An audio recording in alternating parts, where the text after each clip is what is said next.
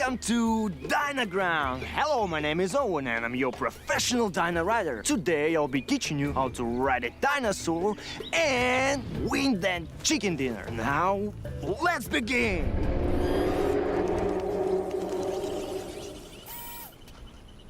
Relax, don't be scared. There's the sound of the mighty T-Rex.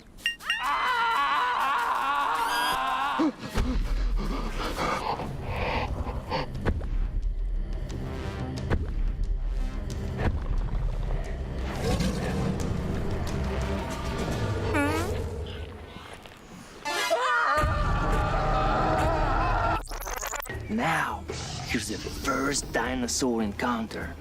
I want you to meet my girl Vicky, my sweet little raptor. Look how cute she is. Isn't she lovely? Vicky or raptors, they're the most vicious and fastest beasts in the world.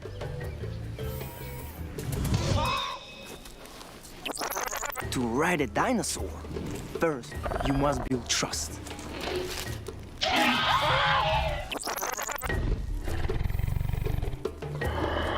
They are carnivores. They eat meat. You have to feed them off. They will think that you are their friend, not food. Once they trust you, they will be a great companion.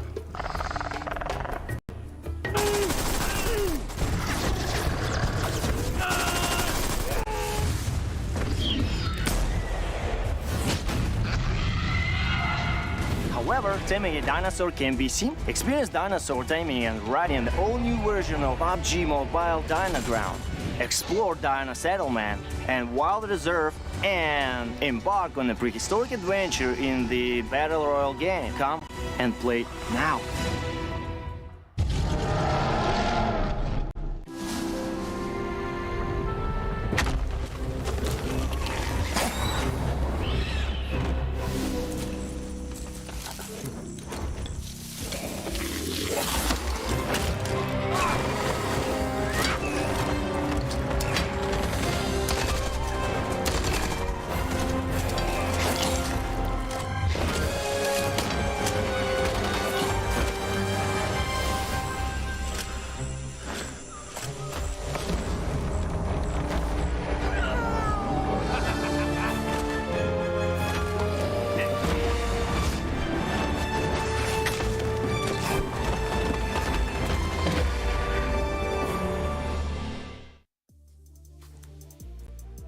Good evening, everyone, and welcome to the PUBG Mobile Regional Clash Southeast Asia versus South Asia. My name's Contra, your host for the entirety of the evening, and today I have a very special guest with me as our analyst on the go, 4-time PMPL champion. That's right, I'm very smart, and this will be my first time casting in English after about 5 years. Yeah, it's great to have you on board. Thank you, thank you. I'll make sure that I look very, very smart today, and please ask me only the questions that I can answer. Thank you very much. No worries about that. I definitely do have a lot of questions out there, but of course, you guys are here for all the epic battles that's about to come between the clash of two Titan regions, Southeast Asia as well as South Asia, where we have so many amazing teams. So I guess the first question is, when we're going into all of our games today, what's something that we all can look forward to? I think this tournament is kind of important for both sides, the Southeast Asian teams and also South Asia teams, because this is a tournament right before PMGC. It's important for both sides to understand how Southeast Asian teams are playing the game right now and how the South Asia teams are playing the game right now.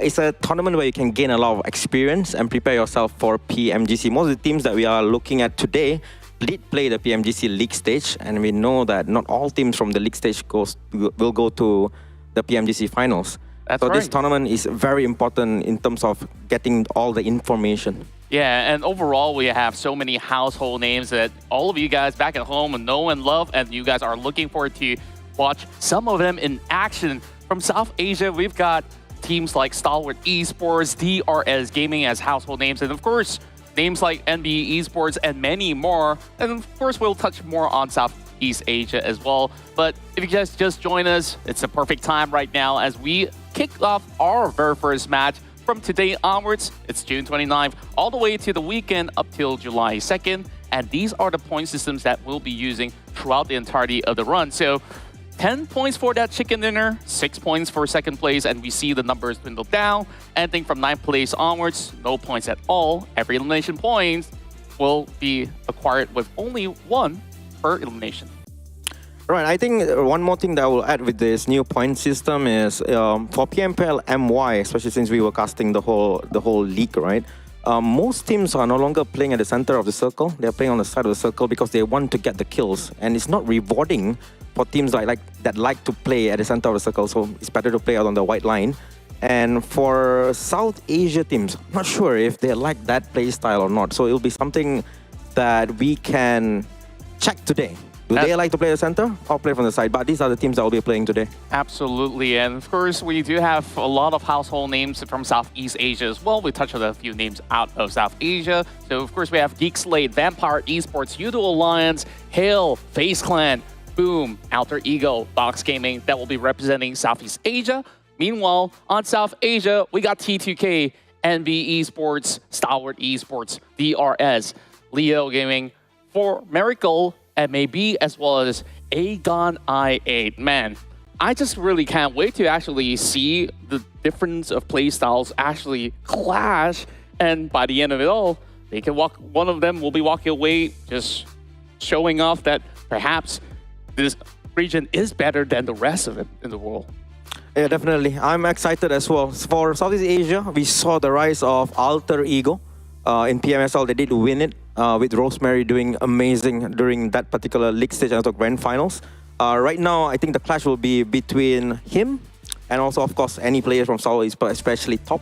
He did really well for STALWART Esports in Southeast Asia tournament. I'm not sure which PMPL they play. South Asia, right? I still even recall back in the PMGC days, like STALWART Esports have always been popping off, and I hope that we actually get them having their gears running from the get-go, because we're starting off our first match in Sanhok, and then later on, 3 back-to-back rounds in Erangel, and we'll be followed by 2 more maps of Miramar to close off the night. So Sanhok, I think this is always that curveball map that you know teams either love it or dread it. When it comes down to Sanhok being played only once a day, do you find either side of the region to have a certain advantage in this particular map?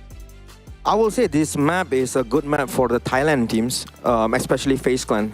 From what I can see, teams playing Sanhok in a very quick pace right now, and FaZe Clan being the team that's going to jump in on bootcamp. Whoever's taking bootcamp right now actually have a very big advantage. If the circle is shifting towards the top side of the map, they can rotate by swimming quickly. And if the circle is somewhere in the left side of the map, they can go to the hill side of the bootcamp in a very quick manner as well. So for me, I feel like whoever's taking bootcamp have an added advantage. For me, FaZe Clan definitely have an upper hand for Sanhok. Yeah, overall, we've also seen the change of pace when it comes down to playing Sanhok. You remember back in the days, everyone's just playing the healing game. Yeah. Now, everybody has to go in for battles from the get-go. I think you really brought up a very good point that whoever takes control of the center zone may actually get that advantage of rotation, but we've also seen certain teams to be able to thrive by cutting from the edges of the map, and they start to actually look for elimination points instead. That could also be the way to go about. And of course, we'll definitely be looking forward to our very first game. But before we even jump to our first game, we do have a very special guest to, of course, kickstart our run. We'll be speaking to STALWART Esports analyst. Please welcome Senator. Hi, Senator. How are you doing today? Hello. We are training. We're ready to start the tournament. Yeah, and overall, you know, like with so many of all these amazing teams that will be playing for this whole run of the PMRC, of course, you may have actually taken a lot of time to study the teams of Southeast Asia. Have you noticed perhaps any sort of major difference compared to the playstyle of what you guys in South Esports always face in South Asia? From the difference of Southeast Asia and South Asia, like we have a kind of different before, like 2 years ago or maybe 1 year ago. But like now we are not that much different, and I think South Asia can compete better than Southeast Asia. That's actually great to hear, and of course, with that being said, you probably have done a lot of preparation to get your team up ahead. So And just checking in on your comfort level and the rest of the team as well. How do you actually feel about these upcoming matches that will be played out throughout the rest of the day? For our team, like I think like some of the other teams the same. Like we're preparing with the new phone, Honor Magic 5 Pro for the sponsor for PMWI. So for us, it's more important to prepare and to be ready for PMW than this PMRC, because we will participate in this tournament with our new phone. So I think it's very good opportunity to have a good game sense and understand like what kind of game style and what kind of gunplay we can give in the tournament. So we will participate with the new phone in this tournament. And I absolutely love that you brought out about the new point system. Then with this form of change, is your team liking it so far? Because this seems to be very much on a high elimination participation when it comes down to each respective map. So STALWART Esports, I know you guys love fragging. Like, do you fancy your chances here with this new format? Yeah, for the new format, for that thing we make some roster change this year, and it's working so well. So I'm very happy to its work, because before like a roster, like as people know, it was Pika and Square in the roster, but now they're not in the roster, and we make it one roster more like more good. I mean, like more good to combine this point system, new point system. So I think we will doing good. All right, that's great to hear, Senator. So one last one before, of course, we jump into our first game. So any words for all the fans that's cheering on STALWART Esports as well as the rest of South Asia? I just want to say like thank you for all the support until now, and we want your support. Like we need your support until in the future. So support us, and we will try our best for giving a best gameplay. Like not for ST, like for South Asia, because the name is South Asia versus Southeast Asia. So we will try to have better game. Like just the timing is not that good because we're not competing with our own phone, but I think we will try our best. So I wish you guys all the best as well. Thank you so much, Senator, for joining us here, and all the best to STALWART Esports as well as the rest of South Asia. So we'll catch you in a little while, all right? Bye. Okay, thank you guys. Bye. Thank you too.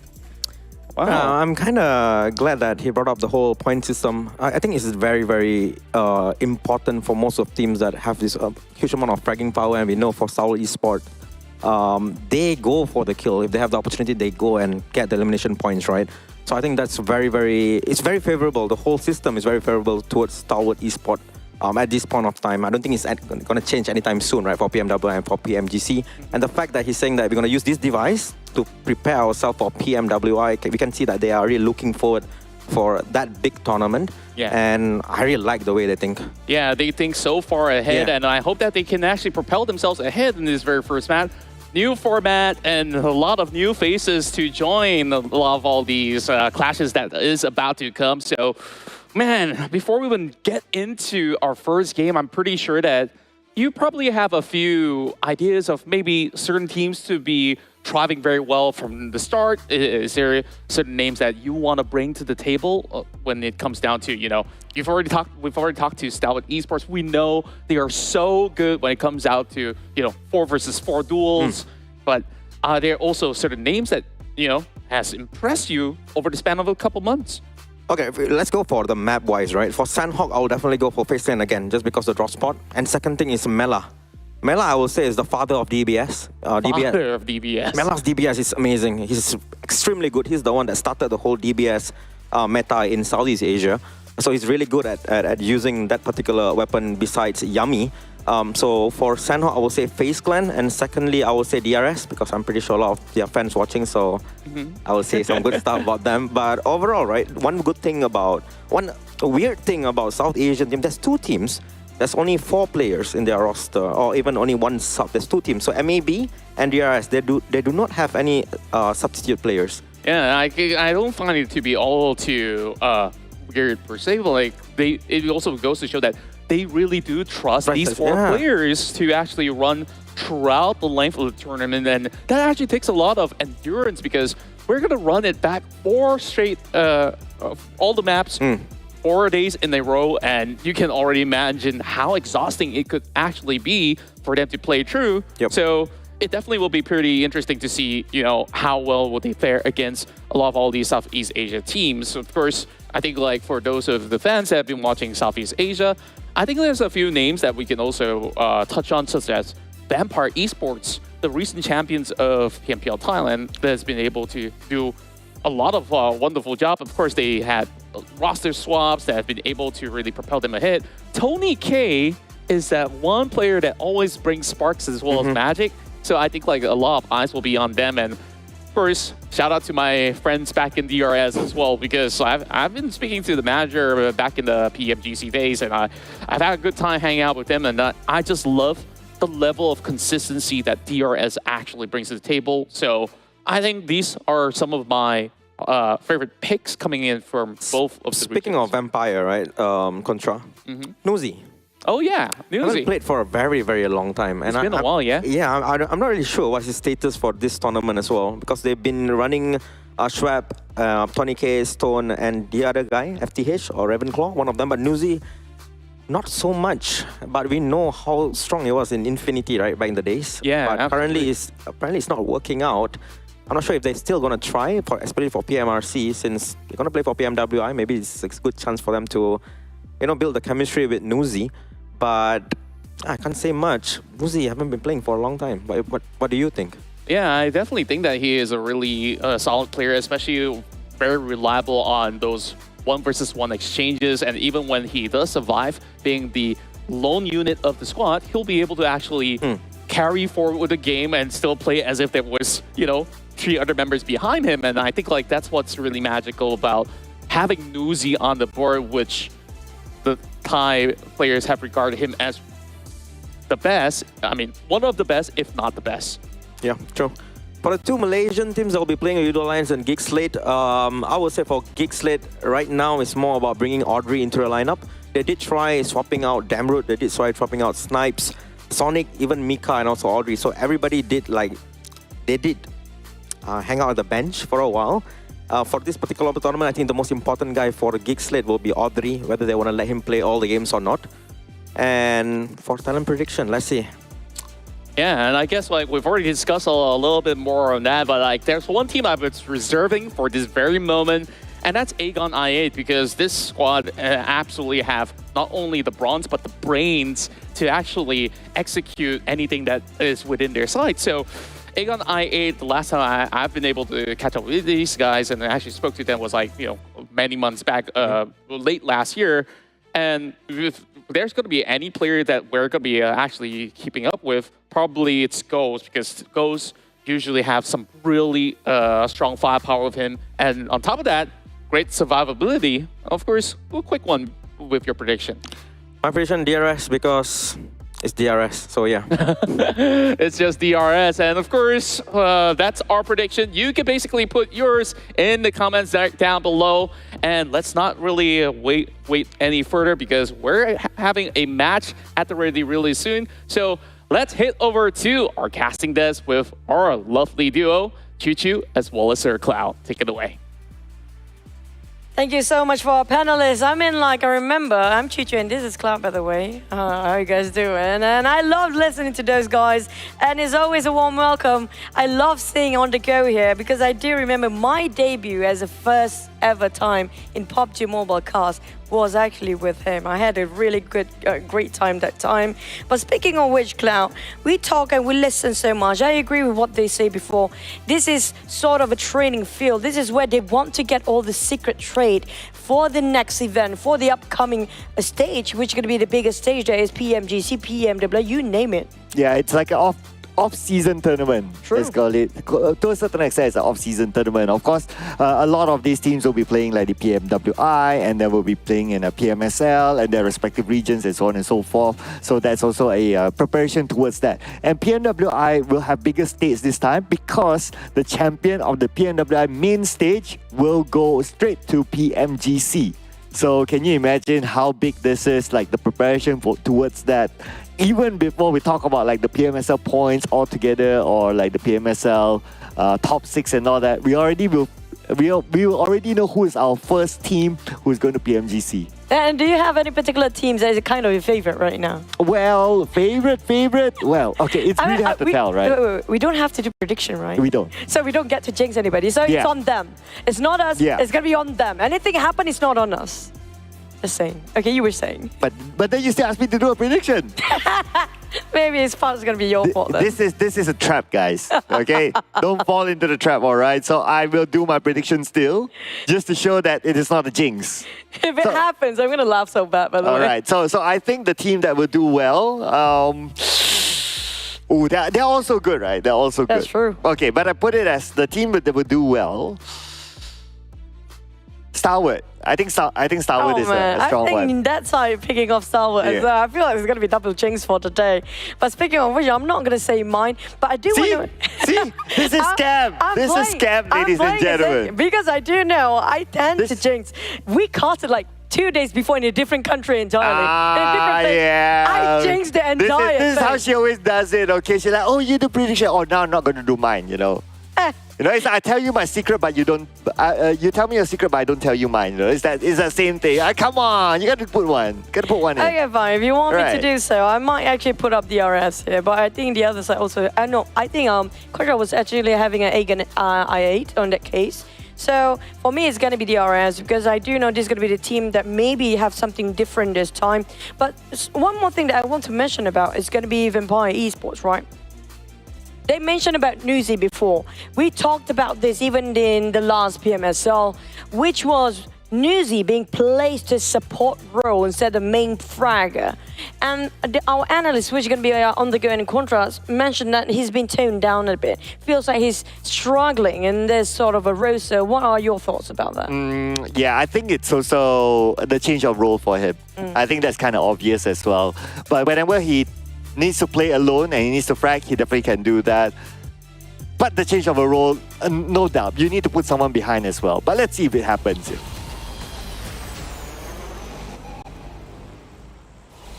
When the greenery of Sanhok. I'm loving this graphic that we have. I mean, like, great job for a production team.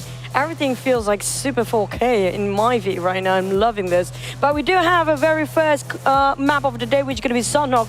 We do know for a fact, coming up from this map, this is a very small map. We did mention about, and the panelists actually mentioned about how it's going to be more towards the northern side of the circle these days. And not just that, FaZe will be on the pick-off on the go. For now, it feels like a big advantage. But is it center of the circle? We cast a wild card. We saw how GE, example, been playing in the center, and things have been so pretty well done for them. Is it going to be the same here since South Asia do love playing at the outer rim, in fact?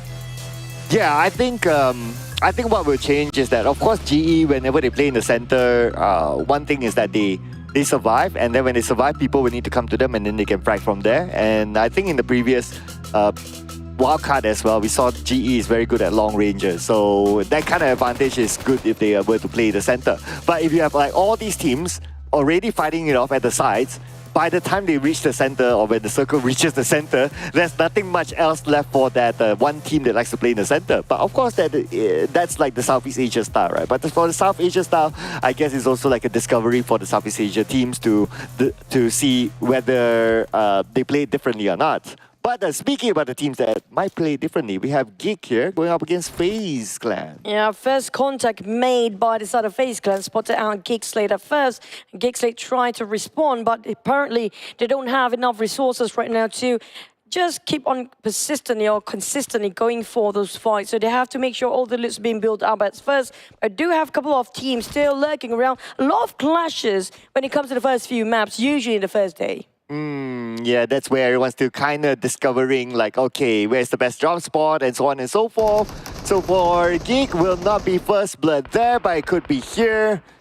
And Hale Esports gets low. One of the players currently down. Could be eliminated anytime soon unless Tiger can do something about it. But it's still going to be Blade taking out Sky only. Another knock for Hale. For the side of Erangel 98. on the other hand, a bit separated for the teammates, but it's kind of bleeding out with those DBS, even though being nerfed. It's still going to be a most popular weapon now here. Gat slow finish off.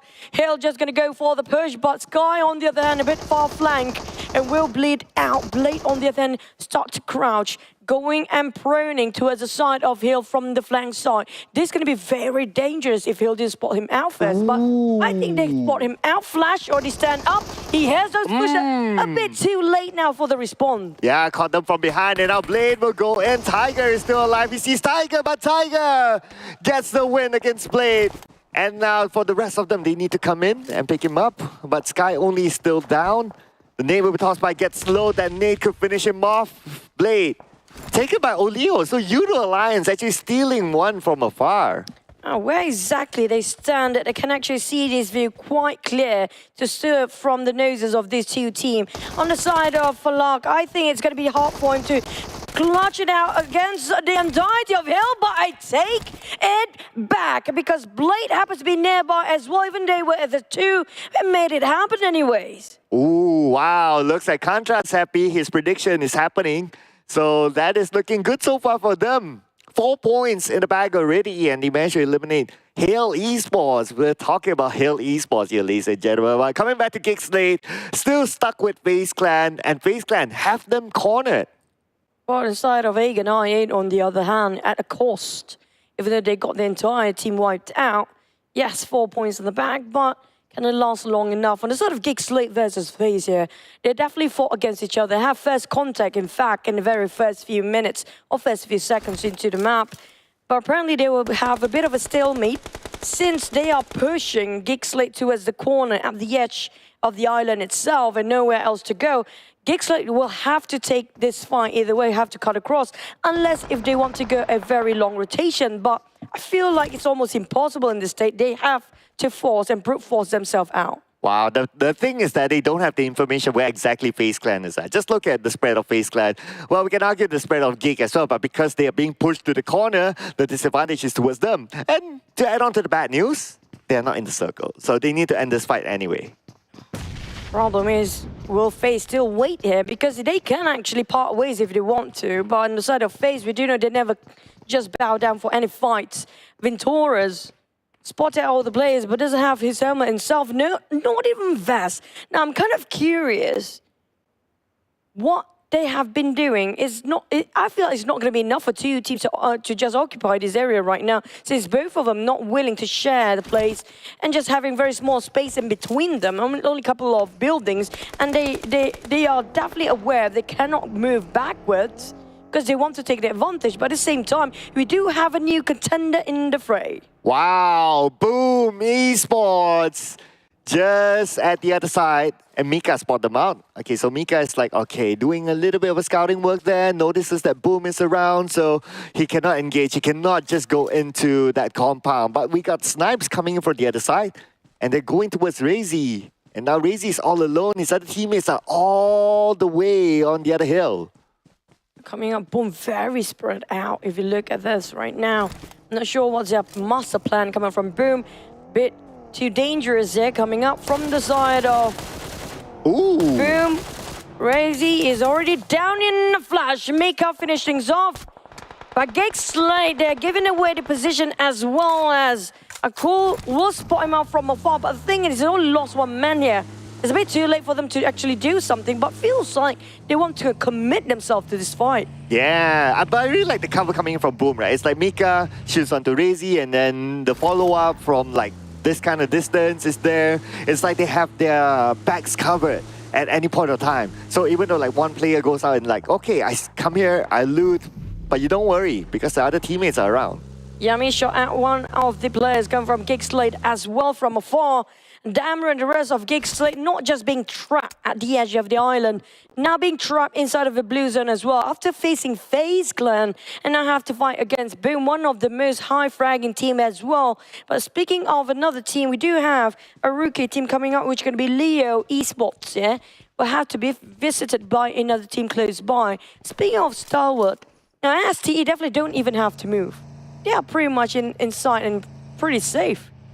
Yeah, with the compound, with the circle, I think they'll be pretty fine. Maybe a team with a high fragging firepower like STE, because it's the first round, everyone's trying to get to know each other. But hang that thought for a second as Mela will take out Rosemary. But Mela's not done yet though. Now he needs to take out the other member of Alter Ego. Comes in from the side and wins the fight. Mela, 2 knockdowns back to back. That's why this guy is a scary player. He knows how to play the mind games with his opponents.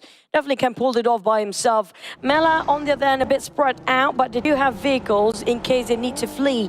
Okta coming up from Alter Ego, on the other hand, realize that he's way too deep inside of the blues and need to make an exit out of this. But Onzen's just next to side of Alter Ego, might have to cut across, but lucky enough, Alter Ego just left. So they won't be spotted out just yet. Oh, okay. Onzen, scope. Nope, nobody's there. He saw the car. He wants the car. Yeah, he wants the car now.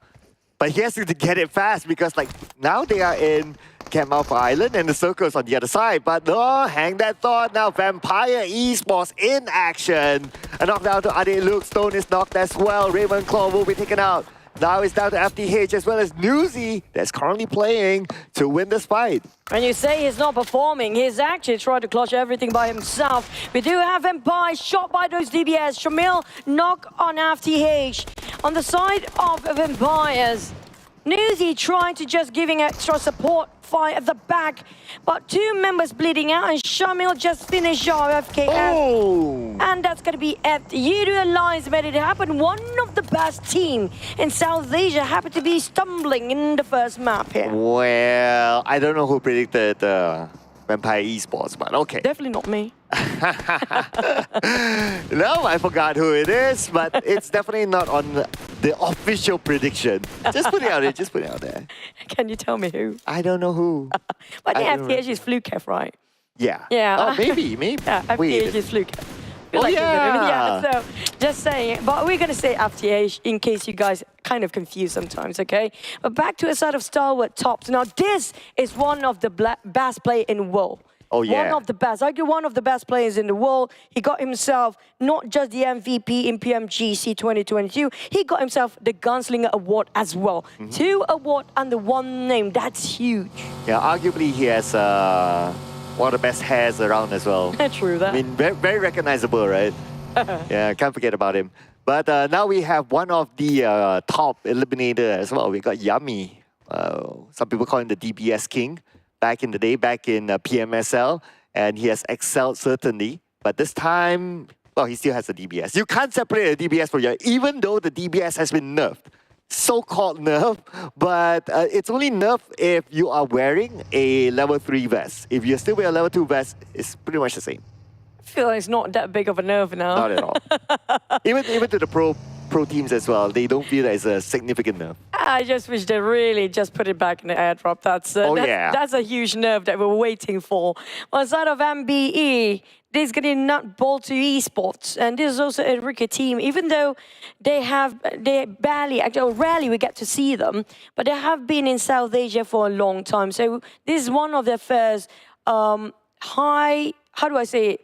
international, as in involving a different region in Thailand. But we do have the Circus Prince next to southern side of Camp Bravo. We do have MBE taking in the center. T2K come up from the northern side, but FaZe trailing T2K from behind. Okay, but here is Box Gaming. Basically, they acquired the entire SLD roster, and now they're playing under the banner of Box Gaming. And with Guang on top of this hill, shoots down onto Alter Ego, reveals himself. But his other teammates are there, so he wants to be the bait anyway. He's hoping that Okta actually come up to the high ground, but maybe they'll take him down before that, and that's gonna happen with Okta naded down by Guang. That's difficult perspective for you to shoot from below upwards, by the way. It was really bold move coming up from Okta.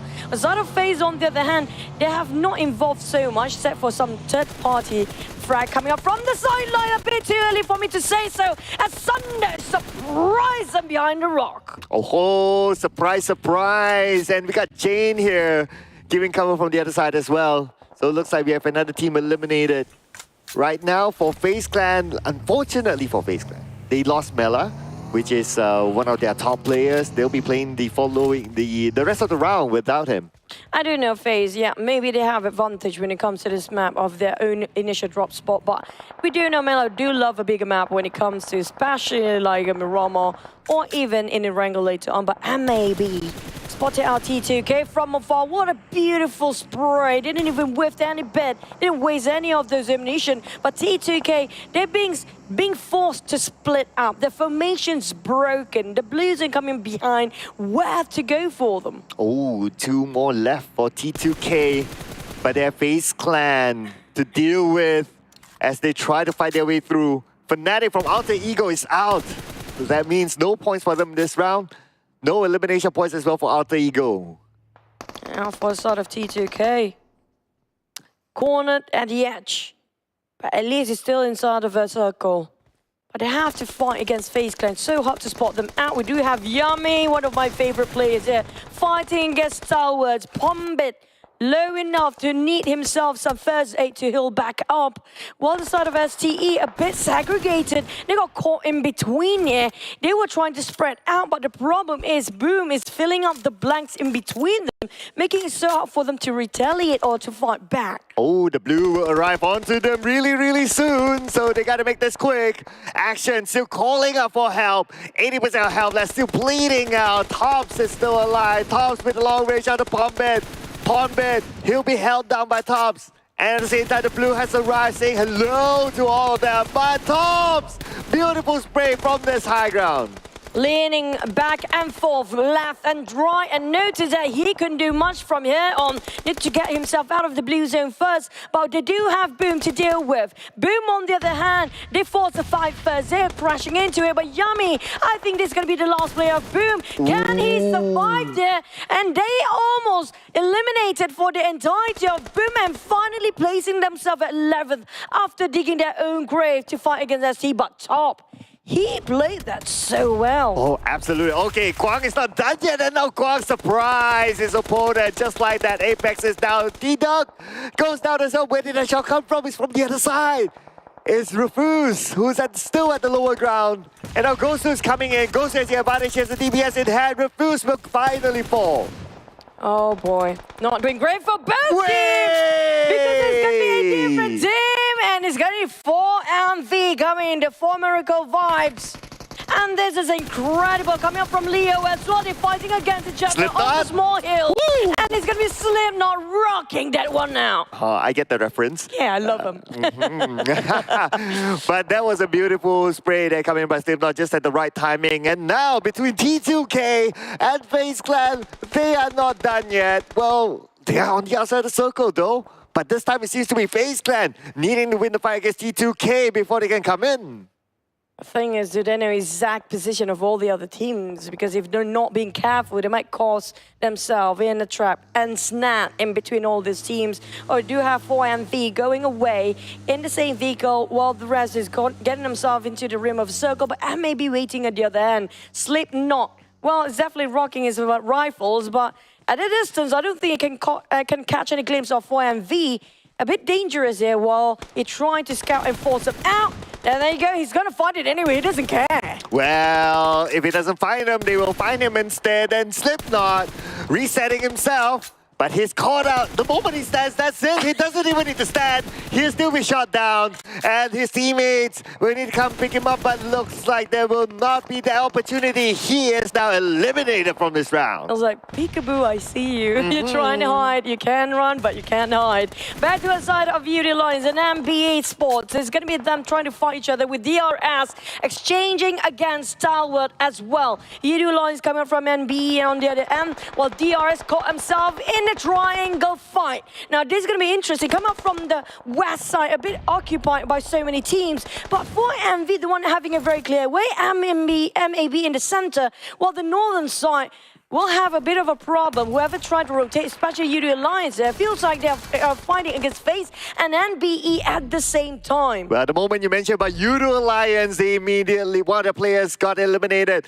At the circus, there's 50% water. Are you kidding me? And looks like it's not only one player from YOODO Alliance. It's going to be the entire team out at number 8 with 4 elimination points. And now for T2K, they're still looking at FaZe Clan. They don't want to let FaZe Clan go. Now, just to say, most of the team that we mentioned in our prediction, most of them are either dying or barely hanging on or not there anymore. So it's going to be a panelist, analyst, fault, and caster side as well.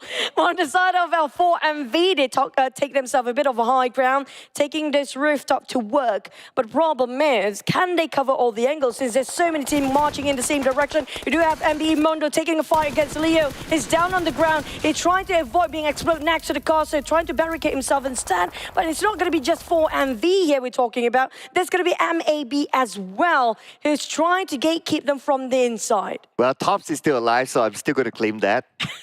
Just say, just say. Maybe he can do something miracle. Yeah, who knows? I mean, we have seen it time and time again that you only need that one player to get the chicken dinner. Well, could this be it? But he needs to go up against there's one team with a full squad. There's like 2 other teams with a trio.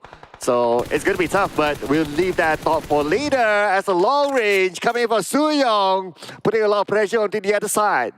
A lot of belief and faith in their Cloud, by the way. Of course. But, yeah, of course. He's arguably one of the best player in the world for top. But coming up from the side of him, maybe Leo. But definitely trying to find Team Leo, who already gone. But his name is Leo. Don't get confused by that. Coming up from 4MV, Doc spotted outside players of MBE from afar. Now, MBE still have a full squad. The only one, in fact, intact with 4 players in it. While MAB and T2K do have 3 more as a trio, the rest barely have enough. We're talking about 4MV working as a duo and probably going to be solo for FaZe. But if he can actually revive his teammate, now that's going to be a better odd than none. Ooh, but none for Onzens as he is out. Number 6 for FaZe Clan, 4 elimination points.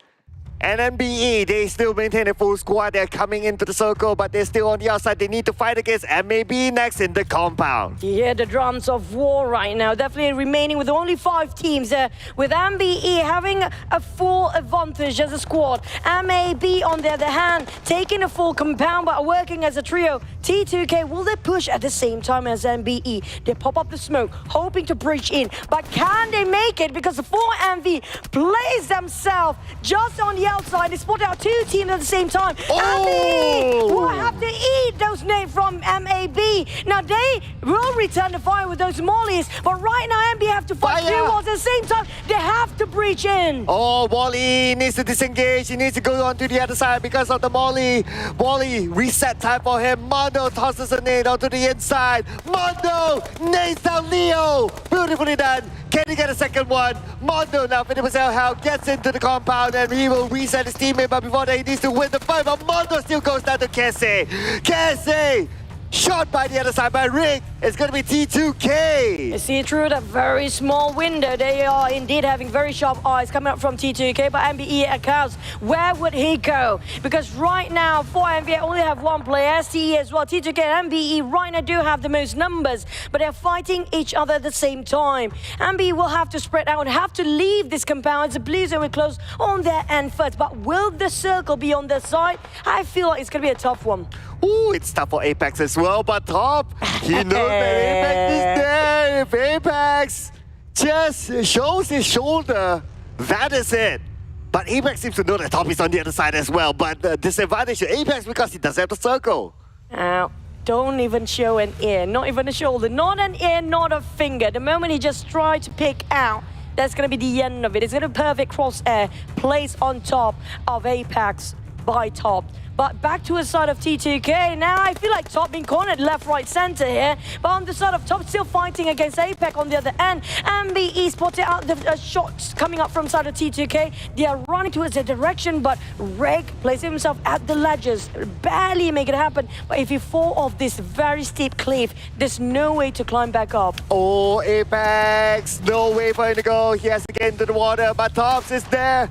And Tops just need to get a visual onto him. So far, no visual. Yeah, okay, now Tops. He could see him. He just need to be patient. There you go. Now he is going in for a fishing mode. Here come fishy, fishy, but no, the fishy is sneaky at this point. NBE, on the other hand, managed to reset himself, got himself a bonus in an airdrop as well. Boom. But top finish off Apex after such a very long, patient game. He made it happen anyway. So now it's like top against NBE as well as T2K. Both teams with 3 players still active. T2K without the circle, they have to move in, but NBE is just right beside them. The nade was tossed by NBE as well as T2K, but none of those nades connect. And for the side of NBE, they tried to spread out to make sure they have wider angles to cover, but T2K, they're being bombarded by those nades from afar. Will they keep the pressure on? Will Top try to play it quietly and just trying with those chicken dinner by himself? But the blue zone is too punishing, eating them alive. Rick have to stand up, giving away his position, but he will toss the favor back with those nades. Here we go, here we go, here we go, here we go, here we go. Will it land onto anyone? Looks like the answer is no. Rick needs to reset, but at the same time, look at the blue. Gonna put pressure on the T2K. T2K needs to get up. Fizz from afar, but it's gonna be Rick knocked down by the zone. Fizz gets 1 point star as well. Can he get the other one? Now it's time for Top to move. Oh boy, this might actually be doable for Top at this point. Now they finish off T2K with only Jane Labs at Top. On the other hand, fighting against the entirety of NBE, who's marching right across him. There's nowhere to go. And that's finished off by Fizzboy. Left with only T2K. NBE taking the first chicken, setting a tone for the rest of our tournament. I don't know who predicted STE, but well, anyway, NBE taking home the first chicken dinner. My goodness, NBE coming from Mongolia. Basically, it was almost an all Mongolia finish.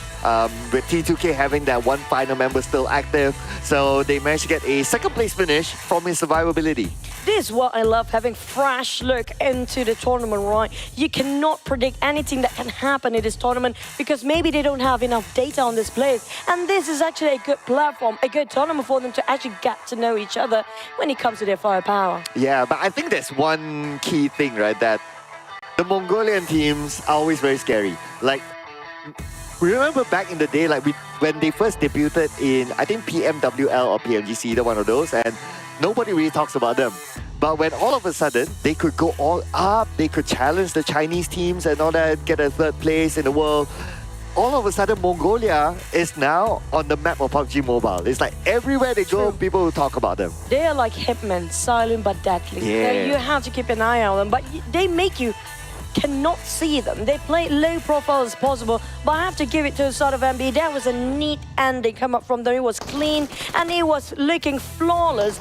I'm not sure how much did they actually score by the end of the day, but it's more than enough for them to actually put themselves as #1 when it comes to day #1 as well. But so many early skirmishes because of the circle itself as a start favors to us more on the right side of the map. Yeah, the circle went all the way to the right. Even towards the end, there was a percentage of circle that has water.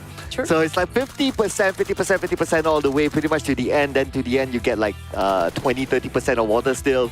And that kind of forced one of the players to actually jump into the water and, well, became a fish for Top. Merman, yeah. there you go. But also because of the water ratio in it, it bought so much space and time for Tops that he can actually hide behind those ledges.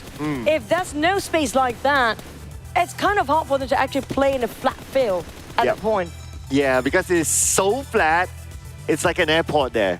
It is that flat, okay? So it's easy to be spotted out, especially like if you're that one player and you're up against 3, like they can shoot from multiple angles, so there's no way you can get up there. You believed in him, you had faith, and he almost did it.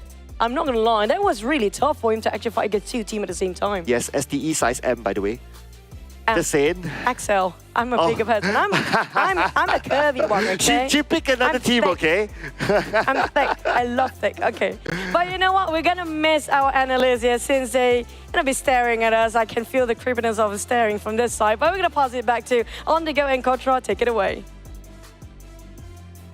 No worries, we won't be staring for all too long. But of course, coming back to us, on the go, that map in Sanhok, we have not predicted one thing, that the circle is all the way by the waters across Charlie. Oh, sorry, not Charlie, Camp Bravo. And of all the teams that have been able to make it into the top 5, 5 of them are hailing in from South Asia. Absolute domination coming in from NBeSports. Yep, 10 placement point, 10 elimination points. South Asia definitely doing really, really well now. Top 5, all of them, they were there.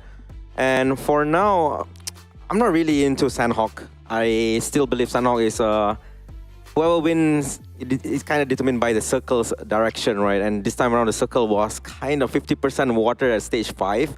So the playable area was very, very small. So I still have faith in Southeast Asian teams. And I'm surprised as well that the fact that FaZe Clan did let go of Bootcamp and gave it to STALWART Esports. What play of the match? Yep, it's going to be Akazai from NBeSports, where we see him dish out so much damage and actually create a lot of that spacing in such a tough area of play. We saw it's basically what the casters say. It's kind of like an airport. There's almost no land left available. We see some of these players even diving into the waters, trying to stay afloat. But NBE, they've had all their members surviving to tail to the final few stages, and perhaps maybe getting your way into the end of the zone is the way to go than to actually go out guns blazing from the start, where we even see, I'm glad that you actually brought out certain teams like, you know, a few names like FaZe Clan as well as Vampire Esports. We expected them to actually do a lot better, but they just crashed out pretty early on. Yeah, I feel like there were too many early skirmishes between the Southeast Asian team. I think the only one that was involved in the early fight was AGIA. The rest of them were all the Southeast Asian teams. GEEK, SLATE, Boom, FaZe Clan, Vampire, all of them lost members quite early.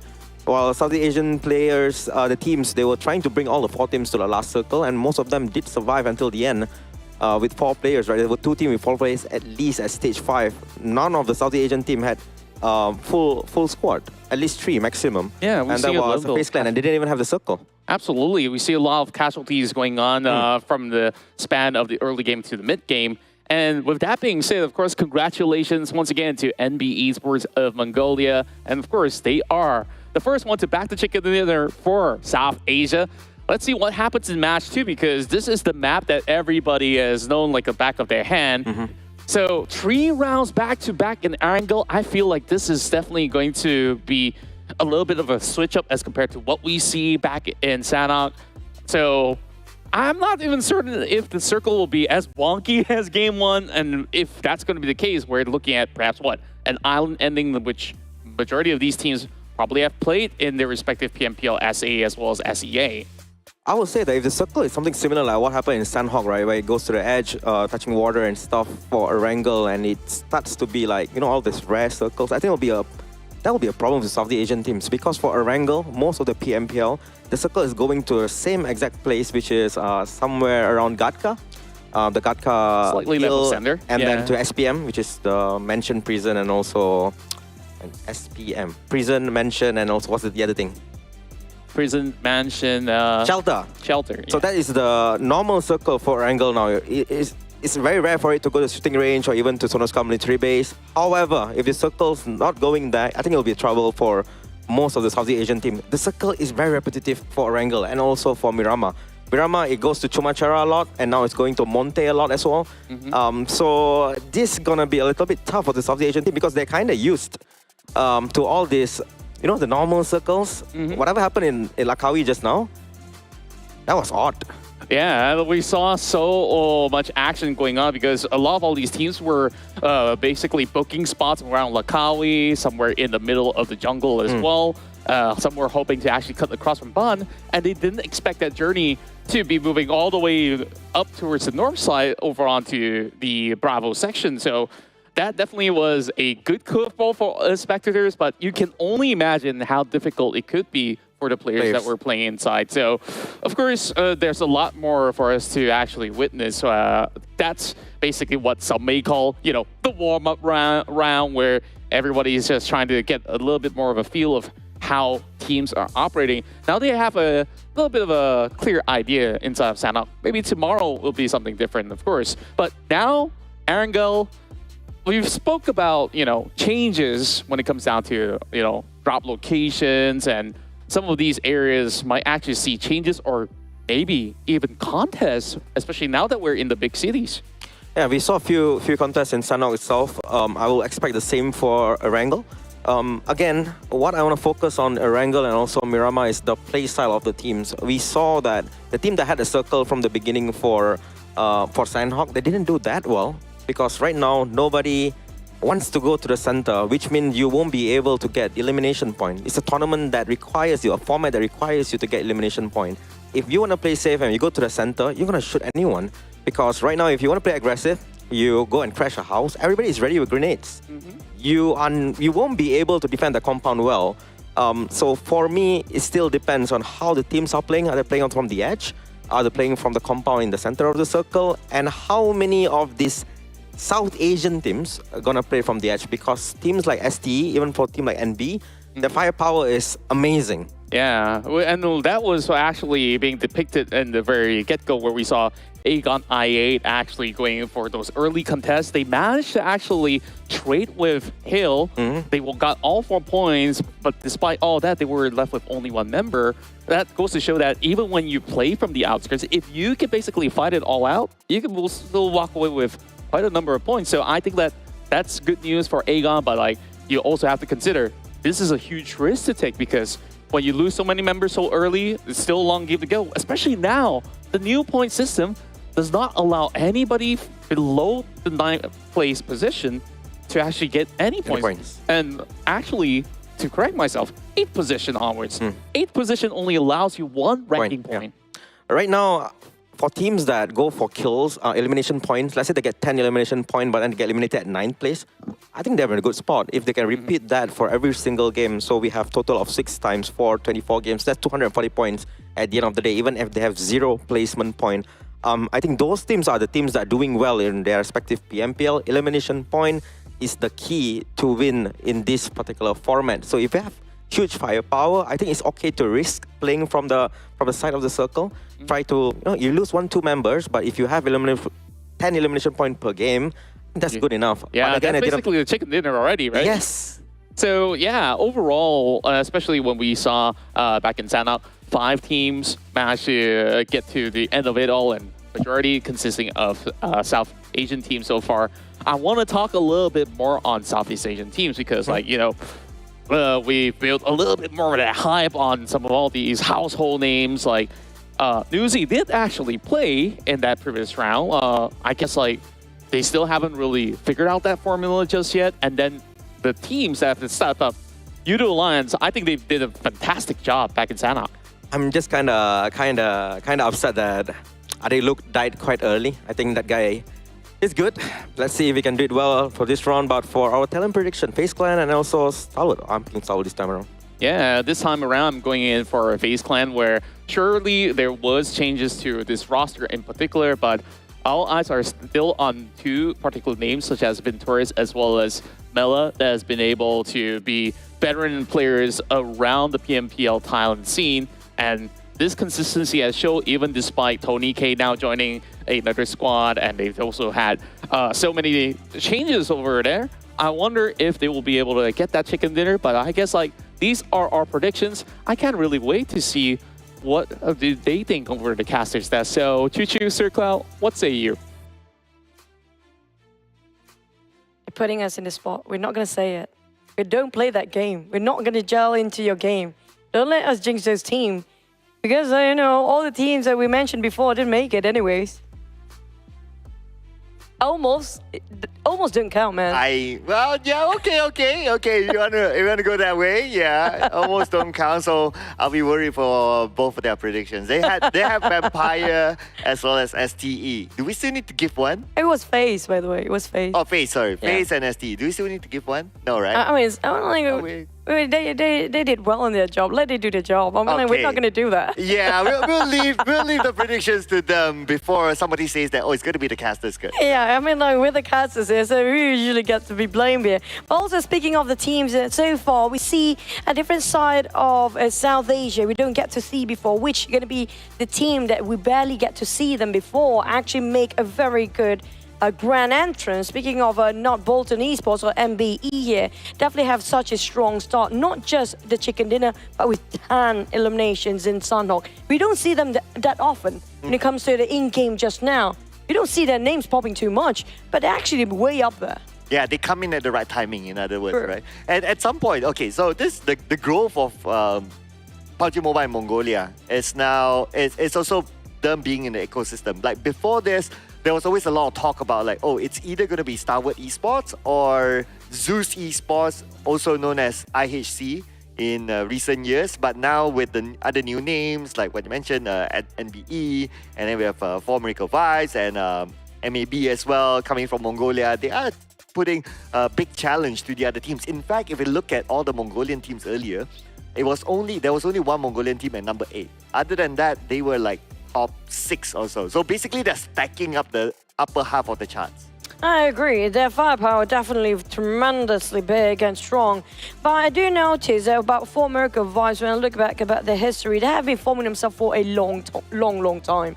I mean, like, it's so hard for them to actually grind themselves up here, and it's well deserving for them if they can actually get themselves the next chicken dinner. But don't forget about the teams coming up from South Asia.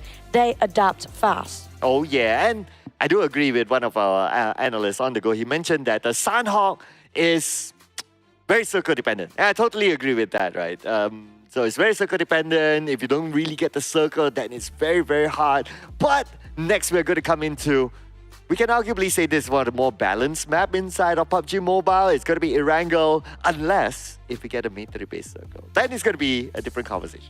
But also, it's one of the most significant and yet very important map because we're going to play it the most. We don't want to waste any more of your time dilly-dallying. Let's fly straight into Erangel.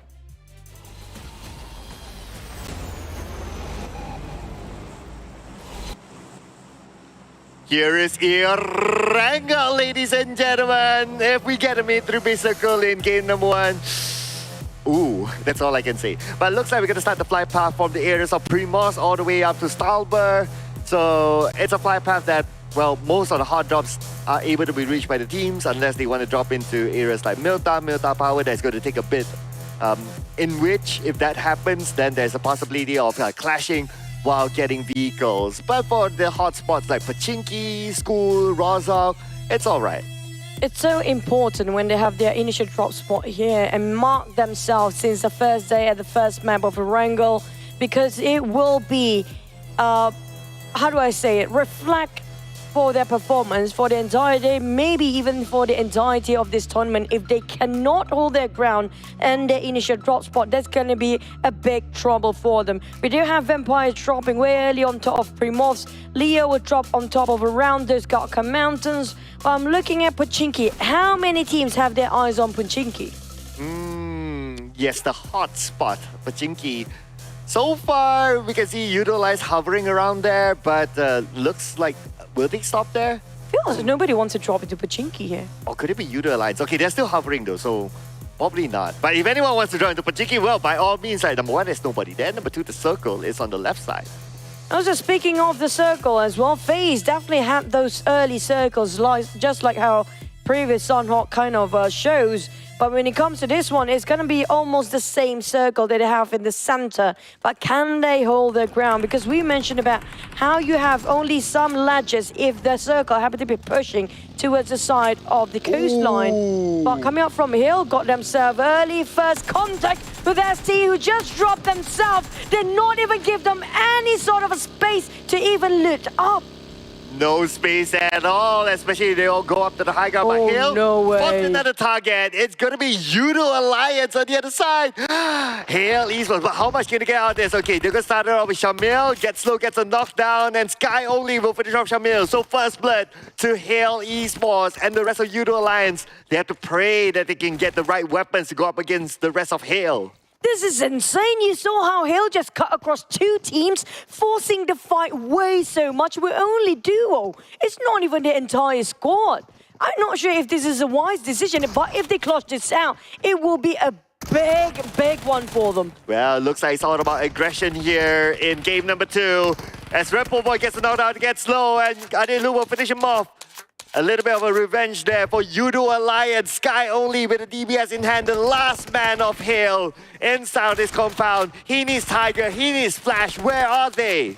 They definitely split it out, and they just jump in and go straight into the enemy's territory. I'm not sure what is the game plan here, but here comes the rest of Hale. Tiger X coming up from the high grounds, but a bit too far to reach.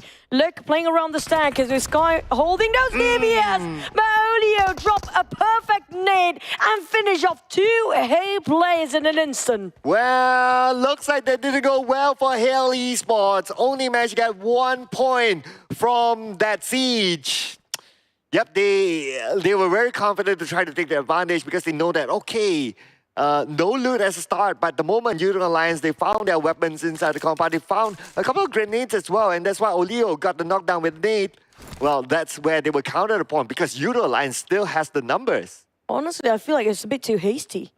Just way too hasty about the decision just now. Maybe they have a different mindset just before the start of the game. If they can actually get themselves some weapon, couple of vehicles, they got 1 buggy, they just go in. They were trying to chase down STE before, and next is going to be YOODO Alliance. Yes, at least they got 1 point, but at a very dear cause. As Hale starting off with only 2 players now. Yeah, as a start. But I guess they're really like, okay, maybe like, okay, it's still round number 2 out of like so many games, like 4 days. So it's like, okay, if you want to do something different, you want to try something out, you might as well do it now. And you can think of like, okay, we'll think about the next round to catch up on the points instead. So if they want to do that, well, by all means. I agree. I mean, like, it's not too detrimental if they are experimenting in the first few rounds because it's still a lot of catching up with the 3 more days, right? So yeah, why not? But at the same time, that was baffling for me. Coming up from STALWART, STE spotted out YOODO Alliance. YOODO Alliance tried to creep out from behind. Maybe just look and find themselves that information to work with, relay back towards the rest of the roster for Adek. Look, he will rejoin with the rest of the team, or maybe reposition himself to outflank and corner them out, but he got caught in the action by action. Caught in the action by action, that rhymed well. I see one of the newer players of STALWART Esports, used to be with Zeus, used to be with IHC, joining STALWART Esports for this campaign. So looks like he'll be with the other top players such as Action. But now with the knockdown, I wonder if SDE will go in. But looks like the answer is no. They're pretty comfortable at where they are, or maybe they'll decide to rotate to somewhere else instead. If was out of STE, they are playing around the coastline. Got himself a couple of nades. Well, we do have Leo taking a Gaka Mountain. Used to be one of the most famous places out there to farm those eliminations, but not so much these days, right? Yeah, I guess because if you're like our analysts talk about the point system, right? If you're on the Gaka Mountain, what's the best that you can do? Number 1, you can scout, you can look around you. Number 2, you have to depend on long range. And sometimes depending on long range, it's either a hit or miss. Even if you hit, like finishing up the job, like getting the elimination itself is going to be hard from afar. So maybe that's why we don't see that many teams prioritizing Gaka Mountain anymore.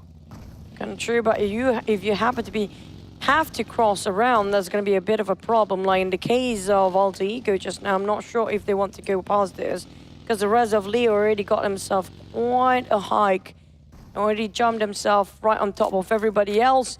All they need to do is wait, but do they have enough to last long? So far, the utilities-wise, the resources, well, I say it's fair enough for now. But boom, migrating himself around the Motown area, just might walking into Rostock later. But we haven't got ourselves a glimpse of the second circle. We're still waiting for it.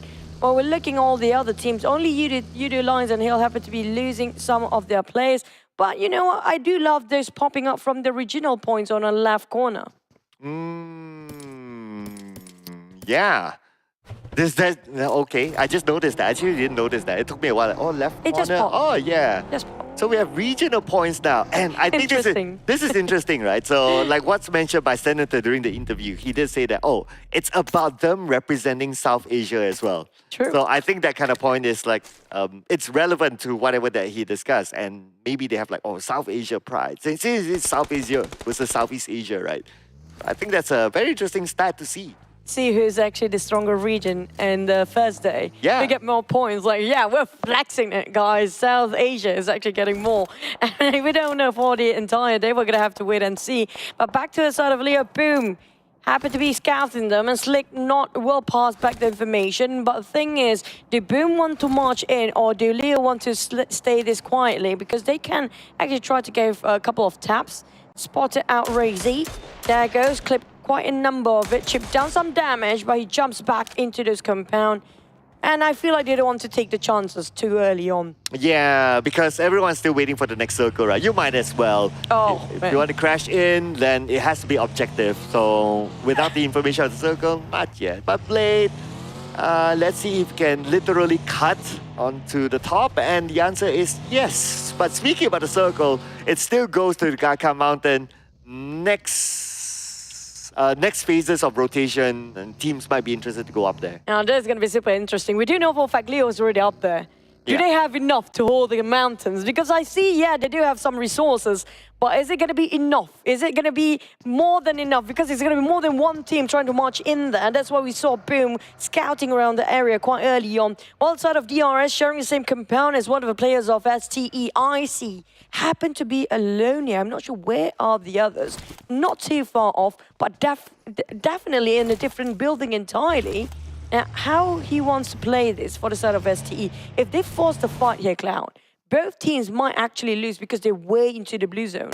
Well, here, this is a trend I noticed about some of the South Asia teams, right? So they like to lock teams, even though when the blue is here. So for example, like what DRS is doing right now, even though the blue has arrived and they're like 2,000 meters away, they still like maximize the time in the blue as long as they can lock that one team out. And so happened that STE is the team to be locked out.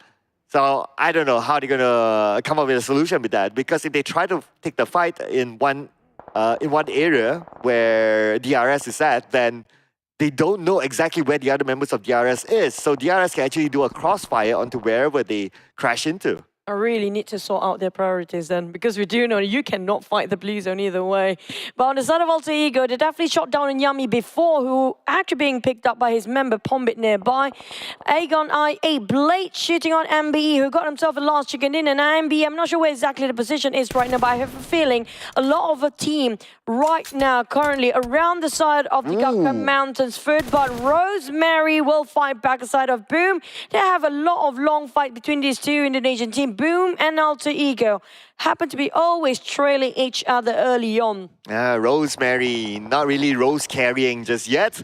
But because of that knockdown, there's going to be action coming in from Boom as they coming on the Alter Ego. But Ajul will be knocked down as he tried to travel into the compound. Potato will finish him off. Now Potato needs to win a 1v1. And Razy knocked down Potato. 2 for him back to back. Can he get a third one? It's going to be Potato versus Yummy. Yummy Potato. Potato Yummy. And Yummy is out. And this is one crispy Potato we're talking about. Clutching so much left, right, and center. And speaking of 2 angles, that was a really fast reflex coming out of this one particular player. What a formidable player that is.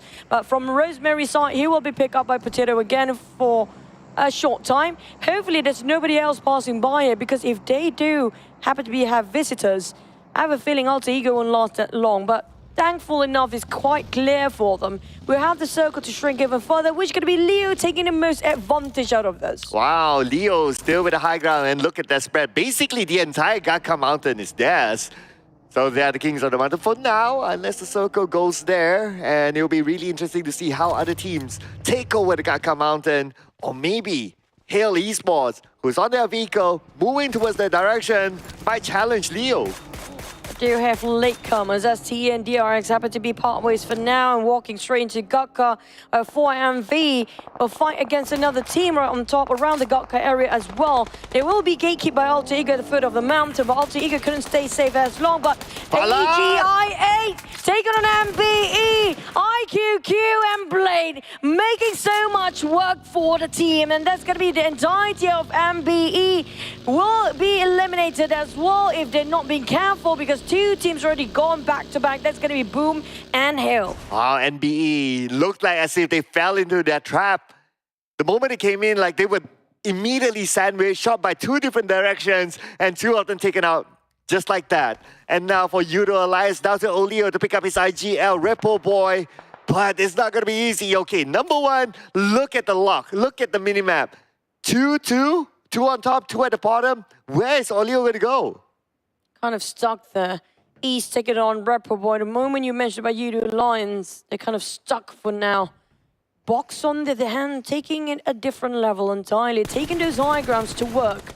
Ventura spotted out one of GEEK SLATE members. Mika from afar being sprayed. He got himself some rock to cover with as barricade. Venturis will smoke himself, get onto the buggy, and might just get away from outside of this warehouse. He needs to get out. They don't want to trap themselves like how we saw YOODO Alliance did. Left with only one player in this state. With a Mini 14, Box Gaming spray out to a maybe, but they managed to get themselves the position that they need with those buggies. Yeah, smart positioning by Box Gaming because they position themselves at the choke point. Whenever teams try to cross the bridge, just like MAB, they have the opportunity to shoot.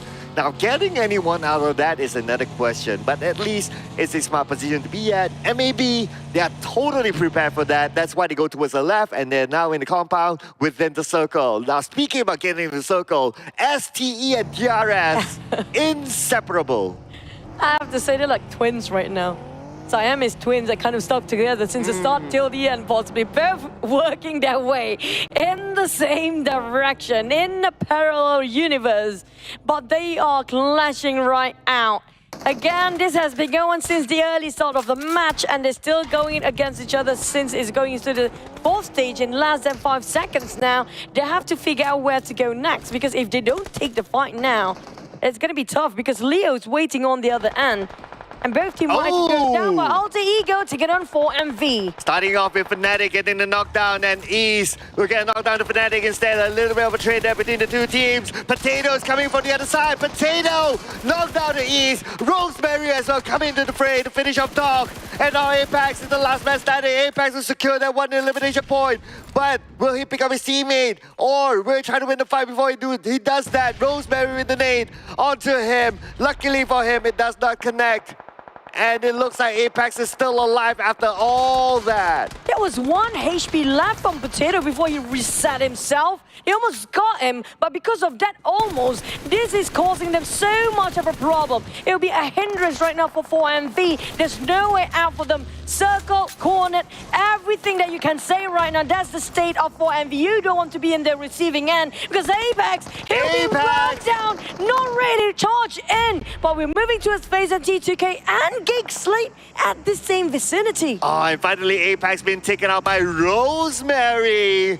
And that is 4 points in the back for Alter Ego, but we're coming towards Jogopool.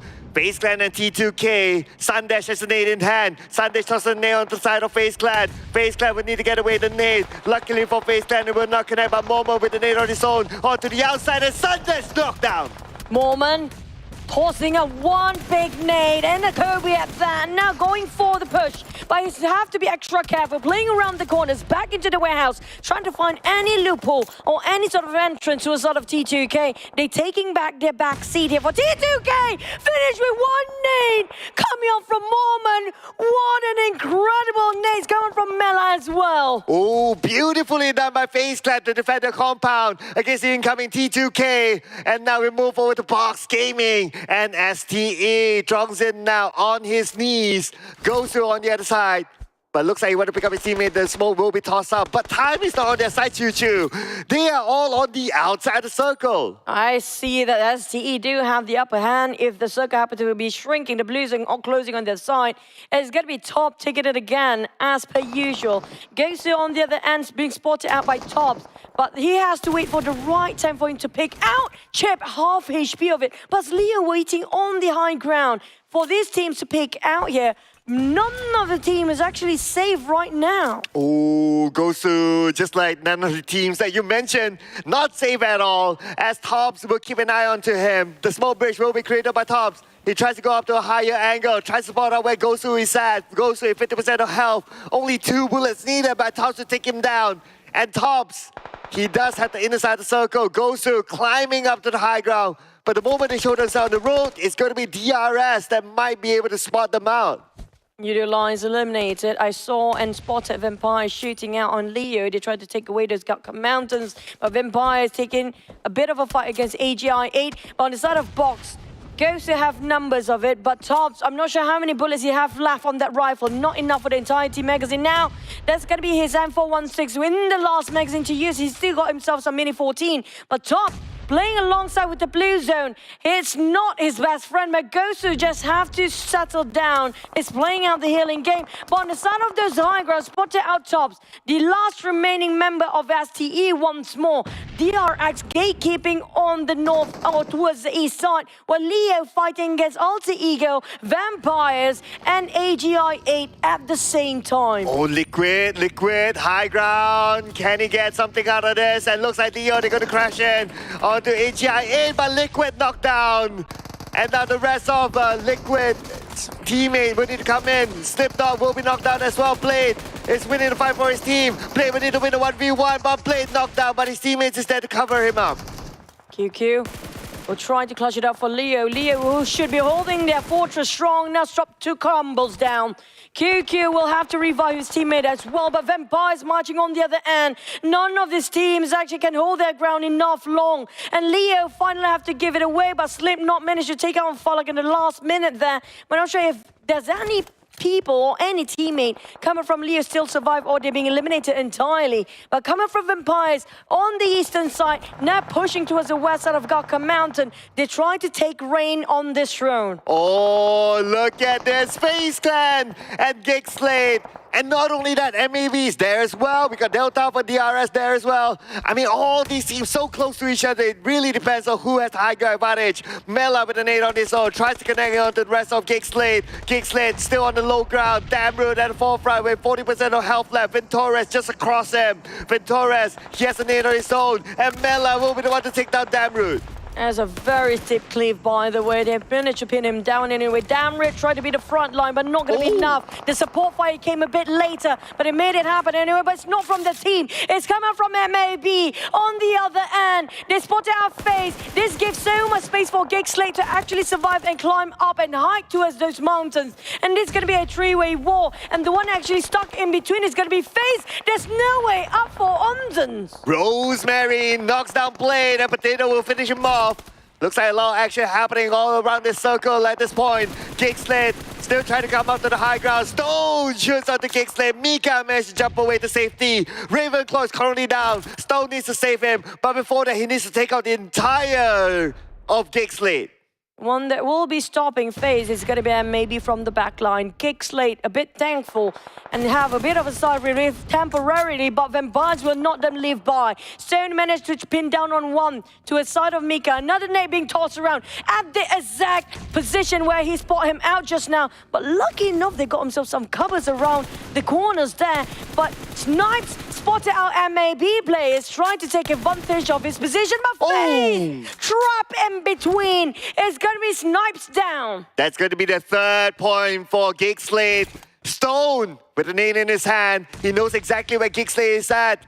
Newsy at the same time going to come in for the other side. Newsy together with Ravenclaw. Looks like Newsy, Ravenclaw, the duo from the right. But Stone is getting closer and closer towards GEEK SLATE. The zone is still within the circle. GEEK SLATE, where are they going to go from here? They got MAB to deal with on the left as well. Oh, it's not going to be enough, and there goes the toss of the nade. Didn't pin them down, but Snub is just too low right now. There's nowhere for him to stand anymore as he knocked down on his knees. GEEK left with 2 players, MAB and Vampires crushing and compressing SLATE. GEEK SLATE on both sides. They're being trapped, but Ravenclaw got back fire. Sonic's taking from afar, but there's going to be the nade drop down, and Vampires triumph in that fight against GEEK SLATE, and MAB will have to be a bit disappointed. Didn't manage to steal it away in the last minute. Well, to add on to the glory of Vampire Esports, they will still have all their members alive after the pickup. And now Onza is going to come in to go on the other side onto Leo. Leo from MAB eliminated, taken out. Onza wants to get a second target. Onza shot from above. Oh, and Wally will be the one to take the Onzas. What a surprise shot from that high ground. It's all about the high ground games here for all the teams. Whoever not up there feels like a Vampire's chicken. They're so good at holding this compound, but Alter Ego want to contest against them. Fnatic, this is a very steep cliff. It's so hard to position themselves, and a very slippery one as well. Rosemary come up from behind, try to backstab them. We have to be extra careful because Vampires know exactly where he's standing and where he picks. Rosemary down to only 30% of health. While Fnatic cooking up the nade. Potato with a micro Uzi. Ravenclaw bleeding out at the sideline. MAB at the backline. But where is DRS? Yeah, where is DRS? They should be on the other side, unchallenged at this point. But Alter Ego and Vampire Esports, the name from Potato, will be cooked up, will be tossed onto Vampire Esports. But it's so hard to hit the target. Can you imagine how frustrating it is tossing out all those names but can't connect any at all? It is just this hill that is just so tricky for these teams to play. On the side of Alter Ego, they scored themselves 12 eliminations by now, but they need more. Baron taking it out on Killer. DRS having a bit of a problem to climb up there. MAB stopping them as well. Rosemary spotted out Flukev. Trying to pin him down, but it's just difficult with his rock in between. Oh! But there's going to be Stone dropping the big one. This is Kobe on top of that, leaving Alter Ego with 2 players. But they do have those rock pushing in, coming from Vampires, trying to finish them off. The Blues are coming in as well. Fnatic sprayed. He couldn't hold on. Left with 1-1 players, but Alter Ego cannot last long enough. Vampires, they need the reset with 2 players left. Well, Vampire, they have all the time in the world to reset at this point because MAB is locked in with DRS. DRS now, still on the lower ground. MAB have a little bit more elevation onto them. Delta, 10% of health left. Wally's gonna come in for the other side. The Molly onto Delta, and Delta is down. Baron making so much work for the side of MAB. DRX trying to find any sort of a point that they can squeeze in, but not given any chance at all. From the side of DRS, left with only 1 player that's still standing. Wally tried to find out, they're trying to compress both ways, but Rozok, here comes the nade. Vampire still holding strong with a full squad on top of them. And the one that actually gonna get the chicken is gonna be Vampires, definitely. But DRS have to bet out at 3rd place for now. Well, now Vampire just need to finish up the job, going up against 3 from MAB. Vampire at the circle, Vampire at the higher ground, Vampire at the numbers. Vampire have everything right now to finish up the job, to get this chicken dinner. But it is not official until they do so, as Ravenclaw will toss out the first nade onto Wally, but Wally just too far away. Running out of their resources, their utilities, their was barely have enough. They've been fighting so long. 9 eliminations. So far, the highest we've seen, it was Alter Ego at 12. But can they get more? Can they finish off at least at 13 here? If they wiped out the entire team, maybe even 12, the most. Right now, because MAB left with only 3 players. Wally, Kisa, and Baron tried to spread out. But the problem is, they do have the highest standing point from the side of Vampires. How to bridge in. They're trying to cook the nade and get themselves into the center. But if they can drop one, it's going to be a huge entry for the side of MAB. Yeah, all they need to do at this point is just to wait for MAB to make that first move because there's still a couple of members on the outside of the circle. Vampire Esports just need to hold their ground. But if Vampire Esports, one of them gets knocked down, the rest of MAB will come in. Still have the rock in between them to take covers. Newsy desperately trying to find any sort of a glimpse, any way to see them at all. Ravenclaw tried to climb down. They might actually try to force this one out, but Baron, he's trying to outflank all the way. Ooh. Very dangerous game he's playing by himself. But if he can actually backstep them, but he's spotted out by Ravenclaw. And that's it. Only down to 2. But they managed to land on 1. It's still equal grounds. Oh, here we go as Wally gets a knockdown to Fluke. And now the rest of MAB. All of them currently in the circle. We still have the next stage of the circle to consider as well. Can MAB pull off the incredible now against Vampire Esports? Fluke could be picked up by his teammates, but Stone knocked out by Wally. This is the moment for MAB to come in. Fair play and fair ground here with 2v2 remaining on both sides of MAB and Vampires. Vampires are running out of their throwables. There's nothing left for them right now to toss over to the side of MAB. And this is the time they open up the window. Fluke on the ground. Newsy being picked up. They still try to revive. But Ravenclaw spotted out by Wally. He's trying to go against it with that UMP. He's pulling it out. It's another one. It's going to be 2v3 right now. Be exchanging and playing tag from the side of Vampires. But Wally make it happen. Well, we're talking about Stone for the high ground. Gets the knockdown to Wally. But Casey is going to come in for the other side. 1v1 right now. Going up against Newsy with the high ground. But Newsy is low. Casey can do it. Looks like it's going to be MAB with the chicken dinner. Bring it on. What just happened? That was a 2v4. A 2v4. Mongolia is in the house, ladies and gentlemen. First map, Mongolia. Second map, Mongolia. They're here to dominate this tournament. I'm taking that back. I was so sure the Vampires can have it in the back. They had the high grounds. They had those mollies drop right on the right spot. Those hand grenades work wonderfully well, but when they're running out of it, there's nothing to keep MAB at bay. And MAB, they still have plenty of resources.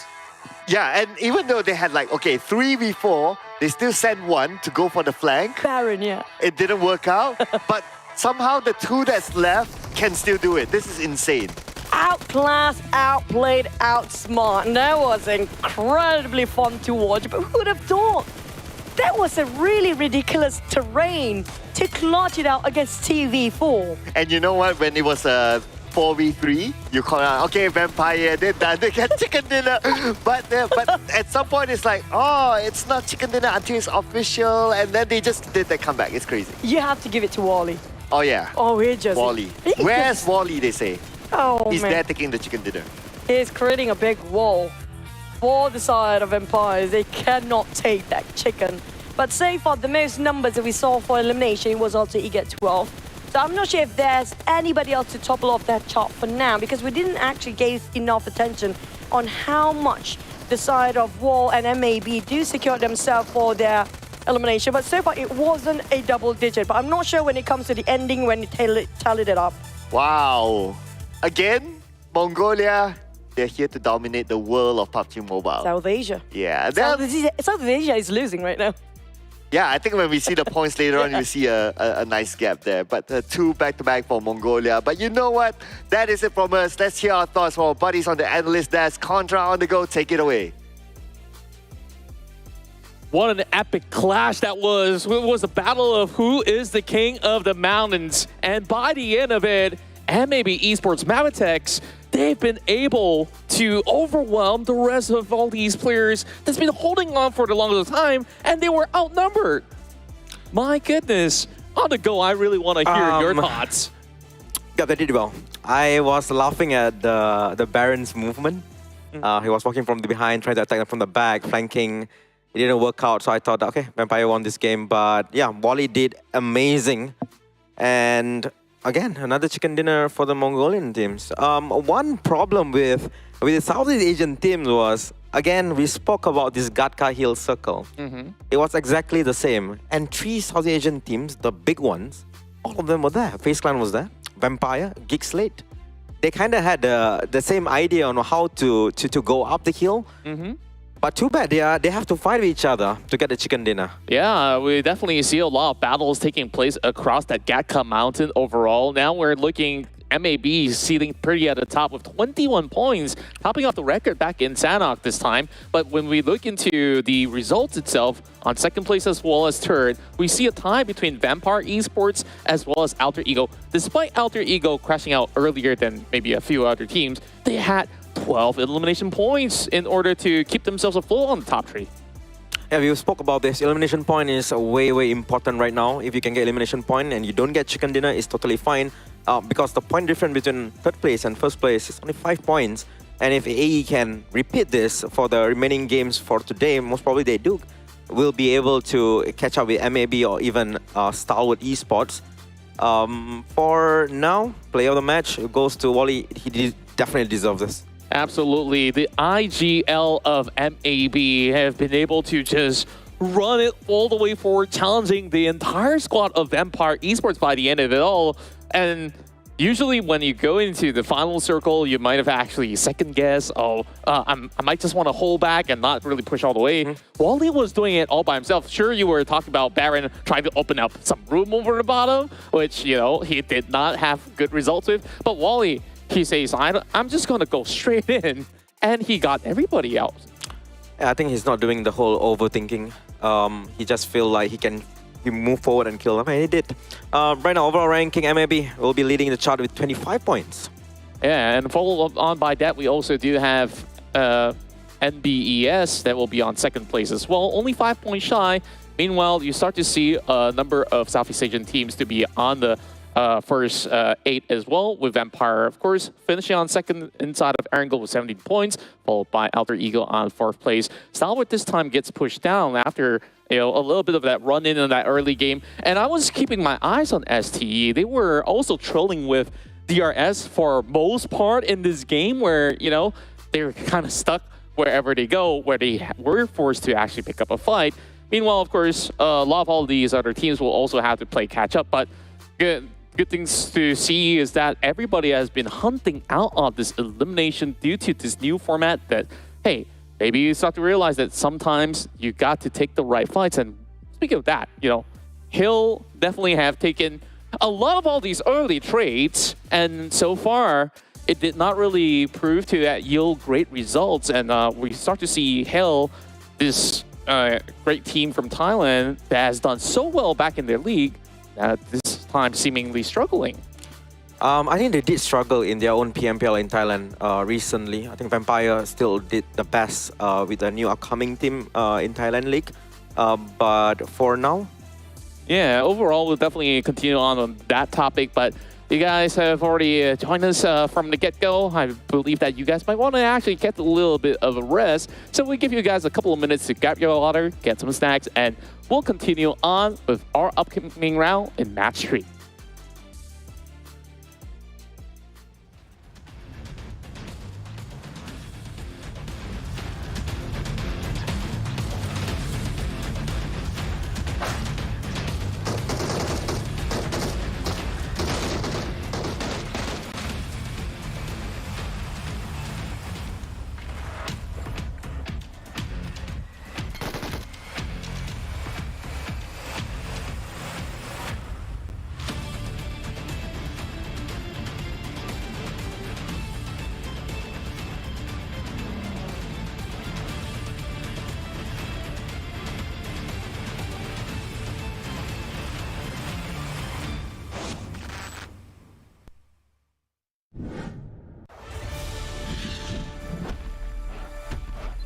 Welcome to Dynaground. Hello, my name is Owen and I'm your professional Dyna rider. Today I'll be teaching you how to ride a dinosaur and win that chicken dinner. Now, let's begin.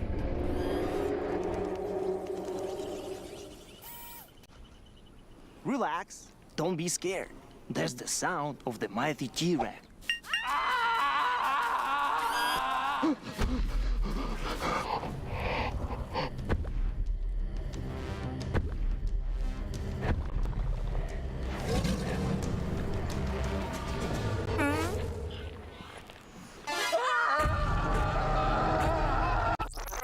Now, here's the first dinosaur encounter.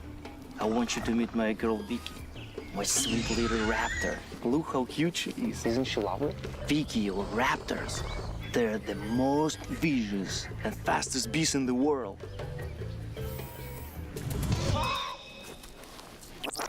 To ride a dinosaur, first you must build trust.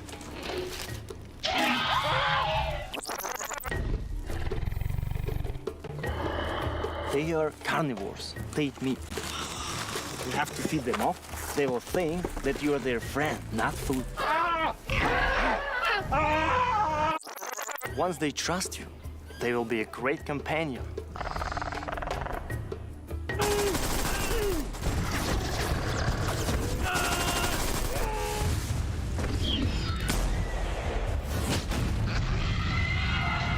However, taming a dinosaur can be seen. Experience dinosaur taming and riding the all-new version of PUBG Mobile Dynaground. Explore Dino Settlement and Wild Reserve and embark on a prehistoric adventure in the Battle Royale game. Come and play now.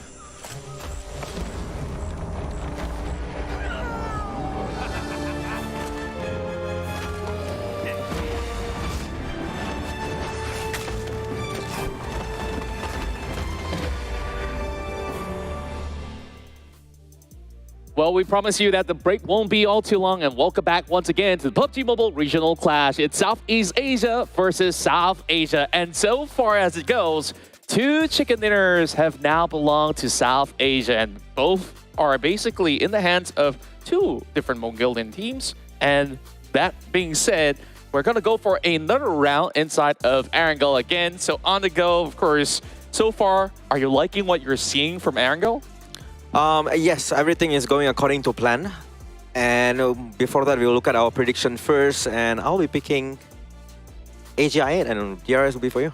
Yeah, I love that we actually switched things around, like compared to back in Sanhok. And overall, I've seen that DRS really prioritize on positioning so far in order to get really far into the game. But that scenario back in Gatka Mountain, that was maybe a little bit too hot to handle. I need to hear your thoughts on Aegon I8 as well, because this team has been doing phenomenal in the early game, getting a lot of frags, and well, on our screen, we got this amazing data that we have comparing both regions, Southeast Asia as well as South Asia. Yeah, 56 total elimination for Southeast Asia, 64 for South Asia. I think for Southeast Asia, I think it will go higher and higher as the game's being played, especially for Erangel. If the circle that we predict, which is the Gatka area 1 and also the SPM happens again, I think most teams will start to maybe play from a different direction. All Southeast Asian teams, the big ones, are playing the same way. And that's not good because they're going to meet with each other. Vampire, FaZe Clan, GEEK, SLATE, that thing happened at the Gatka Hill just now. I think tomorrow onwards, for Saturday and Sunday as well, things will be slightly different. They are playing the game the way they should play the game. I liked it a lot. For South Asia team, I would say all these teams are good when it comes to firepower. DRS more to positioning, but I don't think it's kind of helping out DRS because we saw them. They did well just now. Position-wise, everything good. Indeed. Point only 1. Yeah, we definitely want to see what more improvements will they have heading into our third match over here. So it's going to be back to Choo Choo as well as Sir Cloud to bring you our upcoming match in Erangel.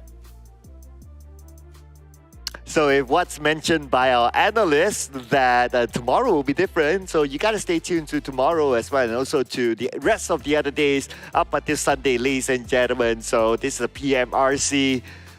Do you expect something different as what's mentioned by the analysts? Feels like it is a very trapping question for me because I personally don't want to. because I'm loving what I'm seeing here right now. Giving So we such... keep it as it is. Yeah, I wish so, because nobody speaks too much, well, nobody talks too much about teams like MBE, like MAB example, and they are putting up such a stellar performance, sublime even in the state. But right now we're walking back into Erangel. Will be the same fate as the Mongolian taking the reign right now? Let's head into it.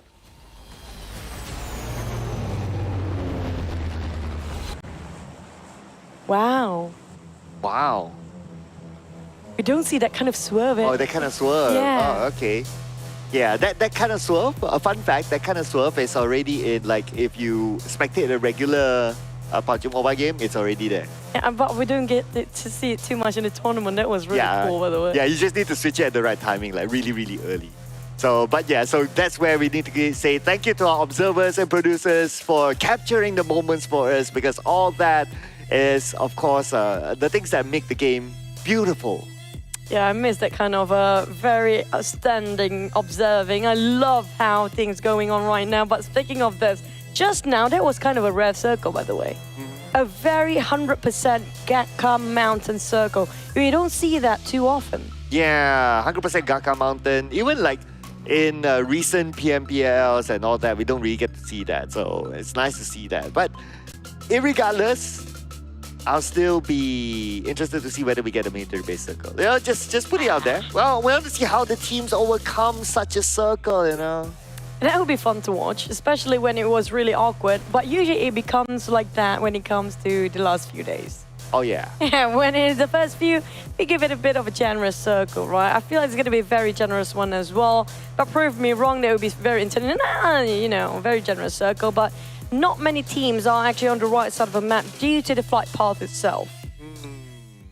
One thing I noticed change is Pachinki. So previously Pachinki didn't have anyone. This time it's going to be Hale Esports inside of Pachinki. They're going to start off there unchallenged. I'm liking the theme for this PMRC this time, right? We are comparing Southeast Asia and South Asia. Even though it's like, okay, number one, you still get a bigger piece of the prize pool as an individual team, but you know, all these stats just make the theme go well. Yeah, it's like numbers don't lie, right? Yeah. Yeah, well, no matter how you want to fight in the comments, the numbers don't lie. So far, it's still the first day. Still the first day, so don't get too strong in the chat. But coming back to as a side of all the teams, so far, a lot of the South Asian teams, especially the top two, taken over by MAB and NBeSports, which they do have themselves the first two chicken dinners. But Vampires have been consistent as well because they're placing themselves third and fourth and consistently got themselves at the top 5 for the last 2 games. Yeah, because MAB, MBES, they are like number 1, number 2, and then you have STE number 5, and you have 4MV number 8. Basically, the first half is, you can consider the first half dominated by Mongolia now. Yeah, but of course, like the points are like, oh, 1 point different, 2 points different. It's like, we need to leave it like maybe to the last day until be like, oh, who's really dominating the charts? Because that time, things might change, but not as big, or the gap won't be as small as this. Maybe during the third day, we can see some domination by certain teams, but back towards the side of Erangel so far, STE surprisingly have not been... We see a lot of top. And that's it for me coming up from STE so far, that he survived the longest. They always do so much heavy lifting for the team. But maybe they just caught themselves in an unfortunate situation. They caught themselves quite compressed by 2 or 3 teams at the same time. On the side of Box Gaming. Now, you know what? Looking at Box, I kind of miss SLD or DX here as well. Well, technically, Box buy over the entire SLD lineup. Yeah. So you are watching SLD. Yeah. Yeah, you just need to change their jerseys. Yeah. But yeah, Xavier is not here. So, but what we will not miss is going to be action. Now, MAB is back in the action, taking 2 from T2K down. The team that got the chicken dinner earlier on will start it off again with a first blood. Yeah, first contact mate is going to be T2K. Having to face the wrath of MAB. They are incredibly reckless, but I love this. How they just persistently try to chase down their targets and just going right in the face. Wally once more. What a player. Nothing stops him. It feels like he's fearless. Yeah, the double barrel shotgun isn't helping. I mean, you can hit the first shot, yes, and by the time the second shot comes in, if you miss, you need to reload. So it's not really a good weapon in this kind of situation. and T2K becomes the first team to go out. MAB again, 4 points, first blood, and still full squad. Perfect. Not just that, that was a neat one. That was really fast. They were just starting having their first contact. Less than a minute, they finish off the entirety of the team. There's no showings, there's no sign of hesitation in the side of MAB there. Yeah, I guess it's a trend in for the Mongolian teams, right? Like they are known as the teams that have a lot of firepower in them. So they are just showing that, okay, if it's just head on, and that's it, that's what they can do. And plus, it is head on with a little bit of, how should I put it, elevation for MAB. So they have the view, they have the higher ground than T2K. So you give them all that, plus their already aggressive attribute, that's what they can do. And it kind of reminds me when we call it in PC gamers, like you call it W gaming, right? When you only push forward, there's only one button to move forward and it's going to be W. There's no backward, there's no left or right. For these teams, it's going to be just pushing forward. There's no other direction for them. And they're not willing to look all the other way. Speaking of even, we saw before, it was NBeSports playing the same sort of style where they just, you know, we saw something, we see something that moves, we're going to chase it out by the end of the day. So if this is their start, I wonder what's going to be their end. If they can get the double chicken dinner. It really, Mongolia is really, it's here to take over the world. Because one season you see Mongolia debuting with STALWART Esports, and they already got like what, number 3 in the world. And then the following season it was Zeus, also similar achievement, and then you have IHC who did fairly well, fairly okay. And there was STALWART as well, somewhere in between there, with the same season as IHC. So it's always whenever a new team from Mongolia comes in, it's not only coming in to fill the slot, they come in to win. And for MAB to have this kind of achievement, at least, I know we're still early, but with this kind of status right now and the start to this round like this, well, teams from Mongolia, they're not that big, but when they produce new talent, it's up there. They're not filling the slot, they are cleaning off the slots. So far right now, that what we can see. And they are scary, I agree. And so far, they're not showing any sign of slowing down at all, coming up from the side of the Mongolian teams. Now back to the Southeast Asia team. How do you think they want to cope with this? They have to adapt either way. Let's see. Okay, looking at the bottom half, right? Hail, Boom, GEEK, Box, YOODO Alliance. Number 16 to number 12 are all Southeast Asian teams. But of course, I'm still going to give the benefit of the doubt, right? Because it is still game number 3. So there's still a lot more games to go. Now, in terms of adapting, I would say I'll borrow our analyst's words, right? And I think Contra borrowed it from me as well. It's it's still the first few games, it's warm up, you know, you're flexing your fingers and whatever. So I guess there will be a time where you will see Southeast Asia actually putting more pressure onto the South Asia teams. The one I'm looking at right now, mostly in the case of Southeast Asian team, they are trailing each other's rotation. So not many of them seems to be live till the end of it because they've been fighting and bumping into each other too early, especially in the second and third stage, but in the first stage even. But looking at the Alter Ego, might actually having to face again FaZe Clan, happen to be just across them, but the next circle will be quite centralizing to the center of the map itself. It might be on top of Medusa intersection, and maybe in between where PMRC shelter, prison, Milta area, but I have a feeling you might end up right on top of, never mind. It's going to be towards the potato hills of Pachinki. Yeah, where Team Argon Z8 is currently there on the Potato Hill. So they'll be the first team to arrive. So Potato Hill, of course. One thing about Potato Hill is that it's kind of flat. So you need to really take care of all your corners because you can either, when you have 4 players, right, you can only officially take care of one side. It's either the left or the right. It's like the Gatka Mountain. So if you put everyone there, then you need to be prepared like, oh, the other side, someone's going to come in. But at least there's like enough elevation, enough hills not to get a direct shot from either side. But still, it's someone in your house, in other words.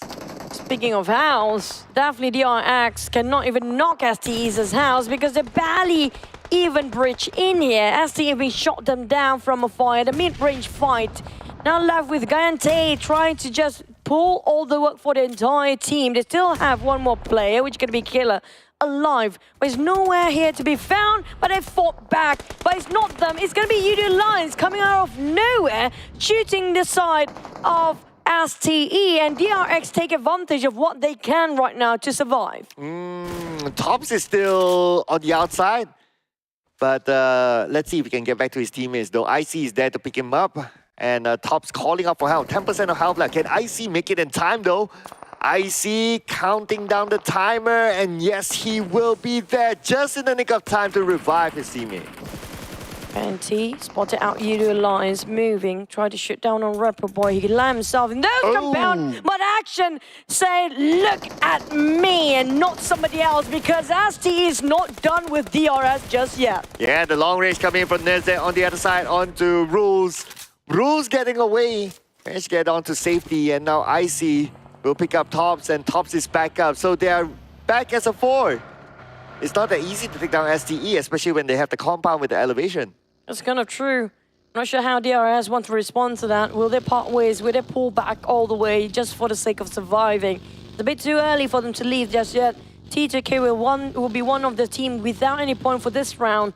Coming from Leo, they're trying to scatter themselves on top of those fields, while Vampire spot out AGI-8 Blade, taking those high grounds on the second story, spotted out the entirety of Empires. Now, do they want to fight, or do they decide that, you know what, we are in disadvantage since Vampires don't have any sort of buildings.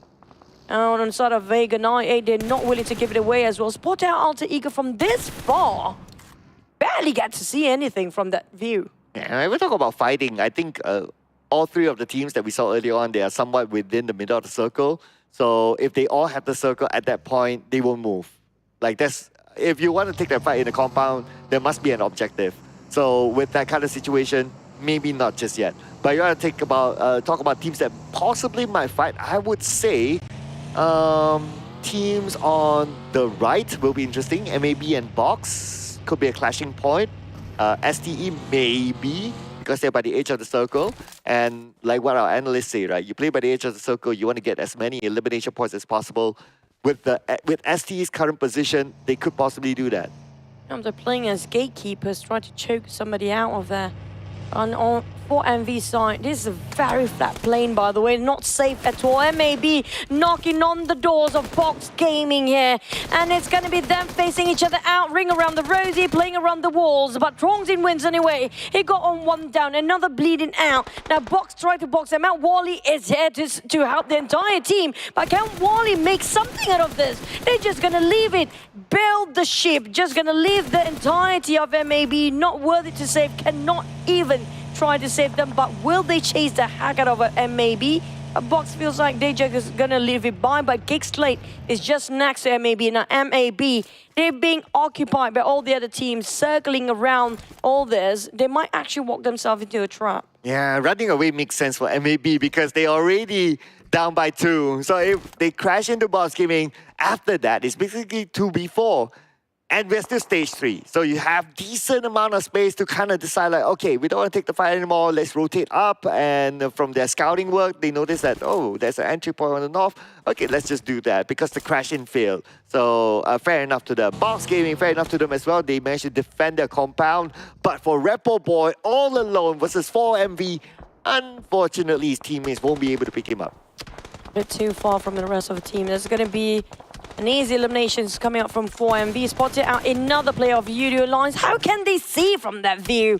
And for the side of Olio, he tried to give a bit of support fire, but might actually exploit his own position since there's going to be another team, NBE, behind them as well. They are spreading out so wide for YOODO Lions. I'm not sure if that will work for them just now. Feels like it's crumbling down for their formation, but Wally living as the last player as for the side of MAB. I mean, like, we saw how he played. It's not impossible for him to actually clutch it out. Well, he's going to do the top now. The last time we saw in Sanhok, top was alone, but he survived until number 3. Almost getting a second spot, but number 3 for a solo player to survive, it's great. So if we can do the same, it's a level of consistency that's been shown by MAB, but for GEEK, now for taking a fight against Box Gaming as Gosu knocked down. So now Gosu needs to be picked up, but for the rest of GEEK, not too sure where they are.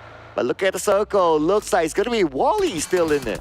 It's not just that, FaZe right in the center of it. We do have Hill taking those Pachinki potato hills, but Alter Ego will walk from the southern side. We do have 3 team will be gatekeep from the outer circle, maybe even more if you can consider the one that's coming up from the north as well. But GEEK SLATE, they're straight in the line of sight for damn rude. He's trying to just finish them off by going into it. They are pushing in every angle possible, closing into a sort of box. There's no way out for them anymore. Well, Box needs to take the head-on fight now as Sonic sprays into the smoke. His sprays does not connect, unfortunately. Kwang is there, and Kwang will go down at the end of the day. Looks like a nade, somewhat of a self-nade, but I think he was trying to deny the point, especially taking out his teammate, but it so happened that he is close enough to be naded down by himself. Well, maybe that's also his strategy, not giving away any points. We just, settle down for that for now. But SCE spotting our YOODO Alliance, and Shamil fought back with those nades, tossing over. Hill on the other end, trying to stop AG18 from, or AGI8 from pushing forward. Tiger Act coming up from the back line. There's no way out for AGI8 now. AGI8 being surrounded every way possible. For the side of Leo, they're coming up from the flank side as well. This Potato Hills right now is just too hot for all the teams to stand and keep on fighting it. They might not want to extend the fight. Well, speaking about extending the fight, looks like that's not going to be the case for YOODO Alliance, as they will go out at number 15 without a single point this time around. But the points will be given to their opponents. Wally knocking down East. Even though he's the last man, but he's not staying quiet. If there's an opportunity, looks like he'll take it. Well, MV only got themselves one small shack to take covers. I'm not sure what happened. Definitely those explosions coming from the vehicles will hurt them quite a number. STE pushing in all corners, but we do look at DDK. Try to play over the flank side, all the way down towards the steep of the hills there. IC and STE, the rest of them keep on pressuring them with throwables. There's no way out. Apex will be hit by those nades. Finally doubled down at a discount, with also Boom taking it on Leo on the other end, but 4MV barely hanging on. Dog now at the lower ground, but the rest of ST, they're coming in. They want to finish up the job. Dog is moving. Dog is going to come in for the backstab. Dog managed to get one knockdown. Can he get more? Can he secure the point? Yes, he will. Can he get the second one? He's out of bullets. He needs to reload. But they don't know. They don't know that Dog is there. This is ridiculous. Dog shooting from behind for free. No way. Nobody spot him out. And that's the entirety of STE being eliminated by one dog. That's it. That one dog is the bane for STE for now, but for the others, on the other hand, they're not done. As Hill got himself on those vehicles, tried to push themselves right in the center, but Leo was not willing to give it away for free. But they have to leave, as well as the Blues are coming in. But we do have another team going out, which is going to be Agon98. That was ridiculous. I mean, where were the communications? The moment the first one went down, it's already like, hey guys, there's another one on the behind us. I'm not too sure what happened there. Hopefully we get in the interview at the end of the day. But here goes the circle. Wally is still in there, still in the middle of the circle. Next to him is going to be Trongzin. And now Vampire Esports. They'll be interested to be the king of Potato Hill. Vampire is always trying to cram in when the housekeeping time is up for them. Feels like they want to clean off the floor coming up from these hills. But on the side of the other end, we do see some teams taking on the right side of the circle instead of this left one, because it's going to be a ridiculously strong fight here. Yami spotted out Tiger Axe, just playing around this terrain. None of them spotting him out just yet. Here comes another nade, tossing into this very small house.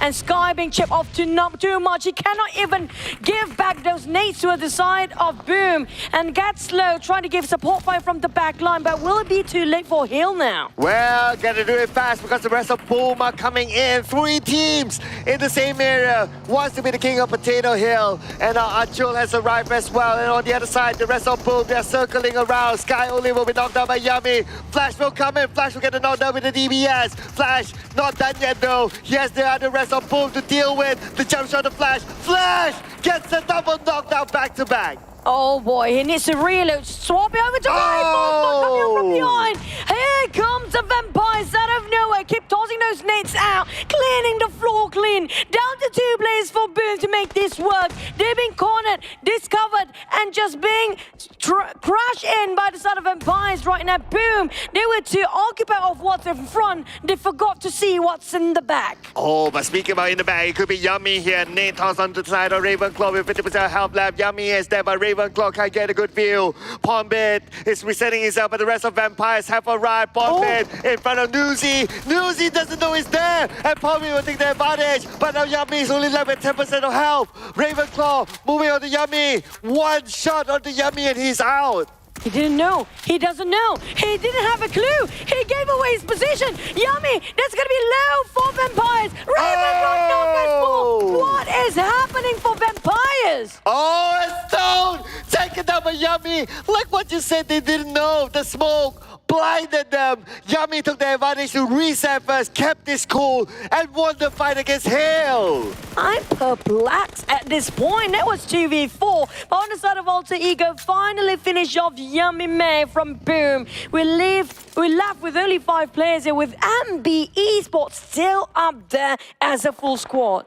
In this kind of open circles to a stage 5, but we're down to 5 teams left.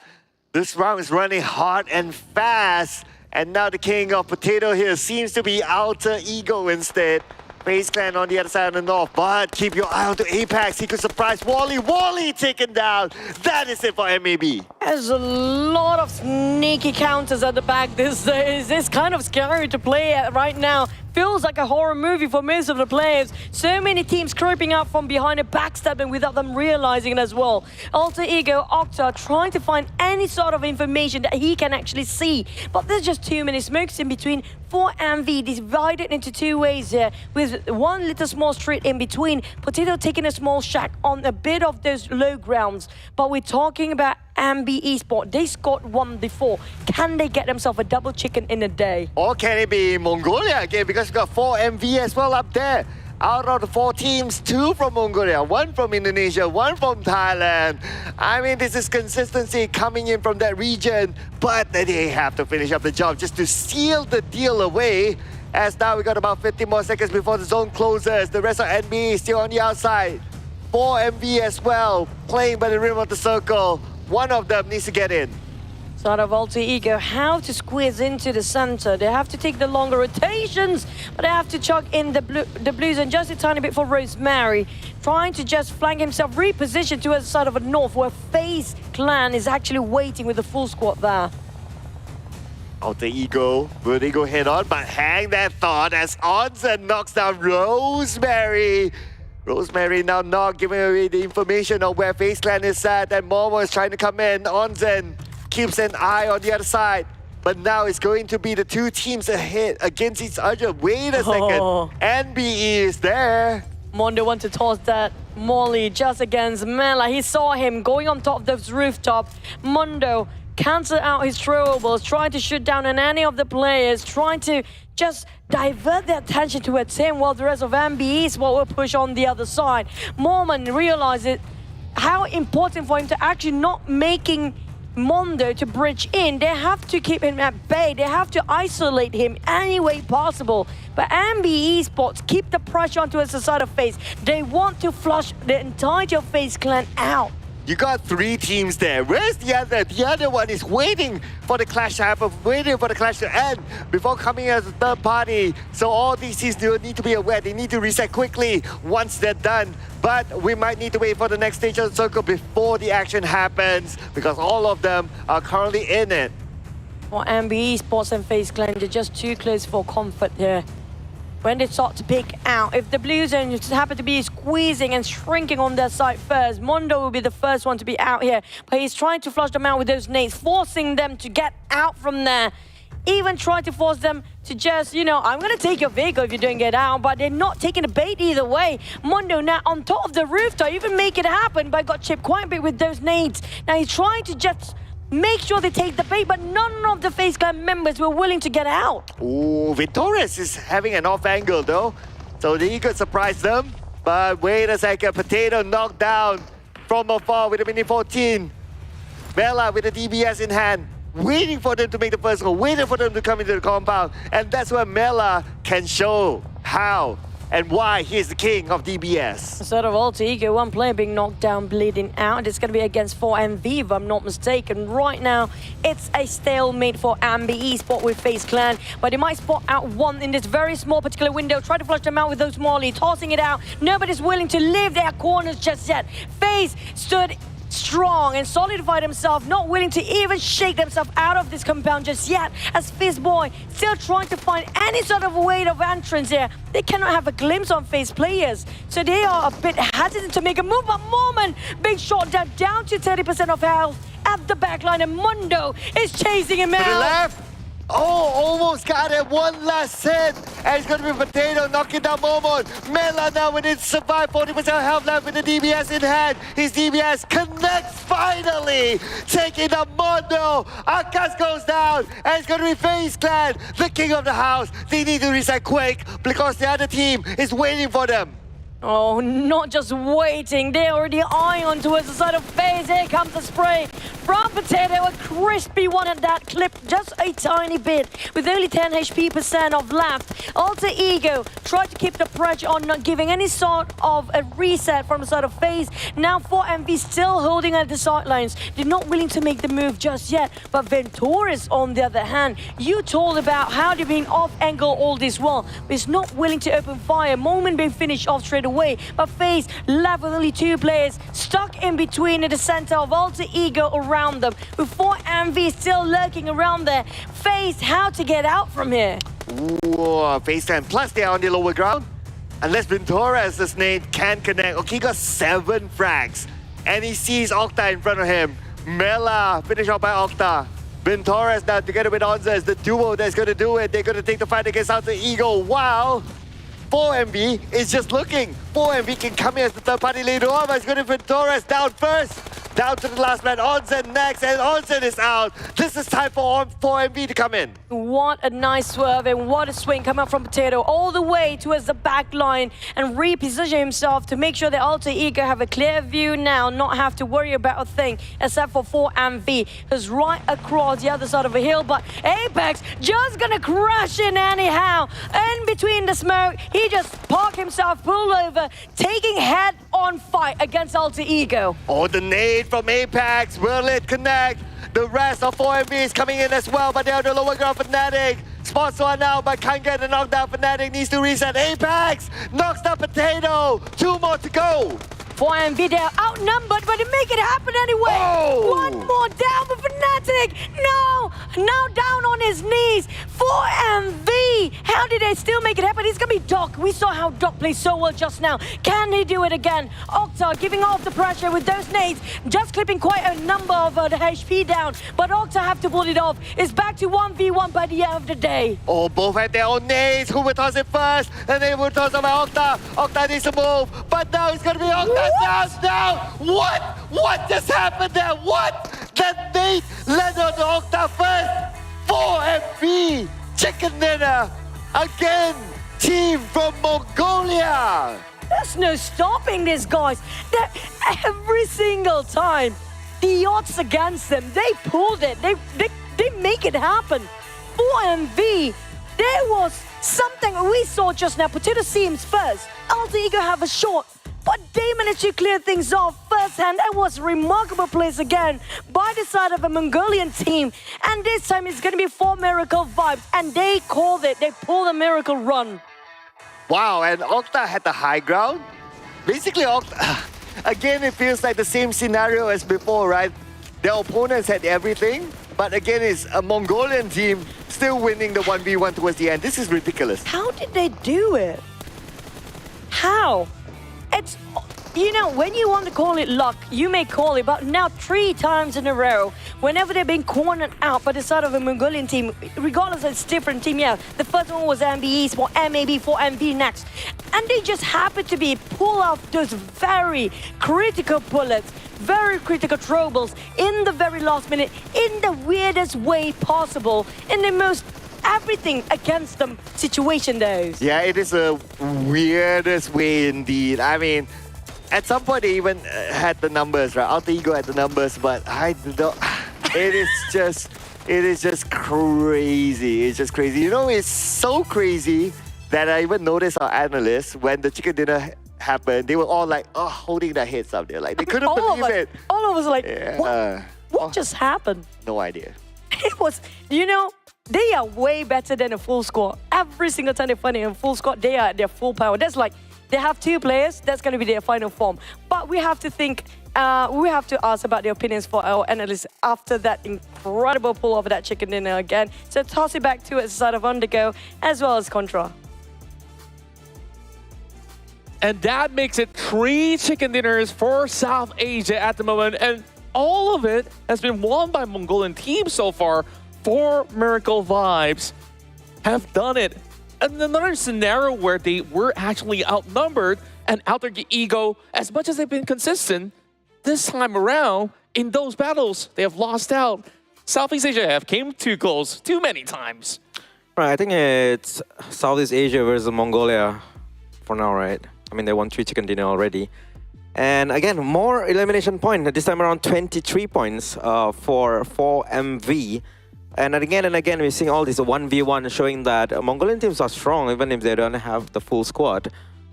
This time around, it was AE, Alter Ego. They had more numbers, but despite having the number disadvantage, this Mongolian team did it again. Yeah, in such a phenomenal way as well, where we see Doc really doing everything possible till the very final moment. Whoever lands the grenade first will have a certain upper hand, but Doc, he's just maybe like a split second faster, and then after that, look how swiftly he actually moves out of the trees, even despite him soaking some damage first, and you can see how much he's been able to contribute in this matchup itself.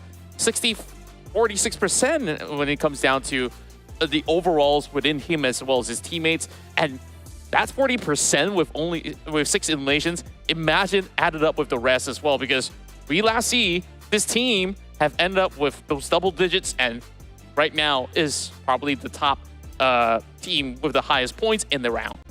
Yep, true. It is the highest. And for Doc, I think his movement when Octa threw the grenade, he moved out, and that's why Octa couldn't get the chicken dinner. The shots, he was missing a lot of shots. I think he let go like around 10 to 15 bullets. Didn't hit him at all.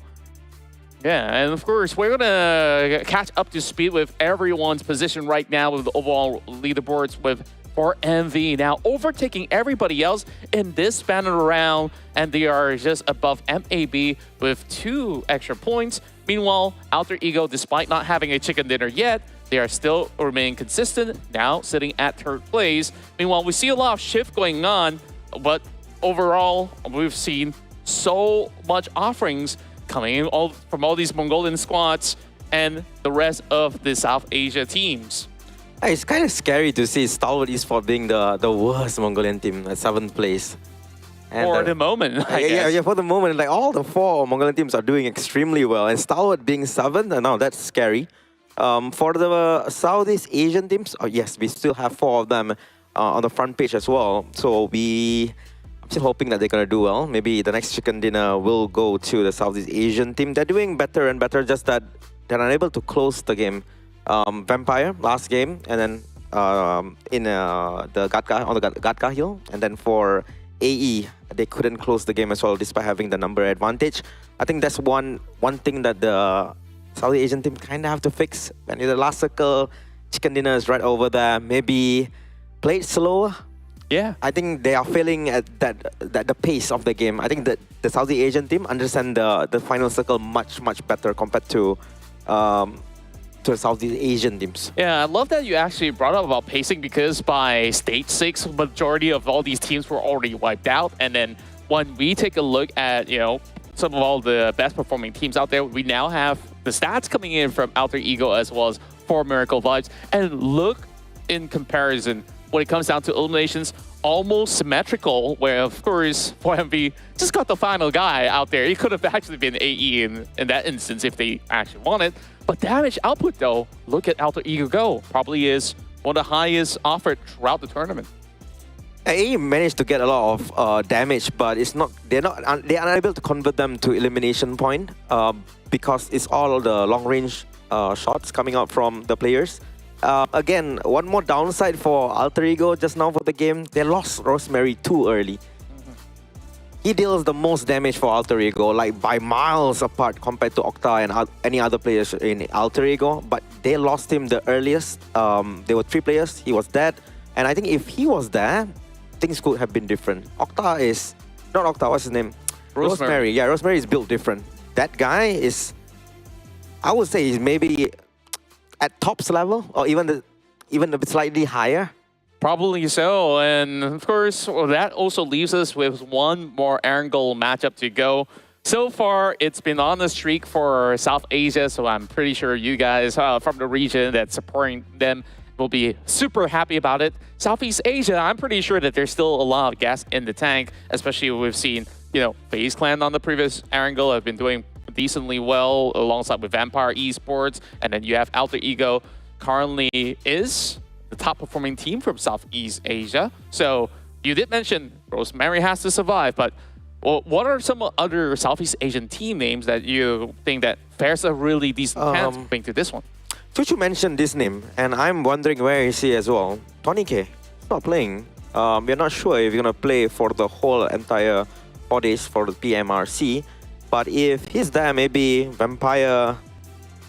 Maybe they could have gotten a chicken dinner at the Gatka Hill, right? Yeah, of course, we definitely do miss him for the moment because he have always put up such a good showing. But hey, we still got VPE that's been able to also show up pretty strong. And I can see that you've been pretty much on the DRS hype train so far. I see them really going for a lot of all these, you know, early engages. Maybe if they dodge that, they could do better? Yes, What do you think? Looking from the last game's engagement, a lot of third party was happening. Everybody won a specific compound, one team of another, or specific spot. DRS is a team that tends to avoid all these things and try to be away from all these fights until they are at the last circle with the 4 players. So maybe this next round will help them since everybody, they are fighting a lot. Circle 6, there were like 14 players left. And I think this kind of gameplay kind of suit DRS play style. So I'm expecting them to do way better for this particular round. Yeah, and most often than not, we do see that DRS do secure quite a number of ranking points as well. So I could definitely see why you're still favoring them overall. Meanwhile, Vampire Esports, I've seen a lot coming out of Ravenclaw from some of all these past couple of rounds, and it's actually great to see him actually step up where, you know, most often than not, you see, you know, names like Flukev to be showing up. Of course, without Tony K here, I still think that the dynamics is still pretty much solid. But of course, we'll definitely have to let them have their action to do all the talking. And speaking of getting into talking mode, it's back to Chuchu as well as Sir Cloud to bring you to the next game.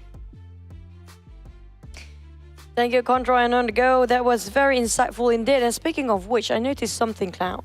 If you saw how they played the side of South Asian team, they used their throwballs sparingly. That's why we saw the numbers coming up from the South Asia region. Their throwballs used way more compared to South Asia. And if you notice as well, they use it sparing, especially when it comes to the last few circles. They don't toss those throwballs unless they start to see somebody moving. If they are unsure, they'd never toss it out. That is probably the case for them. And I guess that's also why they managed to secure like a good number of elimination points as well. So that is the trend that we're starting to see, like as games go by, right? We got to see the difference between the South Asia teams and the Southeast Asia teams. And I guess that's also the whole point of the PUBG Mobile Regional Clash, so that these teams can learn from each other and everyone else watching can also learn like, oh, there's the difference. Wherever you're watching this, ladies and gentlemen, whether you're from South Asia or Southeast Asia, I mean, it's a discovery for all of us. So far, what we've seen here coming from South Asia region, they have been dominating over Erangel. Now, even though it's different teams, definitely they have way more understanding when it comes to the fundamentals of how important those last few circles are. And they've been flawlessly clutch it out 2v4 all this while, multiple times, not just one, not just twice, maybe even more after this, because we will be heading to the last Erangel later on. Do you think there's a chance we might end up the entire day with all the Mongolian flags waving? To a certain extent, I want to see that. Same. Yeah, so that there is an interesting story to tell. Yeah, but right now the only Mongolian team without a chicken dinner is going to be STE. So I wonder if STE will get it next. Like then they'll be like, oh, because it's also about like if you're within the Mongolia region, you also be like, hey, everyone else got chicken dinner except us. Cannot like that, right? So I'm sure they'll be motivated to get their own chicken dinner after this. And that's a scary feat that one of the best teams in the world, STE, struggles here. And these are the teams that nobody given them enough attention to. If STE struggles, Cloud. I think they look like they're struggling. It's because all the other chicken dinners are Mongolian teams.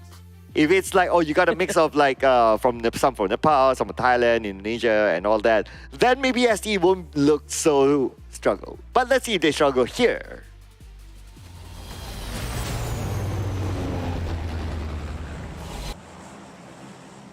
I always love those. You know, it kind of reminds us when we have our flights going to a different place entirely. We swear when we just taking off.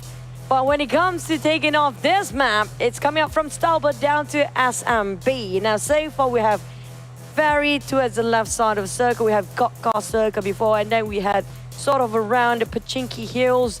And where do we land next? So far, it's always been in the center, in the main peninsula of the island, of all three islands up there. Yeah, so that means it's time for military base. Maybe. Yeah, since it's the last Erangel today, I might as well, right? Like just put it in. Just put it in. The players won't like us for this. But nevertheless, if you want to be the best, you got to overcome all sorts of challenges, right? So might as well. But I want to keep my eye on the Pachinki. So earlier on, it was Hale jumping in the second Erangel. I don't know if this will change because they seem to be changing their drop spot. Early on, it was MAB dropping somewhere on the left, but this time they're dropping on the right, probably due to the flight path as well. But because Pachinki is Pachinki, well, let's see if any team wants to challenge Hale Esports there.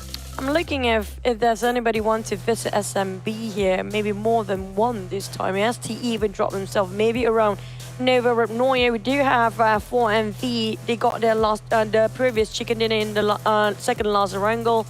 Now, Vampire, surprisingly, Stone, a bit segregated from the rest of the team. We do have a Medusa intersection here, but if it happens to be shifting all the way south, now that's going to be interesting. Yeah, I mean, all the way down for the first circle.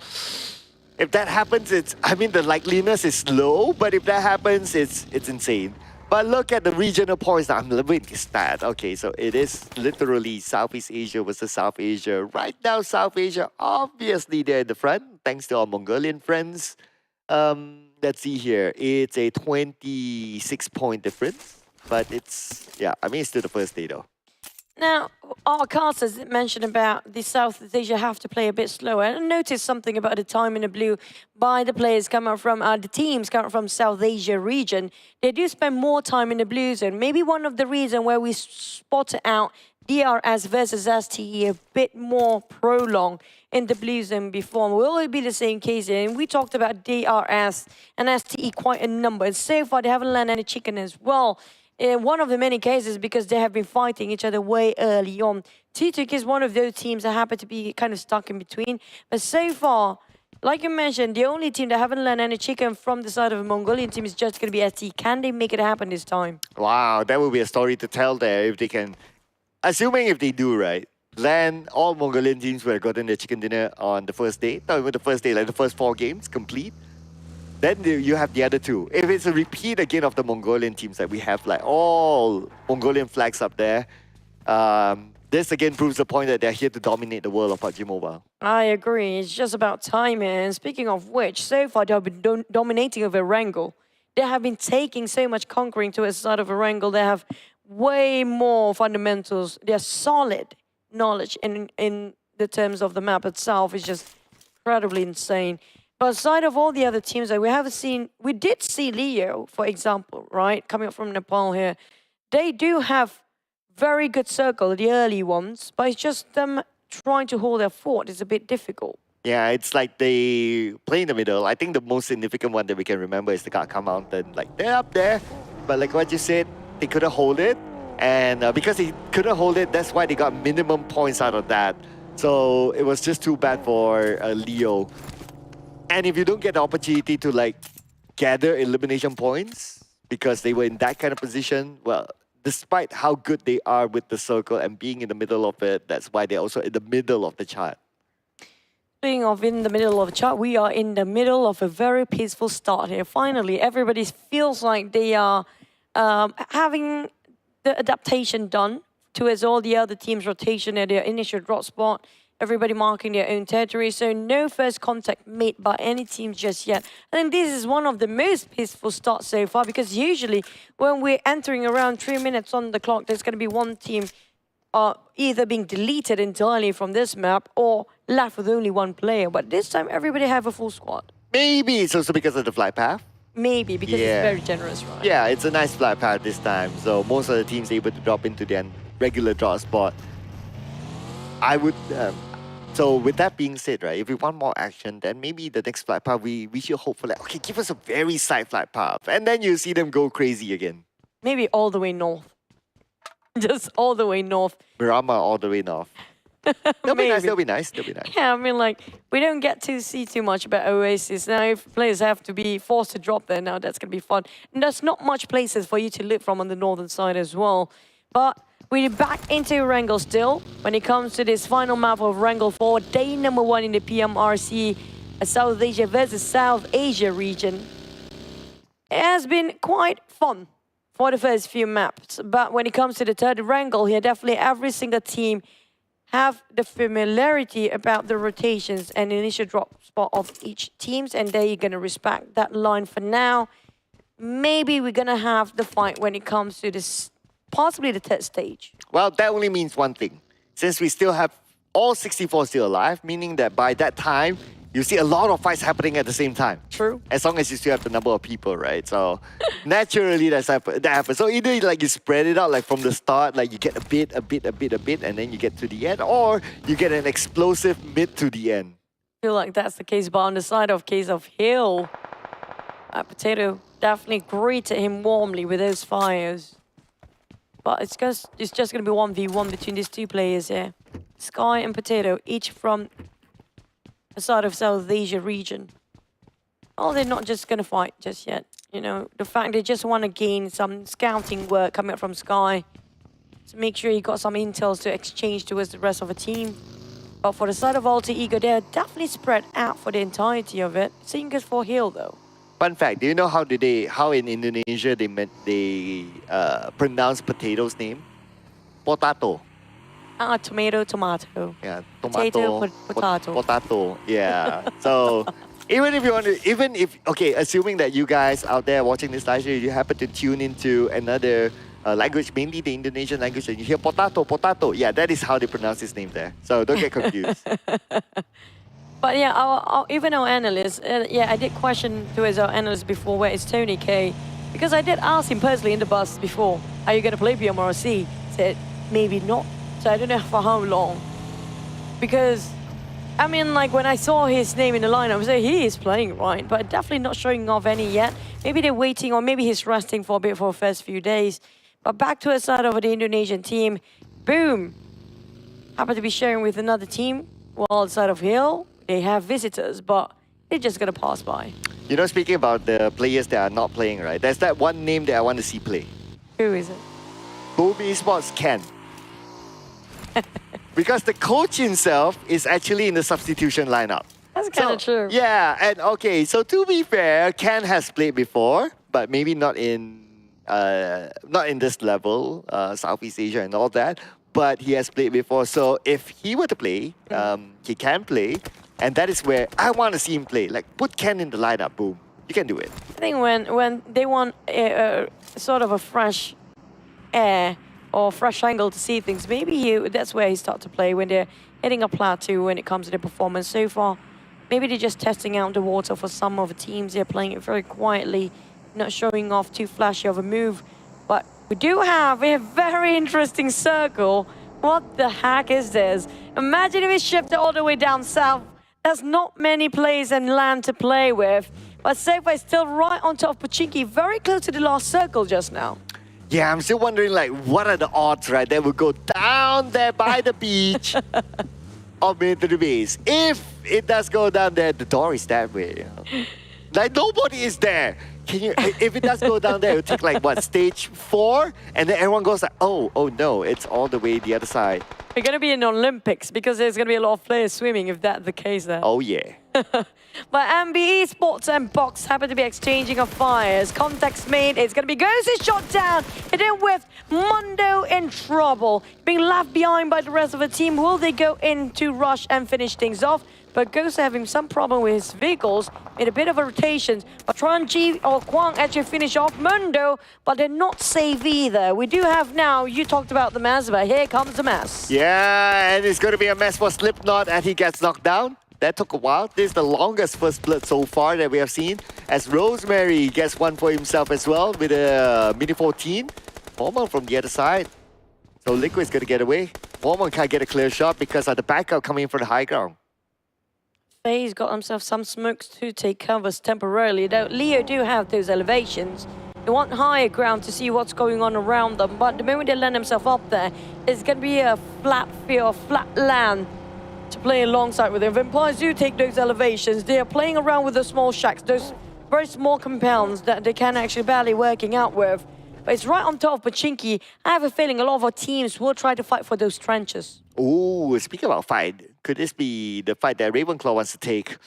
Now he has Nade in hand, but he's alone, so that's the risk that he will take if he chooses to poke the Hornet's nest. But it's going to be Leo getting away. But at the same time, gets slow, knocked out by Trongzin somewhere else. Action happening back to back right now. Stage 2, moving to stage 3, we still have 61 players. So I think we can expect more as we go stage 3 to 4. Especially stage 3. I think everybody's just too close against each other right now. When it comes to stage 4, half of the team will be eliminated by then. Because how close they are. YOODO Lions spotted out STE from their rooftop. He'll just want to go against Box, but they're just playing themselves inside the compound, taking so much cover. NBeSports have left with only 2 players. Leo, only 3 remaining. But the blue zone will call it out for the players that are still going to be late into the party. And now we'll wait for the circle. We'll be downshift all the way south. If that happens, still have plenty of water in it, but not really south all the way. But Egg and IA do take the center nearby towards the edge of the coastline. Not too far away from the previous one, the Potato Hill Circle. So it's going to be still somewhere there. I mean, what are the odds that the circle goes down south onto the beach, right? That's going to be insane.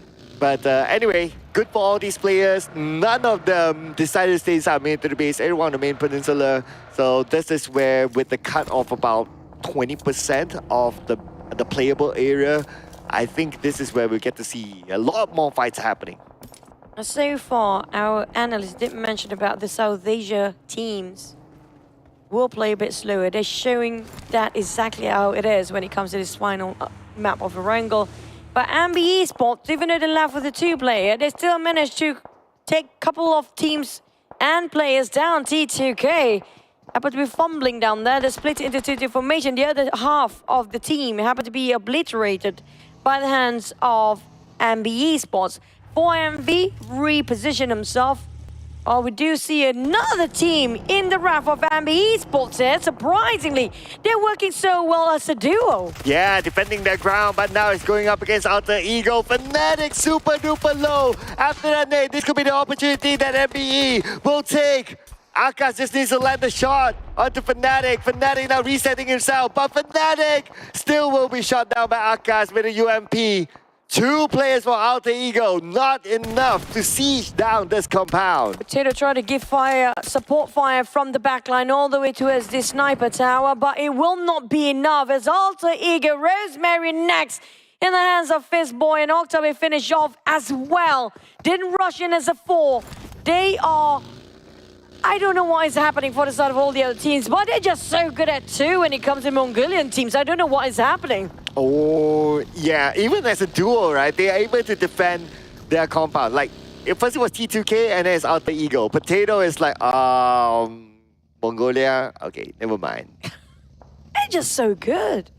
You feel like this entire force of NBeSports just now. They were just 2 players clutching themselves. They had more numbers when it comes to Alter Ego, but one by one willing to sacrifice their body willingly towards the hands of NBeSports. But that's going to be a great number going up for them because they already secured themselves 5 eliminations, the highest by far, dominating across the board. But for all the other teams They're playing this very quietly. Falak is actually spotting out the rest of STE across the other side of the map. While we're waiting for the next circle to commence, which is going to be less than 10 seconds to go, it's going to be stage 4. We do know great migration happens in stage 4, and that's where things get extremely messy. Ooh, if you want it to be extremely messy, if the circle goes by this beach, it's going to be super duper messy. Now, the circle did shift. We're going to get a good view hopefully soon. And we have about 45 more seconds before the zone closes. But looking at the current scenario, we still have a good number of teams on the outside. T2K, one of them. But Momon knocked down with a Scar L. T2K, only the both of them in this shack. I mean, they're surrounded by all the other teams. Just look at the minimap. Boom, fighting against 4MV. Next rise, he tried to make himself covered by all those trees and open up the smokes to pick up a jewel, but the rest of 4MV coming in for the rush. They're crashing straight into Boom's place. Pombit tried to isolate them out by tossing those nades, keeping them at bay. Rufus tried to put up the pressure and pushing forward at the same time, but Alter Ego now taking the fight against NBeSports at the same time. A 4MV trying to pick up Doc back to his feet, but barely can see through around that smoke. The moment the smoke dissipates, Boom have to be prepared to fight back. Oh, speaking of fighting, YOODO Alliance fighting against NBE somewhere else, but the fight between 4MV as well as Boom needs to end because they are both on the outside of the circle. Right now, a little bit more advantage towards Boom. The circle is just right behind them. But irregardless, Boom must win this fight. If not, they might be backstabbed by 4MV. They have no choice than just to cut across, but 4MV greeted by those nades by Risey. Pombit repositioning himself towards the flank and now going in with the rest of the team. He got clipped right in the center of his rotation when he repositioned himself. What are the odds? The calculation of timing was so perfect for 4MV, but they return fire. They give back whatever nade being tossed around. Achil just giving off another nade to the side of 4MV. Running down as well is on the Crazy. They finish up 4MV when they are barely hanging on for the side of Boom. Moving over to MAB versus YOODO Alliance. Olio is with Shamil on one building. Adelu on the other side. MAB, they are still in full squad. But looks like we are the first team to be eliminated. That's going to be a Mongolian team, 4MV. But now coming back to MAB, they're winning the fight against YOODO Alliance. Two of them down. YOODO Alliance, only one left. They go up to the second floor. And that is it. YOODO Alliance is out. MAB players got one each for this execution, but Agonai Blade from afar shooting those down. It's going to be Boom. They barely make it out alive after one fight to the other. There's no rest for them at all. T2K, Suyok spot out MAB players. There's going to be two of them here. SE across the map as well, split into two formation. Whilst MAB, they're placing Leo to be their watchman at the back line. DRX in between here as well. NBeSports still have one player left. There's going to be three squads, three teams, but never mind. From the backstab all the way, Suyok spot out a clear sight towards the players of MAB. Beautiful backstab there by Suyong. Now pressured by the blue. We're talking about stage 4 going on to stage 5. And now him as well as Jane will need to get in, but they don't seem to have a vehicle. They are still on foot. And MAB knows exactly where they are. They have a bike. Still at stage 4, using a bike by Suyong. The bike, not the most protective of vehicles. Taken up by MAB and Baron will finish up the job. Too exposed using this motorbike for the side of the players, but DRS on the other hand barely hanging on at the edge of the blues, and FaZe on the other hand being forced to just be at the foot of this cliff. We're talking about them playing around these rocks. Mela spot out. Falak can see him through as well. He's prepared himself to toss out the nade. He's trying to calculate the perfect angle to land onto a side of Agonai 8. But Vampires coming up from the other side. Newsy spotting them out. Boom coming out. Achul placing himself repositioned right in the center of the war zone as well. Now, because of this rotation coming out from the side of Achul, that's going to be Newsy tossing out the smoke just in case anybody try to backstab him. Oh, speaking of backstab, this could happen. Newsy surrounded. Right now, Newsy all alone. He's the last man for Vampire Esports. Okay, trying to get away with a buggy. Still with the circle on his side. At the same time, Farlang knocked out by Momo from FaZe Clan. They are shooting from the lower ground, but Blade is there to take him out. FaZe Clan still caught and below AGI 8. Where are they going to get out? moment, trying to get to as a flank, but slipped down in the very critical time. Snipes finish off Potato with 1 nade, while coming up from Aegon I8, they tried to reposition himself. MAB walks straight into GEEK's lair. They tried to take the fight head on. It's going to be Wally shot down by Sonic with those DBS to work. Now back to the side of the rest of GEEK. They're barely taking any covers around this rock structure with nothing else in between. They're playing ring around the Rosie, trying to find any target they can find. Snipes! Beautiful knockdown onto Box Gaming. But now Snipes, can he steal more? Can he steal more than just knockdowns? STE holding the ground against Box Gaming, and thanks to GEEK SLATE. Action, trying to be the third party coming out from this. Spotted out one or a couple of players. It's going to be GEEK SLATE right across him. He wants to toss one to rule them all.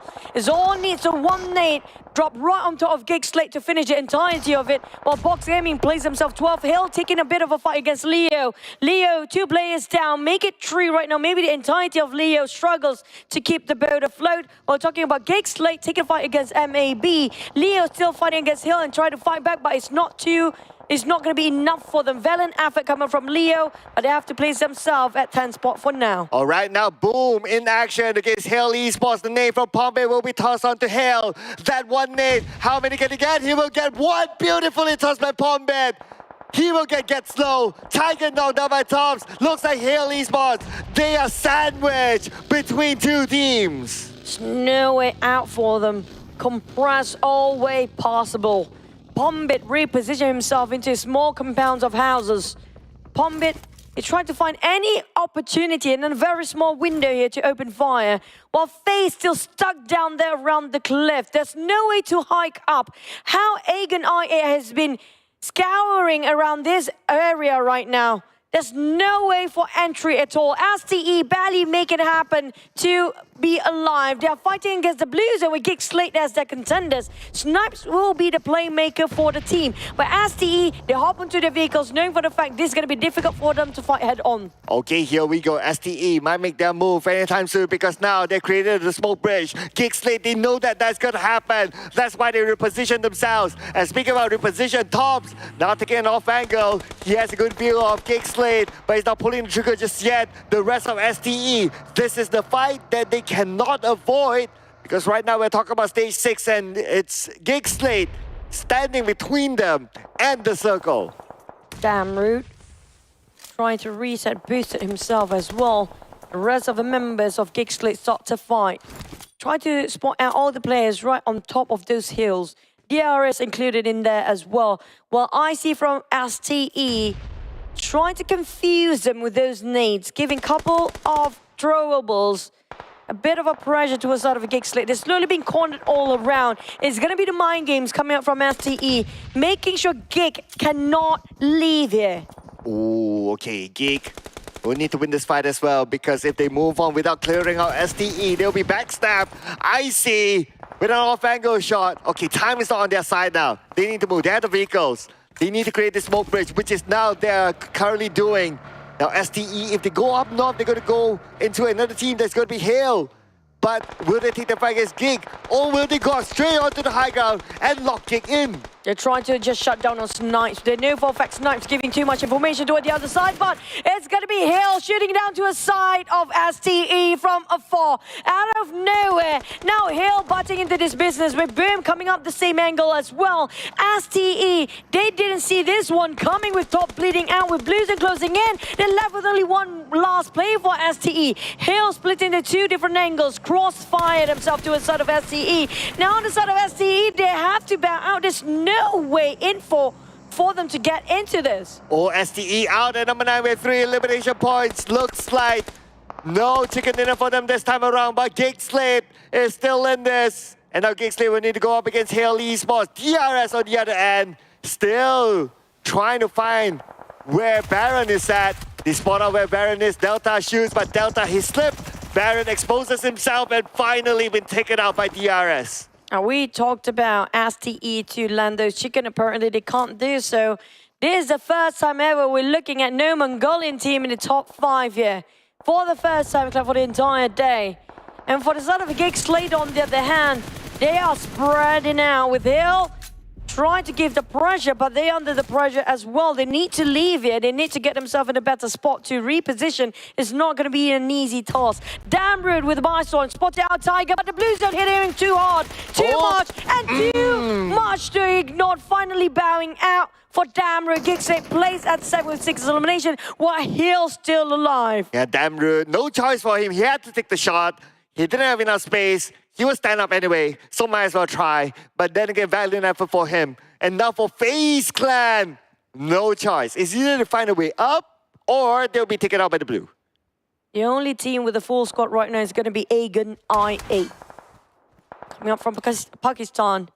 While the rest mostly going to be coming up from South Asia region teams. The Vampires still there. FaZe with 2 players. Vampires with 1. Boom with a duo. DRS with a trio. Ale on the other end with another duo. How to make things work? They are quite spread out for all the teams, even every single player. Spotted out Sky. Delta with a ghillie suit. Not being spotted by Hill here. Living with only Tiger in the lock of the side of Hill.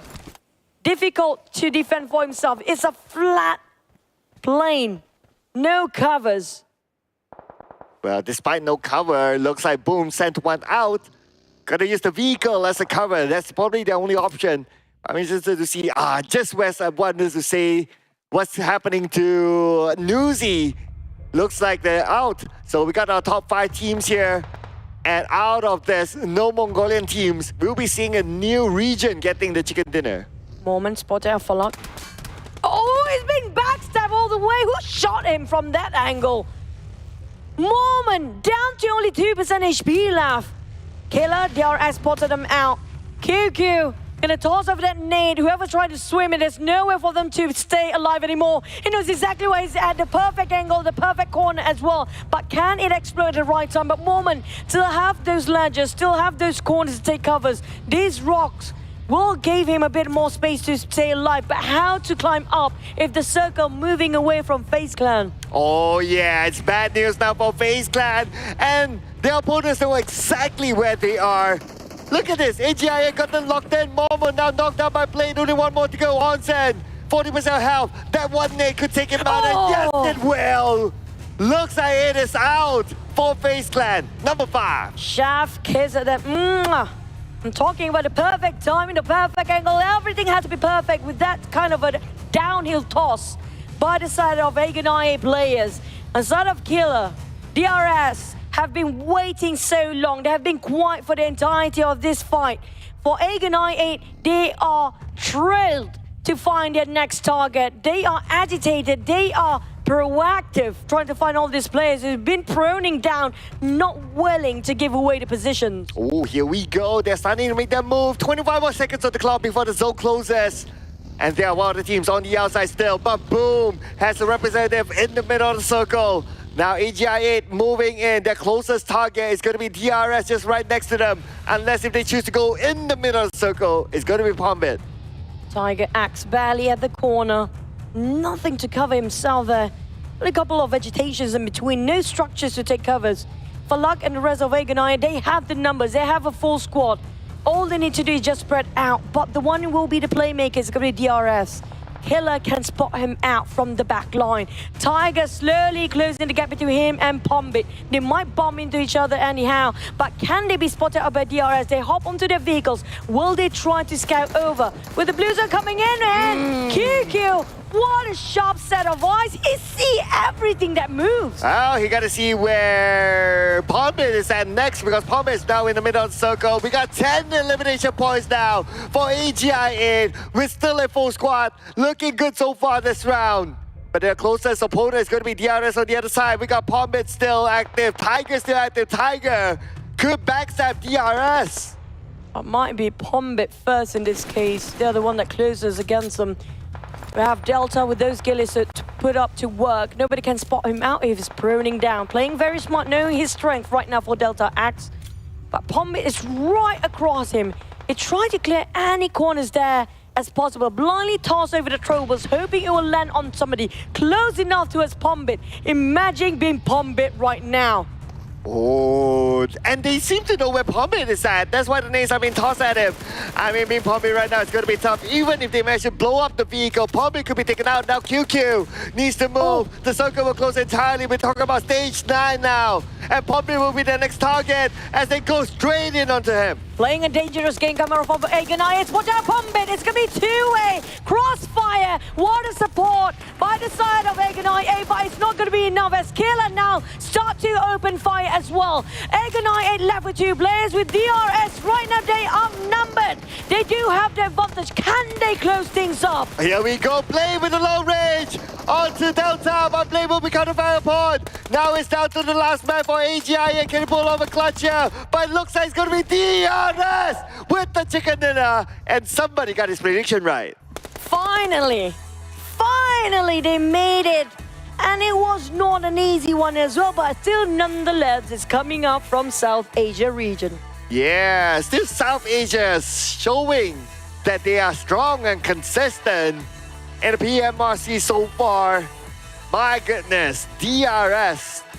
They had a long travel from another location recently, and coming into this tournament, they managed to get the chicken dinner. That's kind of true. It has been a very long journey for them and still keeping up with their performance just now.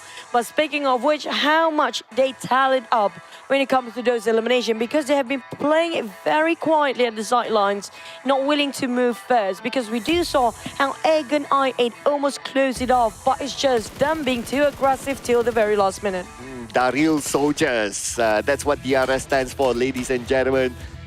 So with this chicken dinner, and it was almost a clean chicken dinner for them. They managed to maintain a full squad for majority of the rounds, only expanding like 1 life at the end, but that's okay. And they got themselves a good amount of elimination points as well. The last we saw, it's almost like what, 12, 13 or 14, somewhere around that number. So it's pretty decent for them. So far, we haven't got ourselves 20 sort of kills Not or yet. eliminations, but I'm not surprised if that happened by the end of today or even tomorrow at this stage. Looking at how aggressive the players coming out, especially from South Asia region. They have non-stop shooting. Coming out from South Asia, they're fighting against each other so many times.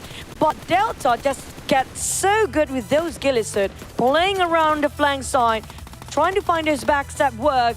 It's just all about who sees who's first. Yeah, and obviously DRS with more players at the end, they have more eyes. So they can cover more angles, and naturally they can, well, take the first shot with the information that they have. But AGI8, they started off with 4 just now. They got knocked down at 2. But I have to say, it's all about, you know, the timing.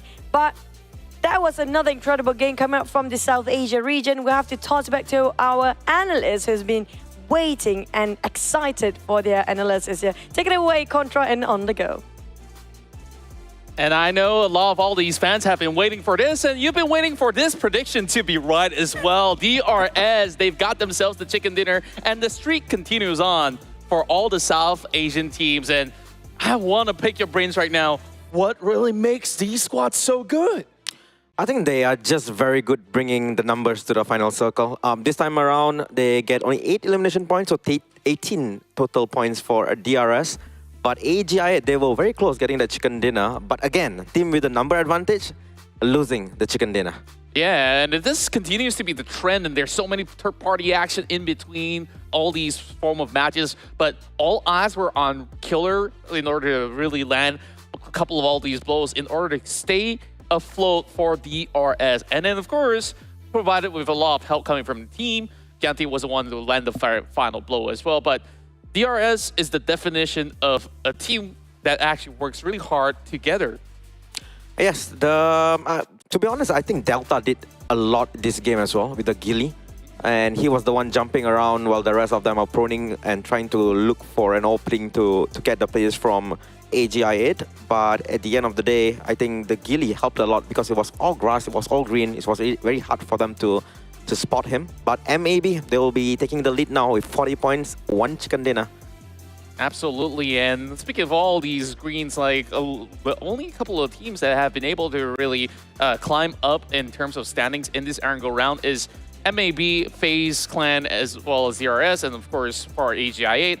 Meanwhile, of course, on the second page here, things have been a little bit of a slow grind for many of all these teams, and I was hearing from our casters as well, a lot of all these Southeast Asian teams, they are battling each other very early on, and all these results in such a manner where, you know, even if you do win some of all these fights, you lose out perhaps a little too many members, and we see some of them by the shorelines, trying to stay afloat, trying to survive, and it was so difficult. I think tomorrow things will be different for the Southeast Asian team. Again, they have a lot of analysts, coaches watching these games, and they know, you know what, how do we rotate and avoid these Southeast Asian teams, especially teams like Vampire, team like FaZe Clan, YOODO Alliance, especially YOODO Alliance. Oh yeah, they take so many fights from the early game. Too many early fights, and that's not good for them because they are losing it. Yeah, and I guess like we definitely will see adjustments being made, but for now, they just really have to grind through because later on, there's still Miramar to play out, which we have not seen yet from all these teams. And speaking of which, we'll take a couple of minutes break and then we'll head to the Desert Dunes. So catch you guys in a bit.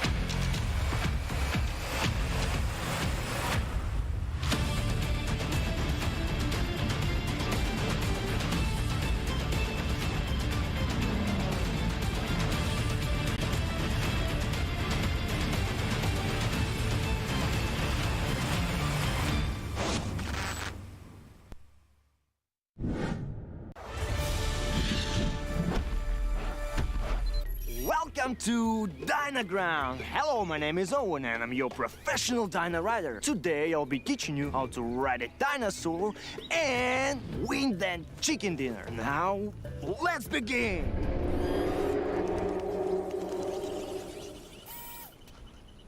Relax, don't be scared. That's the sound of the mighty T-Rex.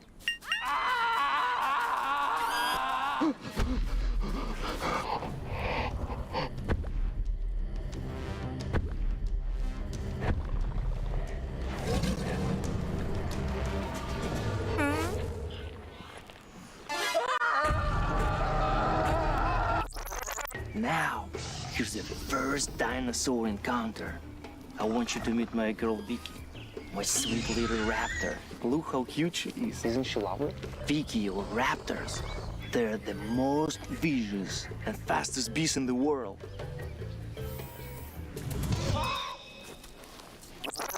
To ride a dinosaur, first you must build trust.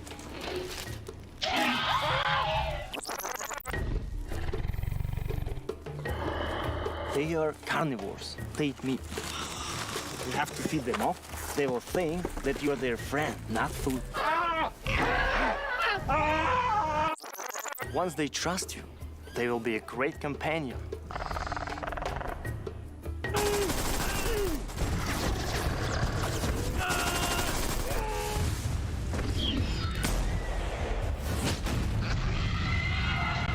However, taming a dinosaur can be seen. Experience dinosaur taming and riding the all-new version of PUBG Mobile Dynaground. Explore Dyna Settlement and Wild Reserve and embark on a prehistoric adventure in the Battle Royale game. Come and play now.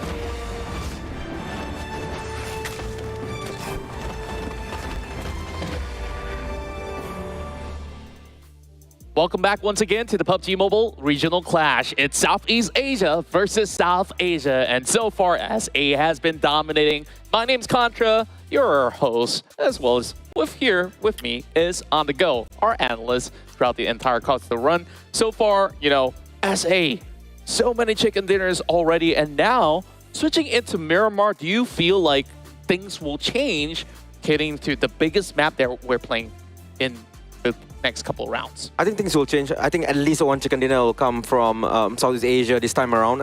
But I'm expecting a slower paced game for Miramar at least compared to Erangel, compared to Sanhok. And if that happens, maybe we have a shot for Southeast Asia to get their first chicken dinner today. Overall, I think they're doing better. Hill did way better last round after getting only 3 points from 3 games. Last Erangel, they did manage to get top 4 at least.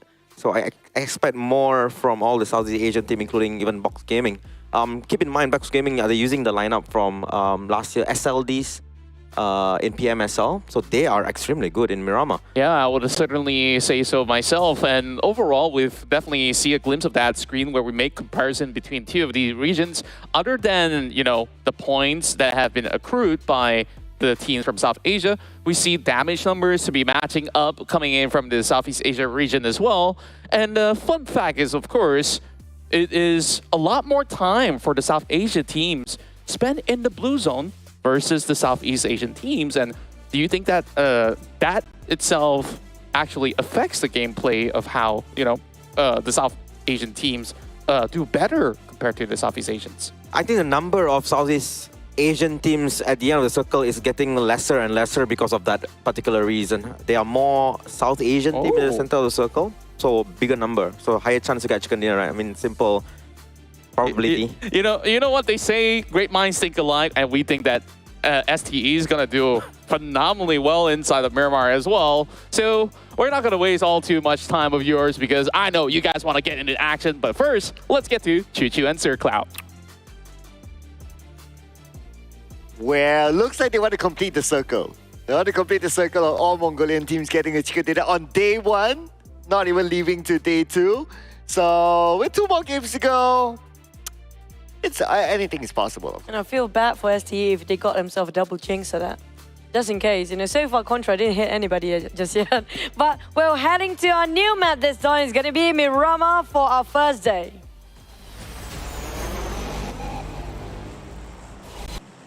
Well, if Contra hits anyone, I'm calling the police, you know. I'm just saying. I'm just saying. But anyway, it looks like it's going to be Miramar, our first Miramar. Well, let's see if there's any change, especially when it comes to the amount of teams or the type of teams inside of the final circle. Pointed out by our analysts, mentioned that the amount of teams from Southeast Asia in the final circle is getting lesser and lesser. But Miramar is a whole new map. That's true. So far, we're seeing South Asia region. When it comes to their fundamentals of Erangel, definitely they are way stronger compared to South Asia. It's a fact for now. We don't know how long we'll stay that way, because still the first day.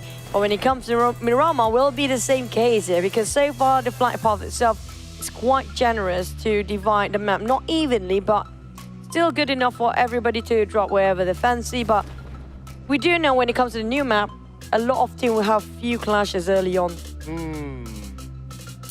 Looking around, San Martin, Hacienda, okay, no clash there. The hotspot Picado, always an interesting one. Could be 2 teams though. You see Leo going that side, but maybe Leo's going towards all the way to the left, but the circle is all the way to the right. So it's going to be where Junkyard is centered around. Let's see if the circle ends up there. Do have 3 teams, in fact, dropping on the northern side here. If they happen to be rotating at the same time, or one team rotating a bit later, especially the ones around in the inner circle, they might actually clash into the teams right on top of Toru Ahumada or Campo Militar up there. But for the sort of FaZe, they're taking around Picado. It's always been their spot since we know them. But I don't know. So far, I'm surprised there's no early skirmishes here and there, because it's the first map of Miramar and these 2 regions fighting against each other. But I'm not surprised if that's going to happen anytime soon. Well, I guess it's also the possibility of that happen. It's lower than before. It's because Miramar is a bigger map.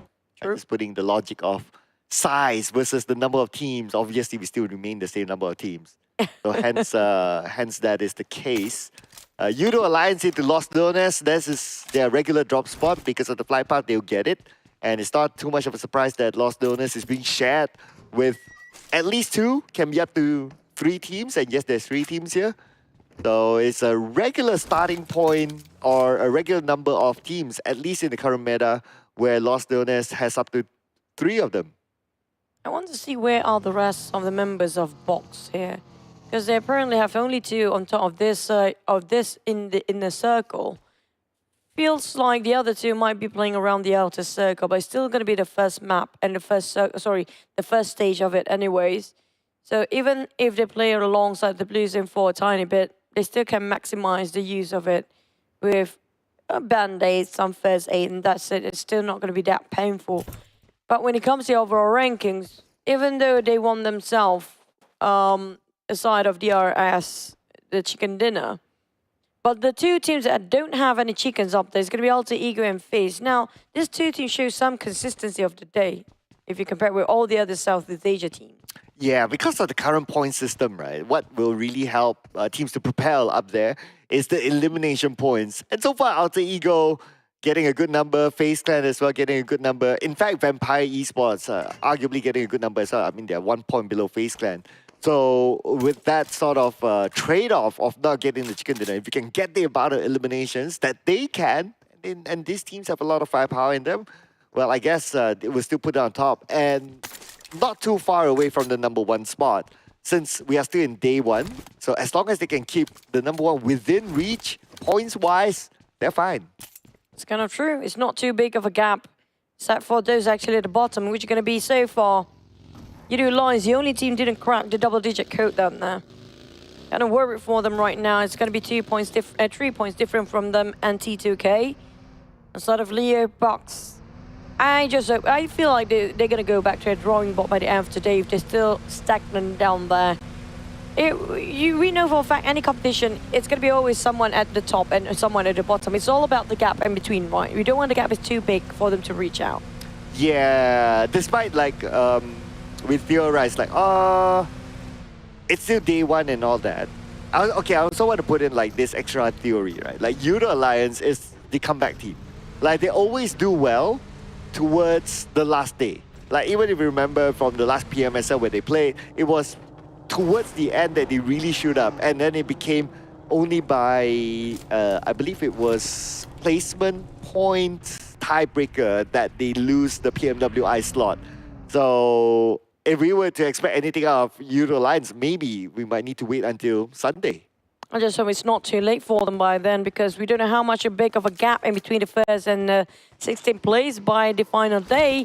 Because so far, MAB in the first day already got himself in the 40s, and no other teams reaching out nearby except for 4MV. If you compare with Alter Ego, yes, they do have 9 points in between there, but for Alter Ego, I have to give them a lot of respect as well. Even though they are the only teams in the top 3 without any chicken. It just shows how aggressive they are when it comes to finding their targets. Oh yeah, absolutely. I mean, Alter Ego, they do have Rosemary, your favorite player. Of course. Yeah, but we haven't seen him like really shine. But it doesn't matter if his other teammates can actually pick up the elimination points. We saw Pombe actually lasting longer than Rosemary in the previous round. So if they can have that swap in, swap out with each other, maintaining the whole team consistency, I think that's okay. But can you imagine that if Rosemary can perform like how he did in the last PMSL as the top eliminator, Alter Ego would shoot up to number 1 without chicken dinner. It's kind of true. Still waiting for that to happen. And usually it happens when it starts coming up from Miramar because of the distance in between the high grounds, making it so hard for them to be shut down by all the other teams. It's all about high grounds when it comes to Miramar, but it's also about how you closing the distance if the fights are too long between you and the other party. Now, AGI 8 so close of getting that chicken just now. But this time, they're trying to get those elevations first for the side of Empires. There definitely are compound hopping between them, trying to get themselves as much loot as possible. They know for a fact they need a lot of resources with those vehicles, with the grenades. They didn't have enough. And so far, when it comes to grenade comparison, it feels like South Asia do have it more compared to the side of South Asia region. You know what? AGI8 has an extra storyline to them or extra motivation to them. They are now the only country in South Asia region to not get a chicken dinner because Nepal already got it. Obviously, Mongolia got it. So now AGI8 is the next one.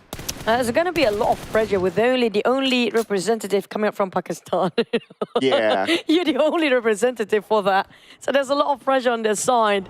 But it's not impossible for them based on their last performance. But this is a different map entirely. It's wider, it's bigger, there's more land, and there's not many structures in between. It's all about the terrain, those high grounds, those elevations, and those valleys. How you play around them, that's a bigger question. And maybe Baron always love to play the flank side when it comes to initiate any sort of engagement towards the other team. They're definitely very proactive, if you ask me. Coming up from the side of the Mongolian teams particularly, right? You can't see them waiting, except for STE, they've been waiting some time. But the rest have been proactively hunting people down. Okay, let's see if the circle will change their proactiveness since it now moves towards 100% land, still centered around Junkyard. You have a good amount of teams on the outside of the circle. I would say keep your eyes still on MAB on the north side. They will move in. Boom is right in front of them. If they go further, it's going to be Alter Ego. If they choose to wait, probably Vampire Esports may come up to them. But I think from the teams from Lost Earners will be kind of interesting as well, because as YOODO line goes out, there's another team behind them that can come in. So we could see a battle at the south side of the circle. Speaking of the circle, some teams not even nearby. We're talking about those teams actually taking the blue zone. And NBeSports, one of them, including Leo. There's going to be only two because right now YMB already left that spot, but Alter Ego spotted our box. Kwang is already on the ground bleeding out. Gosu and the rest of them will not go back to make a U-turn to help him up because they need to deal with this first. Strongzing next. Octa is just super sharp right now. Well, we did talk about Alter Ego with their firepower. 2 knockdowns back-to-back for Box Gaming, the only representative from Vietnam. And now Kwang will be taken out by Octa. It's going to be first blood given towards Alter Ego. Gosu needs to pray that he'll be able to get to safety, but for Strongzin, he will be left by his teammates. Unfortunately, there wasn't anything much that they could do. Starting off a bit handicapped on the side of Box Gaming, left with only 2 players here. STE happened to be being engaged by another team. DRS taking those long fights, but because of their distance, almost around 300 meters apart. So definitely he can revive his teammate for Rozog. Trying to scout out the rest of the players, but it's just too difficult because of their distance is just too far. But T2K, one of the teams that actually being eliminated early is actually T2K. Yeah, they were the first team to go out previously. So they had a longer rest as compared to the others. It's not the rest that they would have wanted, but they'll be looking to recover themselves this time. Mondo is all alone though at the building below them, but because they're all in the circle and looking at the position that T2K has that nice high ground on top, well spread out, I don't expect them to go on to Mondo. For GEEK, SLATE try to gatekeep 2 Thai teams at the same time. There's going to be Hill and Vampires. They're gatekeeping these teams from entering. Ravenclaw got tapped out. It's going to be Snipes getting those knocks, but he cannot translate it into 1 point due to the mountain in between them. But damn rude, just giving away his position way too much, and Hill knocks him back. That's the thing about long range, right? Yes, you can get the knock, but to secure the elimination point is not that easy because of the slope. And now the fight between GEEK SLATE is coming in. GEEK SLATE, Snipes needs to win the fight. He gets a knockdown. Can he get more out of this? The nade of the Snipes down to 40% of health. He's kind of low, but Snipes, another knockdown for him. Can he clutch this out? 1v1 against GetSlow. The other play of Hill trying to climb up here, a bit too far and a bit too slow, but GetSlow trying to make work by himself, nading down on Snipes. That's giving him space to just revive the rest of the roster, but here comes the rest of the cavalry for GEEK SLATE. Vampire is trying to take Snipes on a different angle in time, where they have Hill at the same time. For MV, heard those gunshots and just take it as their compass. They just put himself a navigation towards their side. but they just made a bit of a U-turn, tried to reposition himself to see what's going on at the other end. As much as Mika wanted to follow up, unfortunately, the timing wasn't right for him. Hail Esports will reset entirely, and now they're on the way into the circle. Next, could it be Mika? Could it be someone else? Now they're doing the scouting work, but then again, they're still on the outside of the circle. Stage 3, still a good amount of space for them to rotate if they choose to go somewhere else. Box, not giving any sort of attempt towards AGI8, knowing they're only left with 2 players here. Just want to know any sort of information, who's around them. It's not just going to be one team around them right now. There's going to be another just next to them. 2 or 3 possibly. On the side of field, they need to leave now as the blue zone shrinking, while GEEK SLATE left with only Mika in between. But it's going to be clear side. A free elimination for 4MV. For the side of Dog. It's not even breaking any sweat. That's like free for him. Yeah, and unfortunately for Mika, he didn't have the opportunity to get into action. He was taken out just like that. So GEEK SLATE is out, number 16, no elimination points at all. It's nice for him to secure that elimination point early on to Hail Esports. 4MV will be happy to take the point. East and Apex for 4MV. Try to see who's coming out the other side. They try to gatekeep this entry. Hill split it himself into 1 tree for now, with Sky coming in a bit later, just across the other side of a street. We do have another team right on top of him. I think it's going to be NBE, if I'm not mistaken. But Sky, try to see if there's anybody else coming out from the northern side. But they're just too close to the side of 4MV. If it's not being careful, if it's tunneling vision towards his front, his back line is just open for any fires. Here we go, DRS. But the terrain is rough. Just look at this. For them to even scout their opponent is hard. But for STE, they might lose 1 player there, as Killer is still scouting around, trying to find the information of where the other members of STE are at. But Top's all alone. There's almost no way for the rest of STE to save him, as finally Killer will take out Tops. That 1 nade, that's going to be grenade elimination coming up from Killer. Sky need to move, joining with the rest of his team. While STE, IC spotted out DRS Gaming, just going to finish off in an instant. There's going to be 1 player, IC happened to be there. DRS, they tried to take him out with those nades, but it didn't work out. He's just going to get out from there with his buggy and just pick back the remaining members of STE. They're left with only 2 players, but they still got themselves some consolation at 1 point. But the moment they pick out, Leo and T2K is right on top of them as well. Ooh, since they only left with 2 players, they'll play a little bit more safer. I don't think they will go straight onto Leo. But for MAB coming into the circle, what an interesting location they are in. But for T2K with the high ground now, using it to their advantage. 1 knockdown for T2K. IC is the last man standing for STE. There's not much that they can do all alone. And now IC is out. STE becomes the next team to be eliminated. And that is the analyst curse, ladies and gentlemen. I told you, double jinx as that. They got themselves at 15th place, yeah.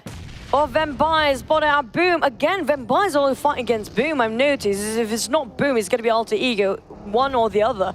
But for the side of DRS, they are chasing somebody still, but we do have 4MV open fires against another team.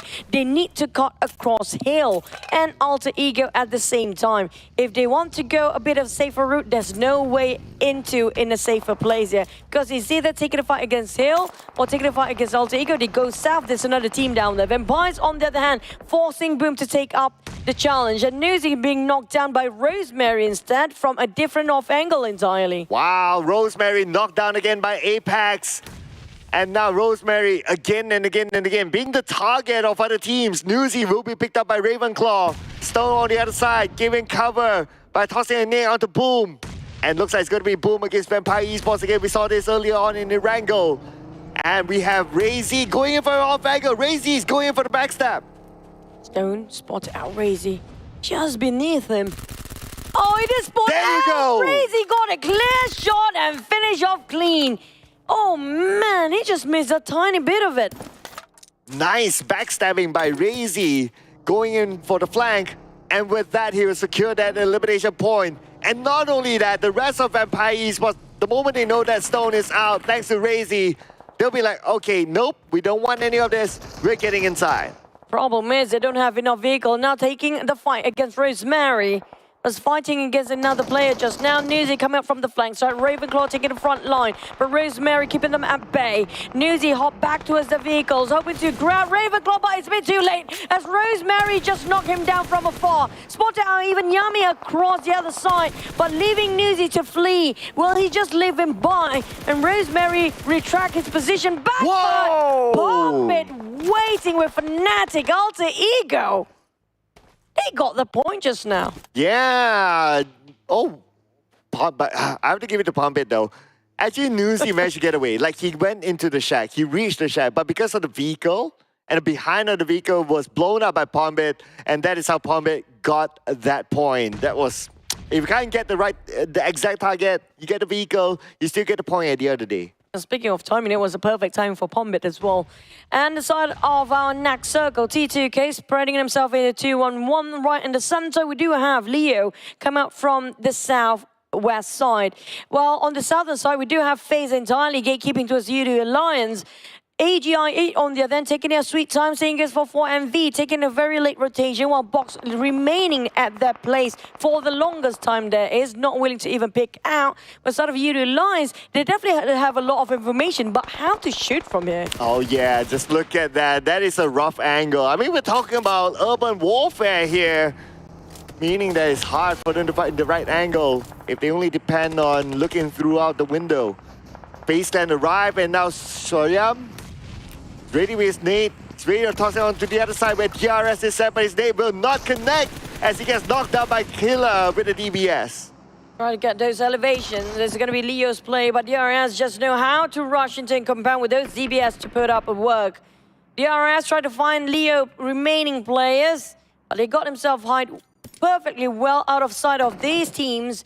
4MV are scouting out and hunting players downhill, and then another team going through them. T2K taking off FaZe at the same time. Hail fire back to Sky only. 4MV, but Hail ring around the rosy. Oh! A splat that is. If only his shot connected onto the buggy driver, then he would have been okay. But unfortunately, that had to happen.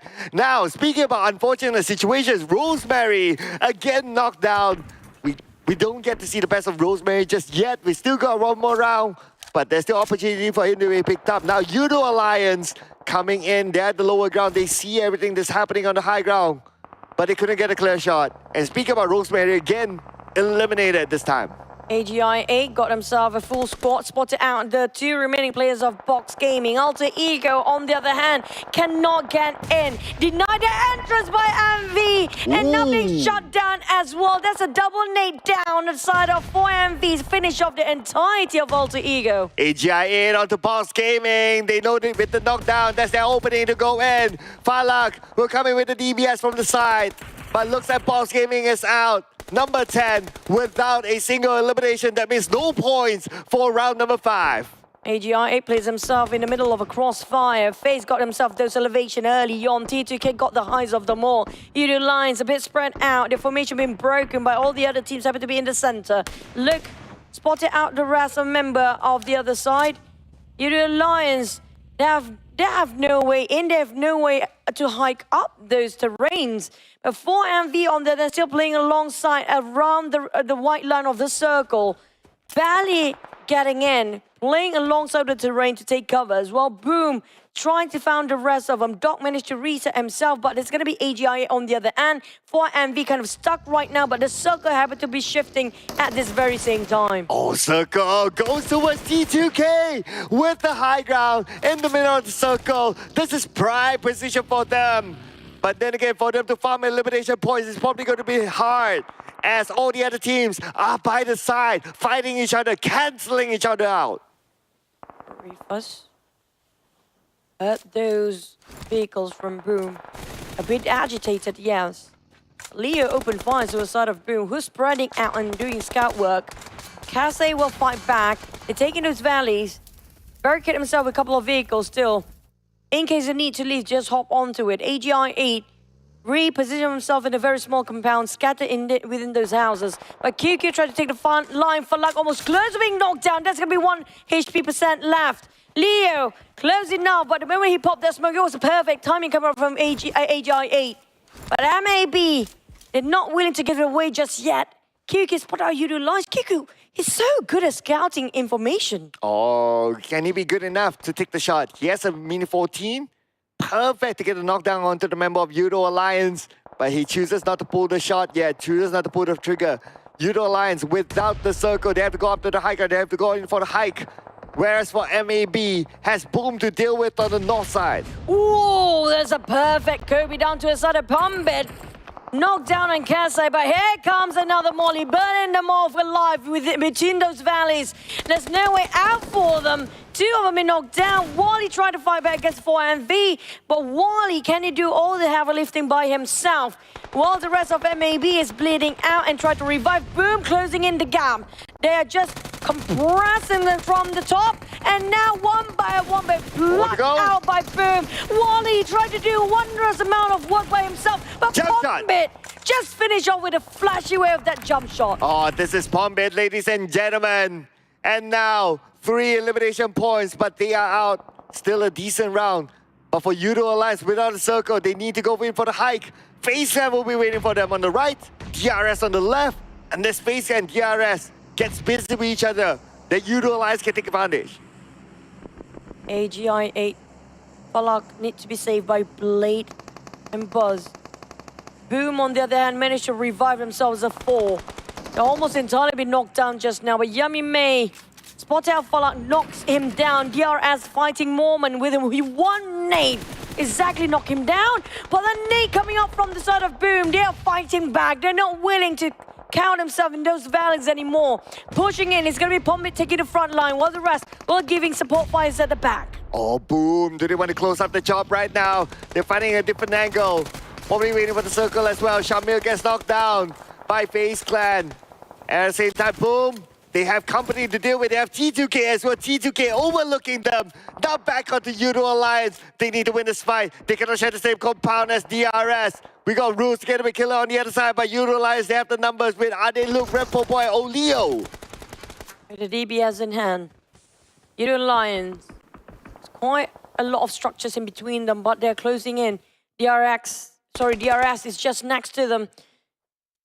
Ade Luke already cooking up the nade. Spotted out exactly where killer is, but they toss the smoke first before they actually toss those nades. Didn't clip on anybody just yet, but Rules trying to fight back, and he's trying to pin on one. Oleo's on the ground. He's trying to make so much work by himself. Last thing of Valve, he managed to close the entirety of YOODO and YOODO Alliance by himself. Rulezok made it happen for DRS. Beautiful use of a smoke there to blind out the rest of YOODO Alliance and to just corner them, to just choke them at that alley. And that is where they took advantage of it. YOODO Alliance, despite having the numbers, they couldn't overcome the duo that is DRS.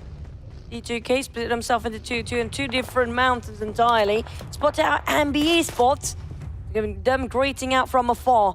AGI8, Blade and Buzz, slowly going to the side of T2K. While Boom is just trailing them slowly behind. They might get backstabbed if they're not aware. On the side of DRS, they need to hike up. But the moment they use those buggers and those UAZs, those vehicles, they will be giving away so much information. But here comes another Boom coming in. AGI, just know it's safe for them. Oh, Boom, they're ready to defend their area. AGI eliminated immediately. Number 5, 4 elimination points down to the top 4 teams. But how are they going to challenge T2K right now with the high ground advantage? FaZe shoots out to Boom. FaZe needs to reset himself. He got himself 5 first aids. He'll be okay for now. But how he's going to show himself next? But the rest of MBE is coming in to give cover from other angles. 1-3 for NBeSports, splitting themselves. Another one to be the flanker. T2K spotted out 2 of the players in this very small shack. Rick not willing to open fire just yet. Here it comes. Hoping the sprays will connect. A bit too late now. But Fizzboy managed to toss one out. Mondo got on double down. Yummy May and the rest of Boom in a predicament. It's a dicey situation for them. Barely hanging on to the foot of the mountain. But Rick keep pressuring those on the small shack. NBeSports cannot even pick out. But Boom, how can they fight back? They're barely holding on their corners. Oh, here we go. Razy just at that little corner. But DRS just right below them. Razy knows that someone's there. And now, DRS does have the circle. They'll be gate capped by Boom. But Boom will be overlooked by T2K from this high ground. Boom is a bit too busy to the side of DRS, but the one actually Razy keep their eyes onto that is keeping them on track. But Razy, he have to cover so many angles by himself. How to hike up, how to go across. NBeSports waiting on the other end. T2K right above them. DRS right next to them. They cannot be complacent. They cannot be distracted because DRS willing to take the backstab here.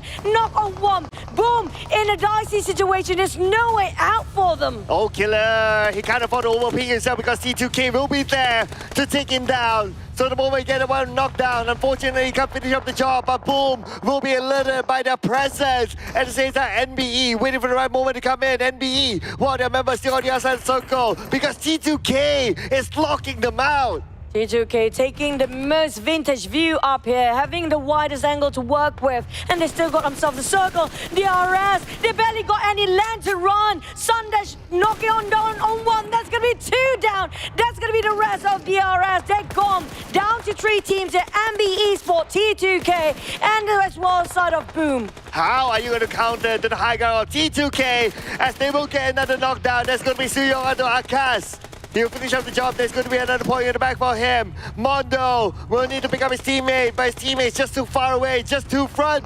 He's not in the clear to go and pick him up as Boom is still holding on to their area. The other two side of T2K, they need to get down from the high horses here. But Boom spot out Fitzboy, and he'll knock on him down. But Mondo keeping the eyes towards side of T2K. They have to climb down, but at the same time, they knock down to almost loss of health. Bluezen coming in, there's no more circle at this point. Suyok have to fight forward. They have to climb down, but the moment they jump down, they might actually cause their life as well as being shut down by the side of NBeSports. Boom spot out T2K, Sundish down on the ground. NBSec taking on T2K. T2K attracted all two teams at the same time. Oh, to the left, to the left, to the left. It's going to be Rick now on the lower ground. Boom has a high ground advantage. Rick is starting to move in. Achol spots one out. Will finish off Jane. Rick is still alive. He doesn't have any first aids. And Rick will be taken off by Achol. Beautifully done indeed. And now Boom will not go down without a fight.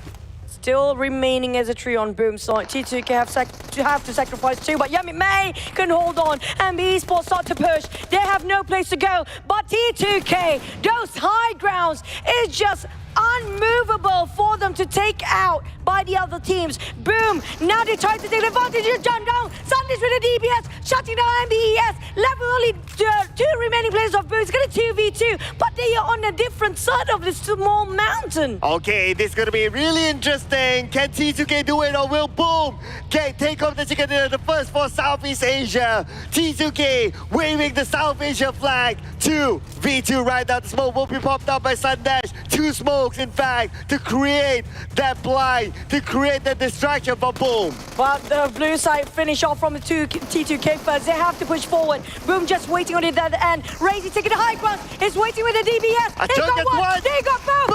It's gonna be Boom. The first ever Southeast Asia region team to secure one chicken dinner. And it came from Boom Esports, ladies and gentlemen. It took 5 matches for Southeast Asia to finally land a chicken dinner, and it came from the representatives of Indonesia itself. Boom! I have to say that was a very difficult ending there, playing alongside the legends of those mountains. T2K, they lasted long, they are smart. They know for a fact it's all about those high grounds. Nobody else can take them out. But at the same time, how much they secured those elimination because of their position just now for T2K? Probably not as much because they were in a position where it was hard for them to secure elimination points. They had to wait for teams to come towards them instead of them able to get that proactive move. So there is a possibility, we need to tabulate the scores later on, there is a possibility that Boom might eventually get more points than T2K. I'm gonna have to wait and see, but you have to give it a go. Boom and Alter Ego has been trying so hard to finish things off in a flashy way, but boom, they had it so tough in their position. Those angles from downhill to upwards, it's just almost impossible with 90 degree of steep cliff just now to land any shot. But DRS, they lasted long enough. They outsmart. You have to give it against YOODO Lions. One person rules or clutch the entire team of YOODO Lions by himself. Yeah, just look at this. Okay, Rules gets one on the right, gets two in fact back to back, and then goes for a 1v1.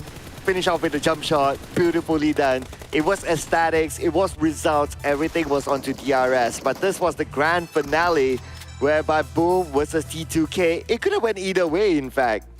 You know what, the last time I saw them was 9 eliminations before they finish off the rest of the teams just now. But T2K ended up at 9 eliminations by their round, close enough to get those chickens, but you have to give it to Boom. That was a difficult game for them. Oh yeah, it was not easy at all. They were stuck down there. Someone's up there, someone's coming in front, someone's coming in from the right. It was coming in from everywhere. But of course, the trade-off is that they have the chance to get elimination points. But that is just our theory, so they got a lot of elimination points. Let's be sure as we pass it on back to our analyst desk. Take it away, Contra, on the go. And the winds of change have finally arrived. This is the first chicken dinner for those of you guys who are cheering on for Southeast Asian teams, and it is Boom of Indonesia to take the top spot.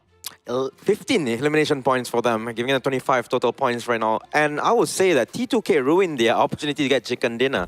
If they just allowed Team NB to destroy Boom at the bottom of the cliff, I think that chicken dinner will be easily T2K's. Yeah, that was a very unfortunate incident as well, because that's where they actually have locked on targets on towards Boom. But you saw Boom had teams left, right, center, bottom of the hill, top of the hill as well, and they managed to thrive. And majority of the case, Yummy has always been on that forefront to be able to put up a firm challenge, and by the end of it all, that 2 versus 2 was one of the best we've seen. And take a look at that.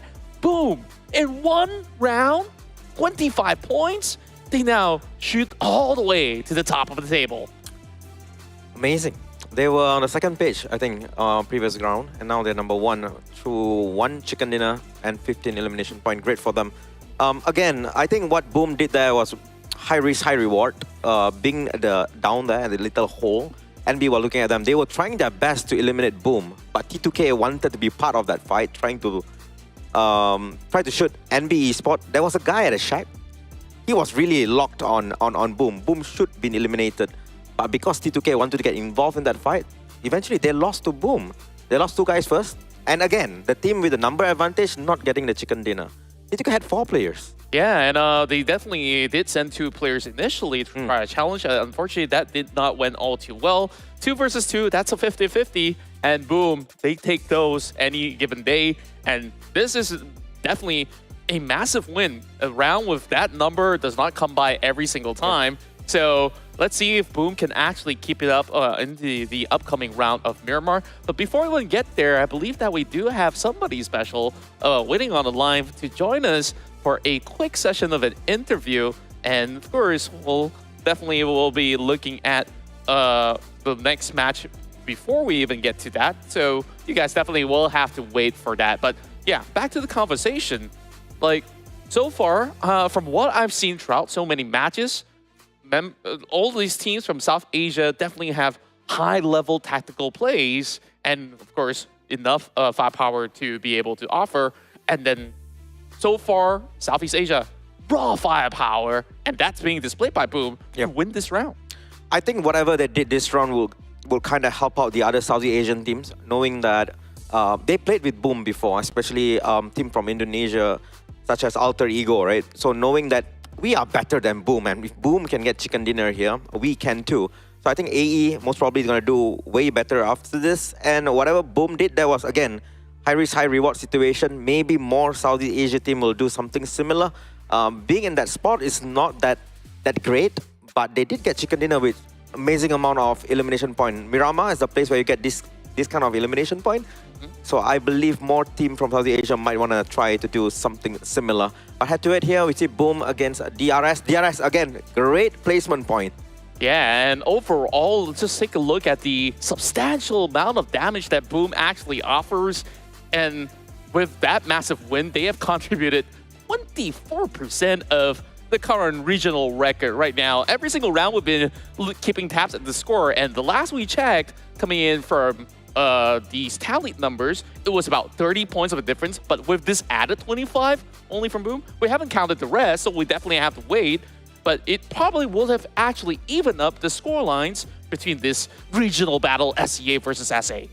But other teams from SEA, they need to step up their game now. Now that at least one team from Southeast Asia already got a chicken dinner, I hope the last game will also go to a Southeast Asian team.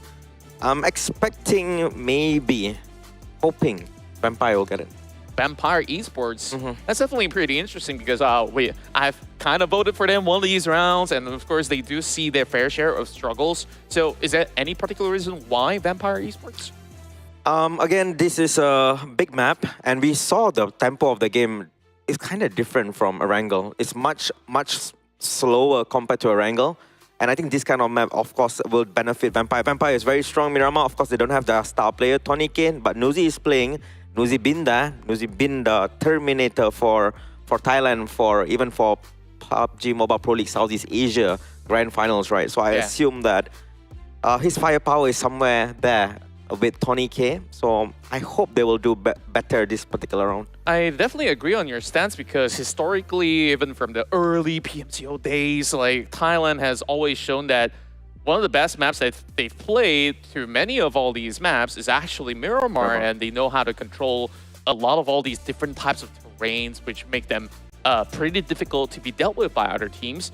Meanwhile, from what we saw in the past round as well, even in such an area like Minas Generalis, sure, a lot of all these teams have struggled, but I'm just keeping my eyes on, other than the PMPL Thai teams, I think we really got to focus back on Indonesia because we got Alter Ego that has been carrying the flag of SEA at the top, and then now Boom is basically taking over. So Indonesia definitely deserves a lot of attention throughout these couple of rounds. Right, yeah, definitely. But for our talent prediction, we won't be picking any South Asian team. Oh! I will.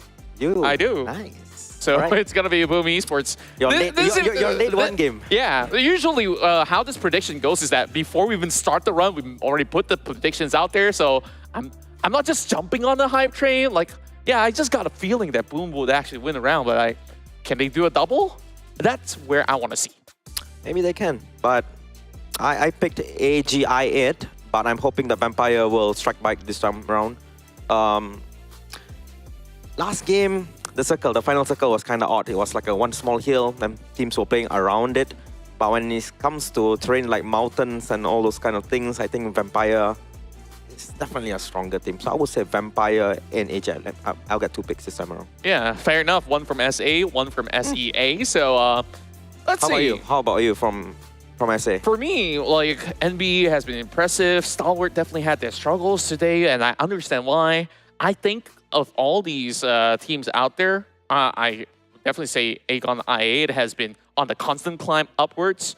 But if I were to put a finger, Mabetex Esports, MAB Esports, they have been able to really come up with some really massive rounds with plenty of elimination points if they do get into the late stages of the game. Yes, that's your problem. If they get into the last circle with 4 players or 3 players, I think they do well. But if they are unable to do that, I don't think they will be able to get a lot of points. I think their strength is basically the squad is 4. Yeah, and I think like the open grounds is where they also do thrive. So it really depends on how this terrains will favor some of all these teams out there. So I guess like that's about enough from us because we're about to head to our final round as we dive into our final action here, along with Choo Choo as well as Sir Cloud. Well, do you think that it's going to be the contract curse again? Maybe. Yeah, whenever because he call the shots, they're never gonna win. yeah, at least Undergo got one, right? He got DRS, right? Yeah, but I mean, like, by the same time, it's a bit too late. It's like he delayed. His prediction's a bit delayed. Yeah, he need to turn back time, you know. Yeah, so Bad for him, man. too bad for him. But speaking of which, this is where we can see in Miramar map, South Asia showing their prowess.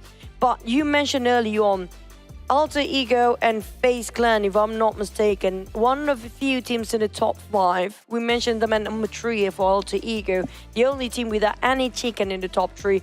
Takes them only 1 chicken, and that's it. They push themselves way up there. Yeah, no chicken, no problem for some of the teams, right? Like, but I think it's also because like day 1 still, the points are very, very close. True. So that's why you just need that 1 chicken, then yeah.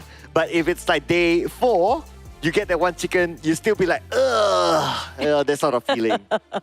But speaking of the next Miramar, well, finally South Asia region teams coming back, and they are more comfortable in this because when it comes to Erangel, kind of fumbling for them. Let's see. We'll need more rounds, okay? Let's take this round as like that sort of observation, whether this round is a Southeast Asia map or not, as we have the final game, Miramar.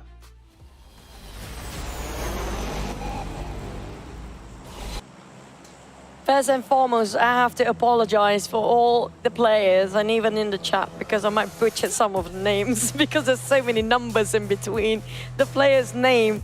It's so hard for me to see sometimes. I'm a bit too old for this. But yeah, back about the last map here. We're heading into the closing of day 1. How do we close it? Come out from Tierra Bronca down towards Los Seagulls. That's going to be more towards the right side, skewed flight path. But will it be on the left side when it comes to those circles? Well, if we get something different, of course, that'll be nice. If we get something... Los Seagulls? Los Seagulls, that'll be awesome. Yeah. If I get my Impala circle, I'll be happy as well. So either one of those, I think that'll be nice. But because of the flight path on one skewed to one side, so earlier on we saw a flight path that's pretty nice, that pretty much in the middle. So with this side flight path, vehicle hogging may be a thing, as teams might want to go to the left side, but it's also dependent on the circle. It's suddenly like, okay, you drop somewhere random and then like the circle is like, oh, the circle's on the right. Well, maybe they choose not to go to the left instead. But you know what? Trailer Park and Ruins feels like Zaki in this case, in this map, right? Zaki, at least we got one Zaki when it comes to Erangel last time. But we do have a very generous, again, once more, very sort of a similar circle, a bit more to as Los Leones. We had it around there somewhere before. But this time we do have a bit heated up as initial drop spot, which is going to be between Box Gaming and Hill. Ooh, previously we didn't see this sort of tussle inside of Impala, but now we'll be served with a tussle somewhat. And because, well, this is, Impala is still within the circle, right? So they can somewhat take their time, and there's still a decent amount of space for them to move away, like whether they follow the north or the south. FaZe Clan with Mela, a couple of shots onto Slipknot, but nothing too big. FaZe, on the other hand, very peaceful around us somewhere so far. Got one more team nearby, but still quite a distance, around 300 meters apart. NBE, this time, surprisingly, Cloud, if you compare with the last one, right? They're a bit closer than the previous one, maybe because of the flight path itself. Before this, it was not really in the center, but really a bit more towards the left. So this one is way up to the right side of us, of the flight path, just on top of a map.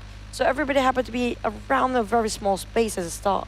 Yeah, and if you want like early action, then normally it's like because of this kind of flight path, we may see something. And I guess Impala was one of it. It's just so happened that Impala is wide enough for the two teams. Now, whether it's enough loot for the two teams, then there's a separate conversation. But at least ground-wise, it's big enough. But so far, we have not seen the first blood yet. I do expect to still see some happening inside Impala. I have a feeling maybe Los Leones as well, because we remember last time it was 3 teams on top of Los Leones, right? So I'm not sure where's the third one so far. We haven't spotted them out just yet.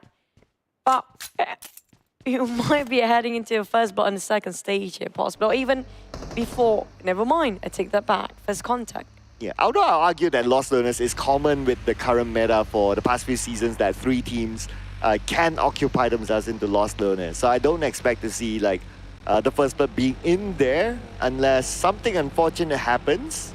But for the most part, I think by now, looking at the current meta, and it's all across regions, right? That Lost Learners occupying 3 teams, I think they'll be fine. You know, I look at the numbers when it comes to the regional comparison. I think a lot of what being lifted for South Asia region is going to be coming up from Boom.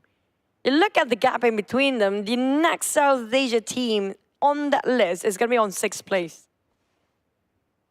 Yeah, 6, and then you have another gap, which is 8 and 9.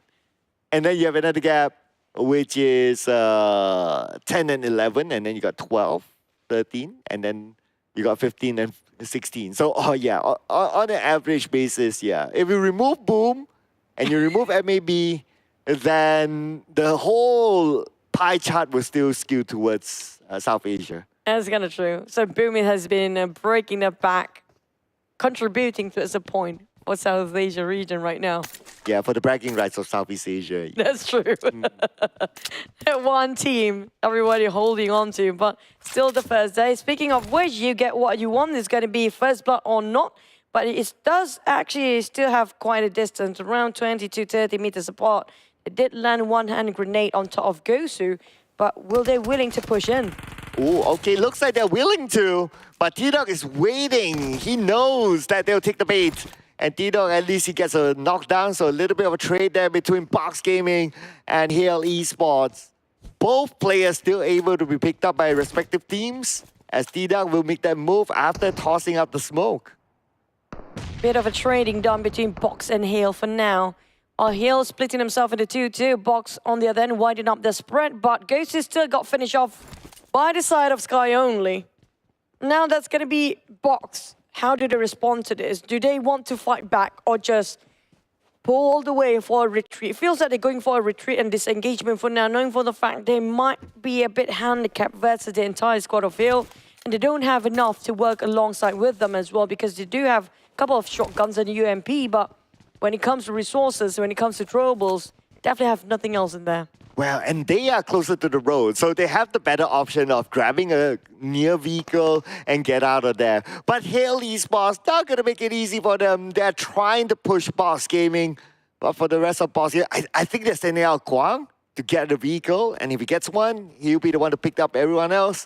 But that is where Hale Esports will not let them go easy. Now that they have the numbers advantage, they want to finish up the job. I feel like Kwang kind of in under the pressure right now. He couldn't spot any vehicle. And speaking of unfortunate, how can you get this misfortune to this level? Because we do have another team coming up from the other side. Alter Ego closing the distance. Saying it's for T2K. We do see a break across there. Octa might just clash into the rest of T2K if he keeps moving this sort of direction. Ooh, okay. T2K. There you go. Yep. There you go, going towards there. But T2K is moving as well. T2K have their own compound now. Octa, I guess he's just doing the scouting work. If he does see T2K, then he'll just turn back. Unless, well, he didn't see T2K and he happened to bump into them. But looks like Octa is still taking that shot.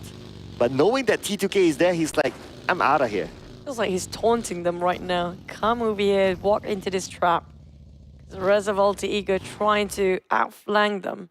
Do have GEEK SLATE taking those high grounds quite early this time. Vampires right across them in those warehouses. Snipes trying to gain any sort of information possible, but he might got himself cornered based on 3 different colors of teams around them. We're still at stage 1 though. So benefit of the doubt, there's still a lot of space to play with. I guess it's just more of teams like, okay, first checkpoint. If they don't have enough loot, loot up. Stay chill for now and wait for the next circle. Unless, if you happen to bump into another team, then yeah, you go for it. But if you don't, then I guess they're pretty happy here for now. DRS coming in a little bit later. It's still the first circle though. So plenty of space for them, that's number 1. Second, it's not too hurtful to their health. So they can still reset themselves just by bandages. Don't go south. There you go. It's going to be urban warfare.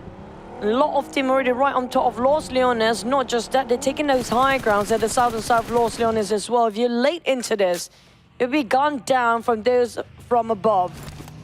for MV, the only team coming a very clear pathway from the west side. We do have STE and maybe even the side of Boom on the northern one. Top of Minas Generalis coming a bit later.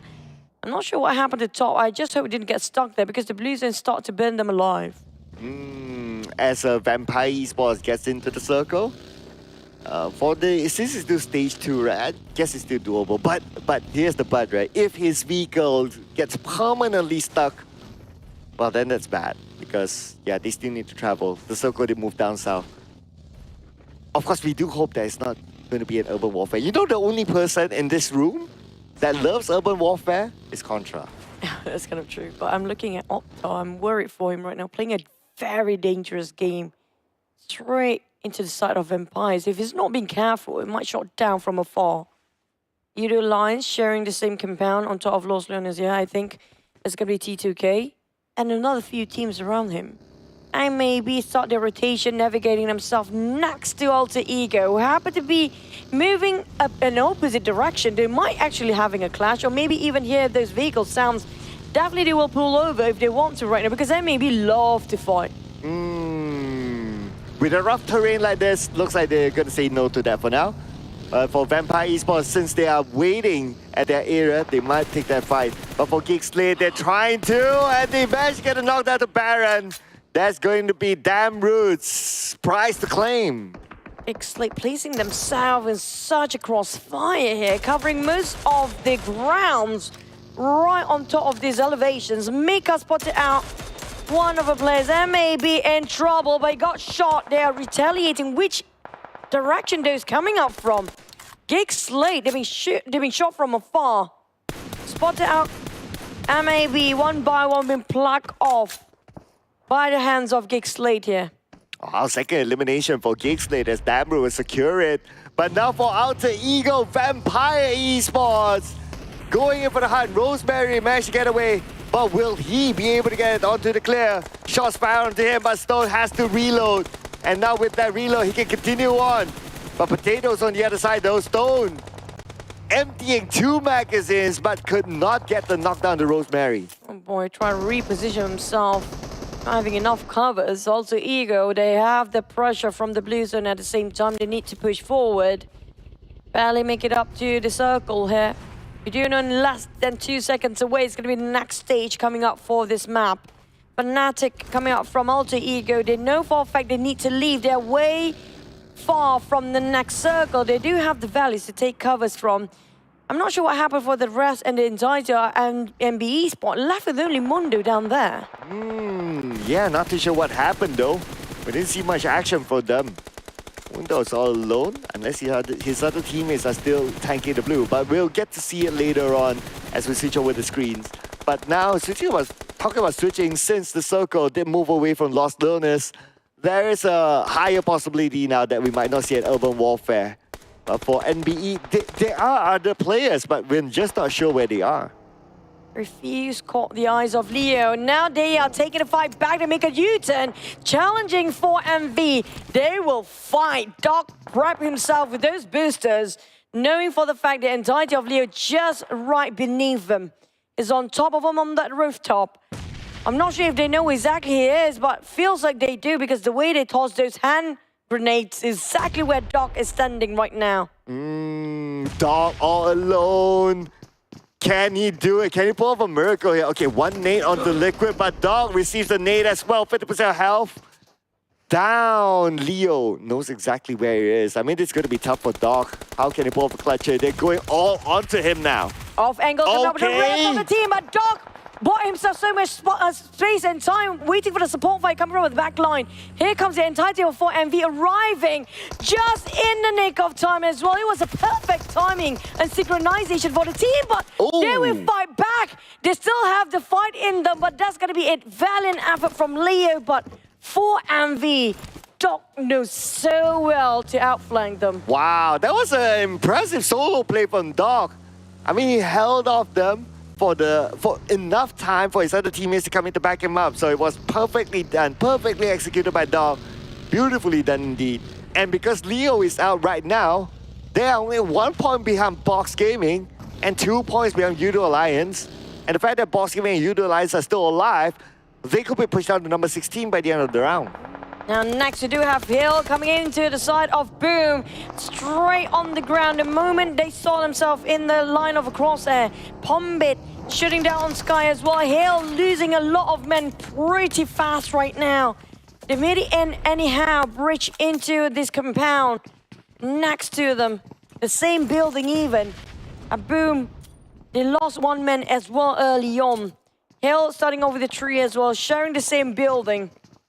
This is going to be a very long fight. Here we go. How long will it take? Well, they still have the circle though, but Ajul knocks down Tiger. And Ajul, what an angle.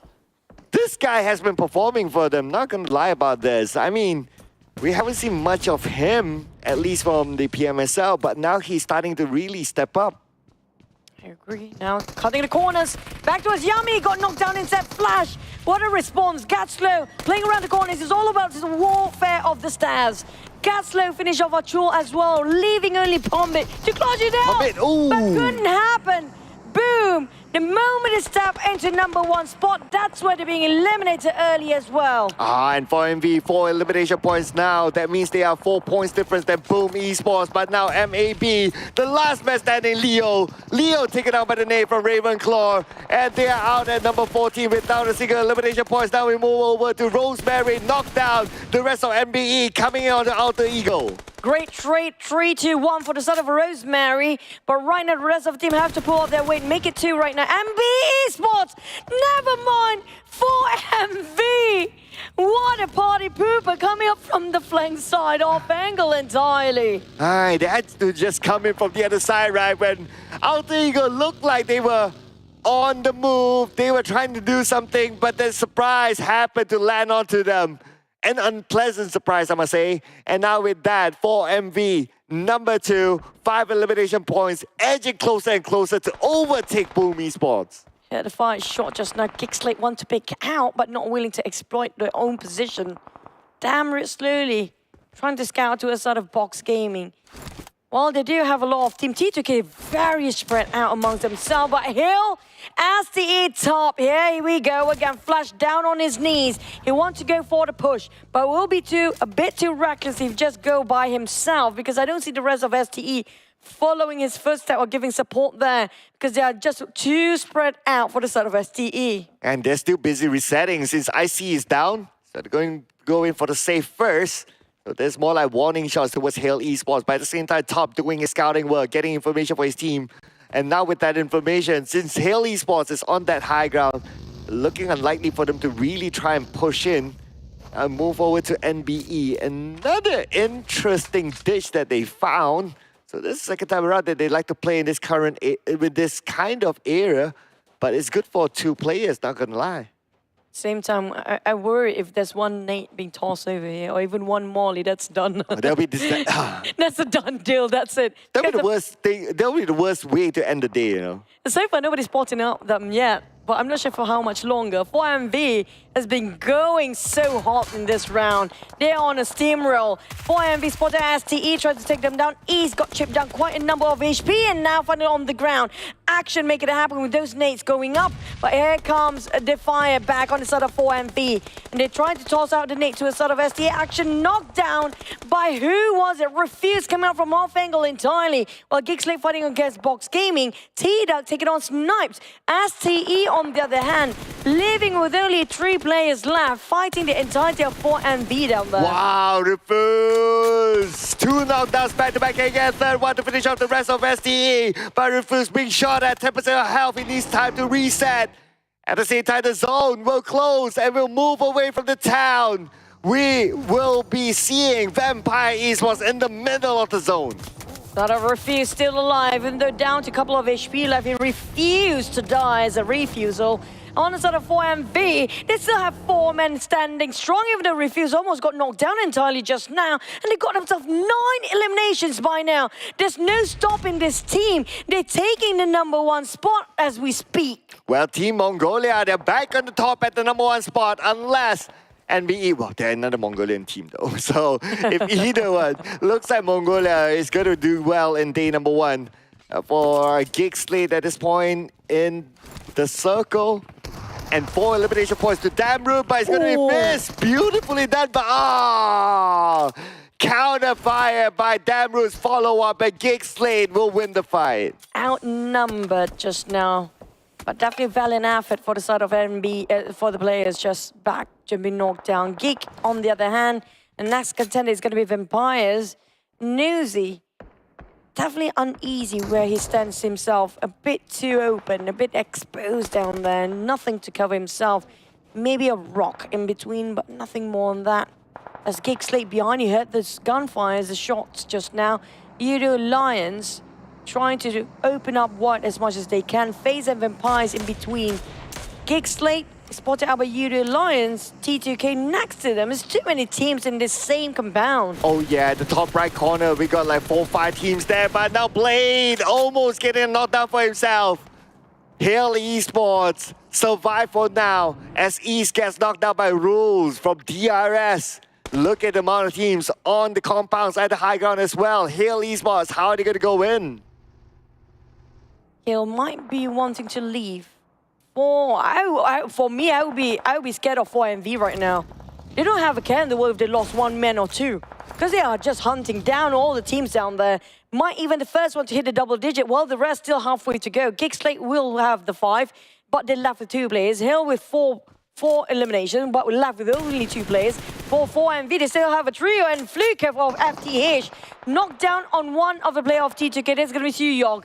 Now, they still can revive because of the angles, so Vampires, they cannot climb up, they cannot get out, they have to wait. Yeah, at least they are waiting in the circle and not on the outside, so that's good news for Vampire Esports at least. But for Hail, this is where I worry for Hail though. There's a possibility that the circle will move away from them, and by that time, for them to get up to the high ground, other teams will be waiting for them. So I'm not too sure about Hail's chances though, so they need a lot of luck here for the other teams to move away at least. So many teams stuck in between here. What's worse, they got himself not even elevations to work around there. Can't even pick out. FaZe got 1 building for themselves. Definitely solid enough for them to stand strong. Got themselves still inside of a circle. But in the next couple of seconds, we have no clue will they still be favored by it or not. Hill, how to get out from there? They have to wait for all the other teams to start open fire first, so they'll be distracted.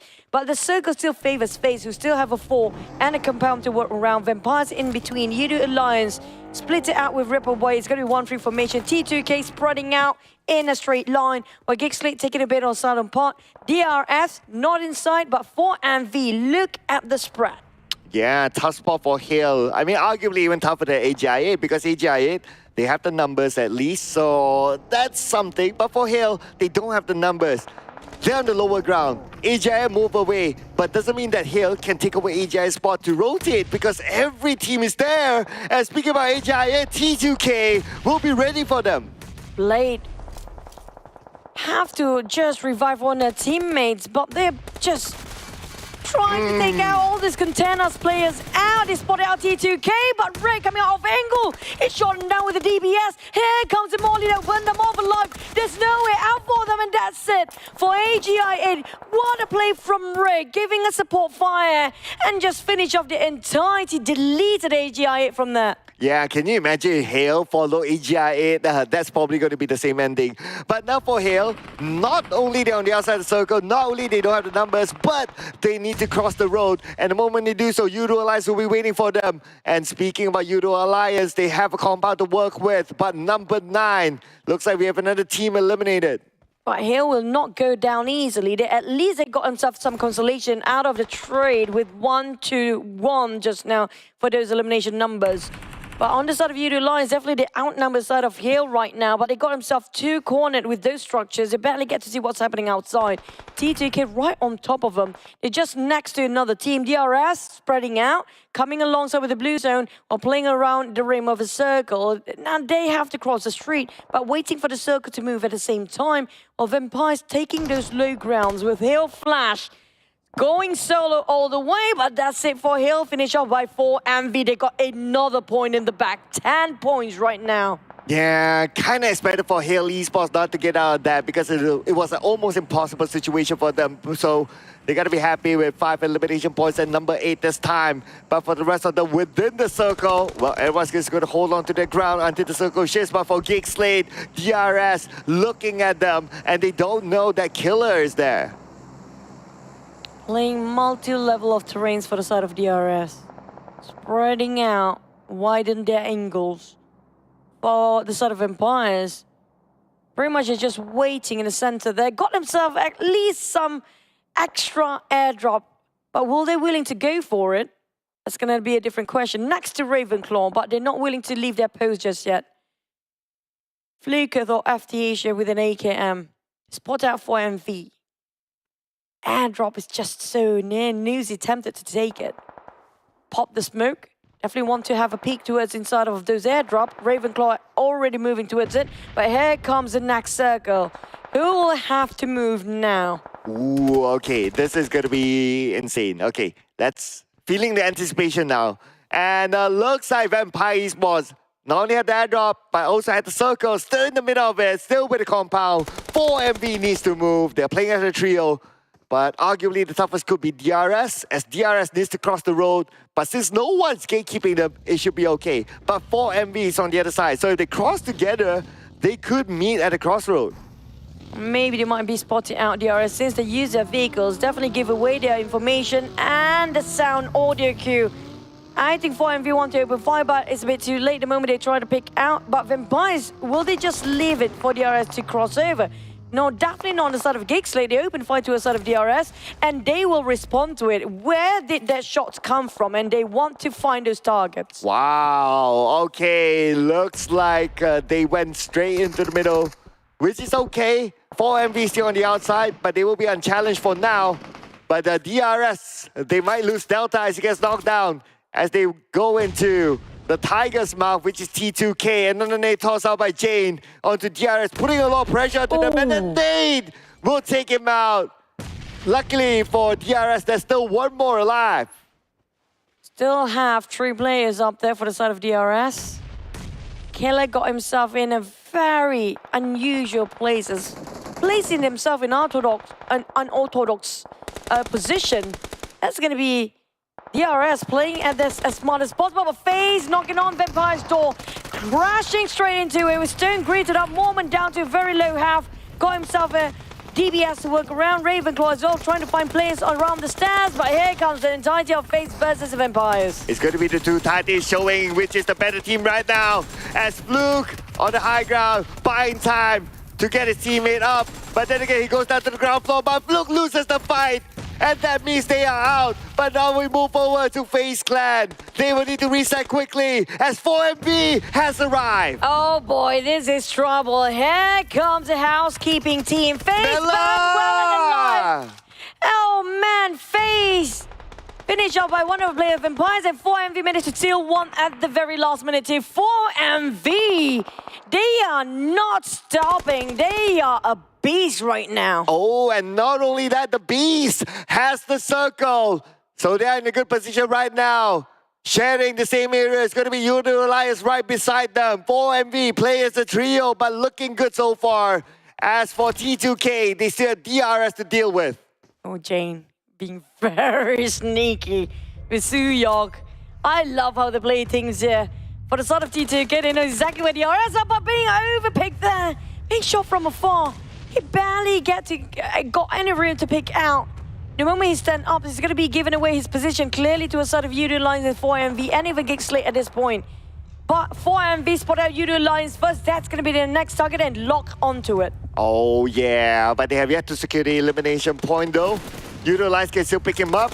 Gante from DRS on the lower ground tries to see exactly where T2K is at, but T2K always very good with the high grounds. Suya will onto DRS, it will not connect though. And now the pressure is definitely onto YOODO Alliance as well as the circle will close in. T2K still needing to fight their way through DRS, and now one knockdown to Jane.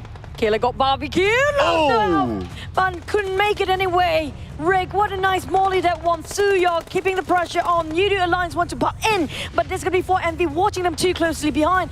GEEK, on the other hand, waiting for the right time. They got one knocked down on that side, need to pick him back up. They need to reset for GEEK SLATE. But at the same time, everybody in the same corner here. We're talking about this very pipeline with T2K and also DRS having the same place. YOODO Alliance crossing the street, but 4MV is just across them. They cannot be complacent, but it's shot on one. YOODO Alliance take the advantage of this. Repo boy, knock on T2K entirely, but 4MV, they spot him out. They go back into their hiding spot for YOODO Alliance. Oh, stage 9 now. The circle will close entirely.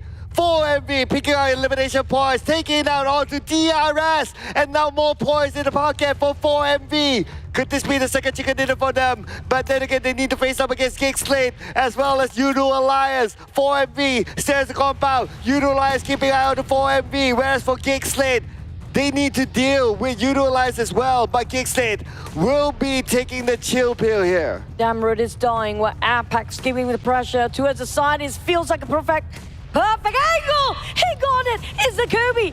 Apex knocked down Julio. Almost half on Red Bull Boy as well. Another one lopped down! Red Bull Boy lost little of health. Shamil have to buy time, have to open up the zone. They could make it! Apex is making trouble. He knocked the entirety of YOODO Alliance by himself. Oh, Apex! What a predator he is! 19 eliminations now for 4MV. If he gets the last two of GEEK SLATE, it will be 21 eliminations only in day 1. That's going to be the highest yet and record-breaking so far. Well, GEEK SLATE, they have to take the fight anyway. They are outnumbered. It's 2v3 right now. Have to go for a crossfire, but the smokes in between cannot be visualizing on the other side. But 4MV, they don't miss. Refuse getting in. Here we 9 go. eliminations. Can they finish at 21? They got 1. They got 2. They got the chicken. A double in a day and a record-breaking 21 elimination. 4MV. Well, I remember like how you say that, oh, we haven't got a 20 yet, yada yada. Oh, now here you go. Day 1, 21 eliminations. 4MV, 2 chicken dinners, no doubt number 1. This is an insane performance by 4 Miracle Vibes, doing such a clean execution just now. It was a flawless, absolute perfection at this point. Oh, absolutely. I mean, today is the day of the Mongolian teams, but there's only one team have yet to get the chicken dinner from Mongolia, STE. But then again, for the rest of them, my goodness, these guys are unstoppable. It's insane. Resources, they don't look at the highlights. They never stop shooting people down. And they've been hunting across all over the map for 4MV. They are one heck of a scary team. Yeah, I mean, that's how you get 21 eliminations, right? So you warrant yourself to be in a lot of these highlights. You switch from one person, yeah, cool. You switch to the other, you probably get 4MV again. I mean, they are all over the map. I have a feeling the MVP might be Apex. He's been pulling so many clutches by himself. Multiple times he clutched the entire team with the throwables just by himself. That is a prowess of one individual player by 4MV. Imagine all of them can execute the same level of that gameplay. Oh yeah, I think, yeah, so far looking so good for him. I don't know if we will have an MVP award though, but if we do have one, yeah, Apex definitely up there.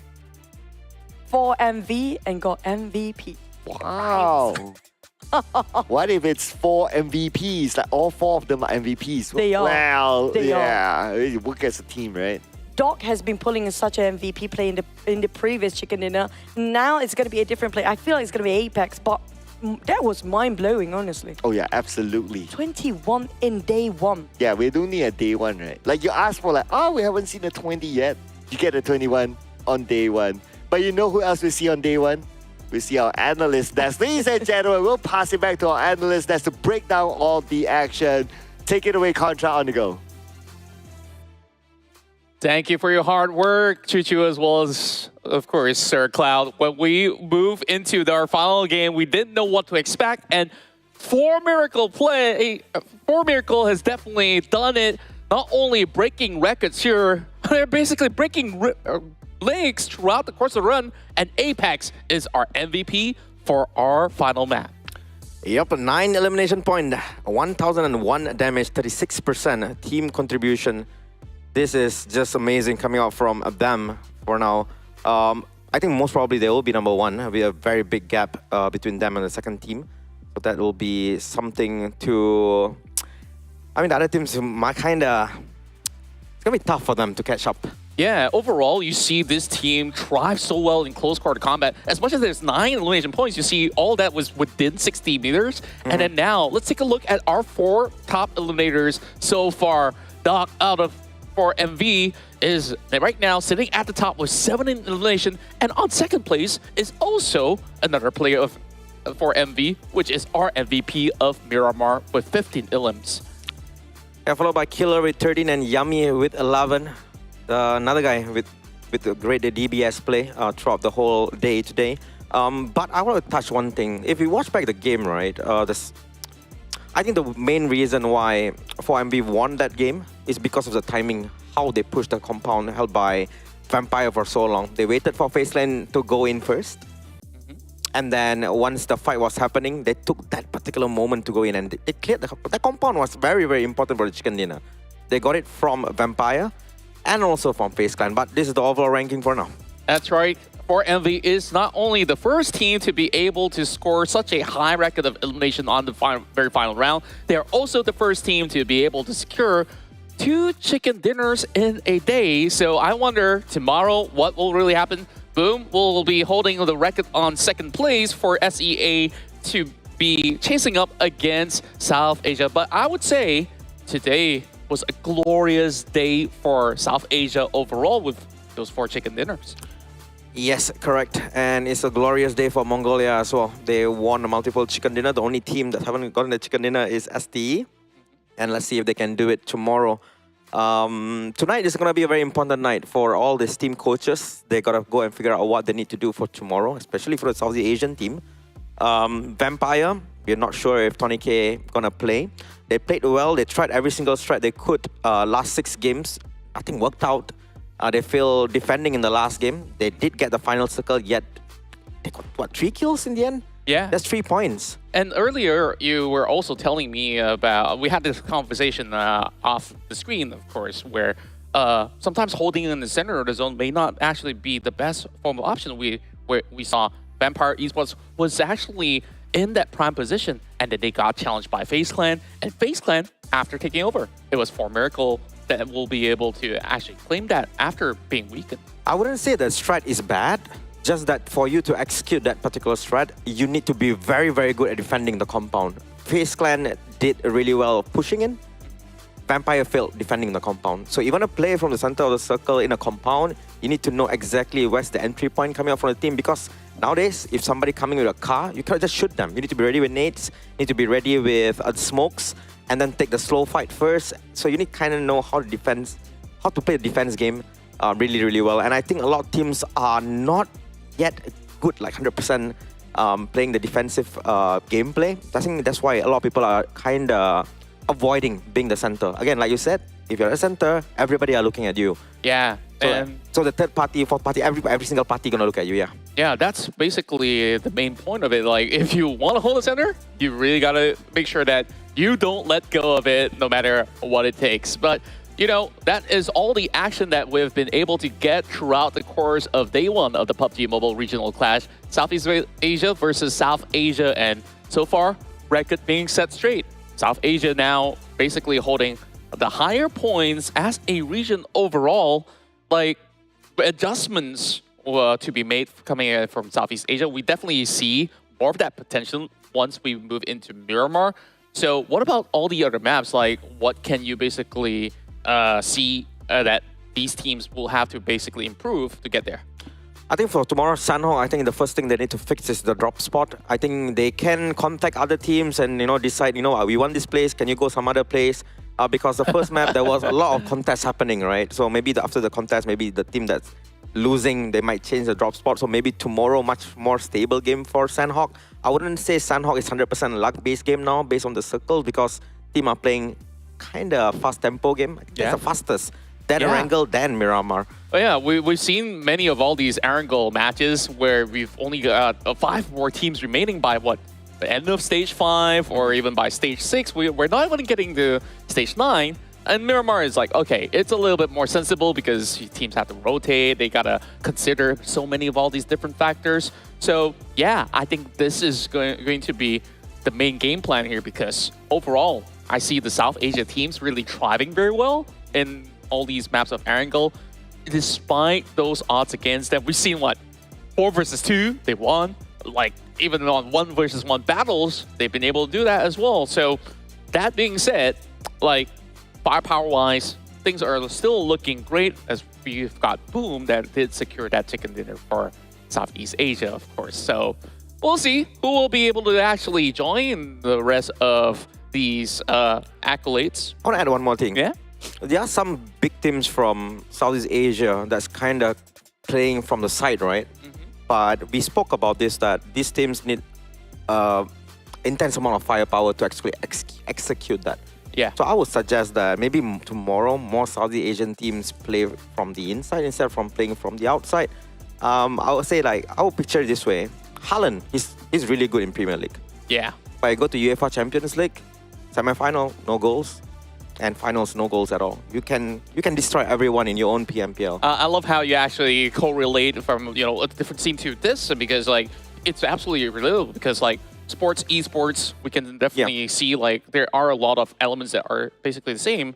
And how to do that, basically. Like, when you transition, now this is basically a whole new ground for a lot of all these SEA teams to explore. They just need to avoid fights for now. Oh. The firepower coming from SEA, SA is definitely higher than SEA for now. So avoid that clumped up situation on the outer circle. Go inside like what Vampire do. And I think Southeast Asian teams are good at defending compound. So maybe do that. Maybe things will change. And once they get that confidence, the firepower, the grenade plays, the utility plays, maybe they can after that execute back the things that they were trying to do today. Yeah, and I really have to thank you for joining me on the desk. And of course, to our casters that have been casting throughout all the course of matches, that's Choo Choo as well as Sir Cloud. All of us here will be back, and you'll probably be joining us sometime throughout the week. So, of course, my name is Contra, your host for the evening. I hope you guys have enjoyed all these matches so far, as we'll see you guys hopefully tomorrow here once again for another day of the PUBG Mobile Regional Clash. Southeast Asia versus South Asia. Till then, we'll bid you good night.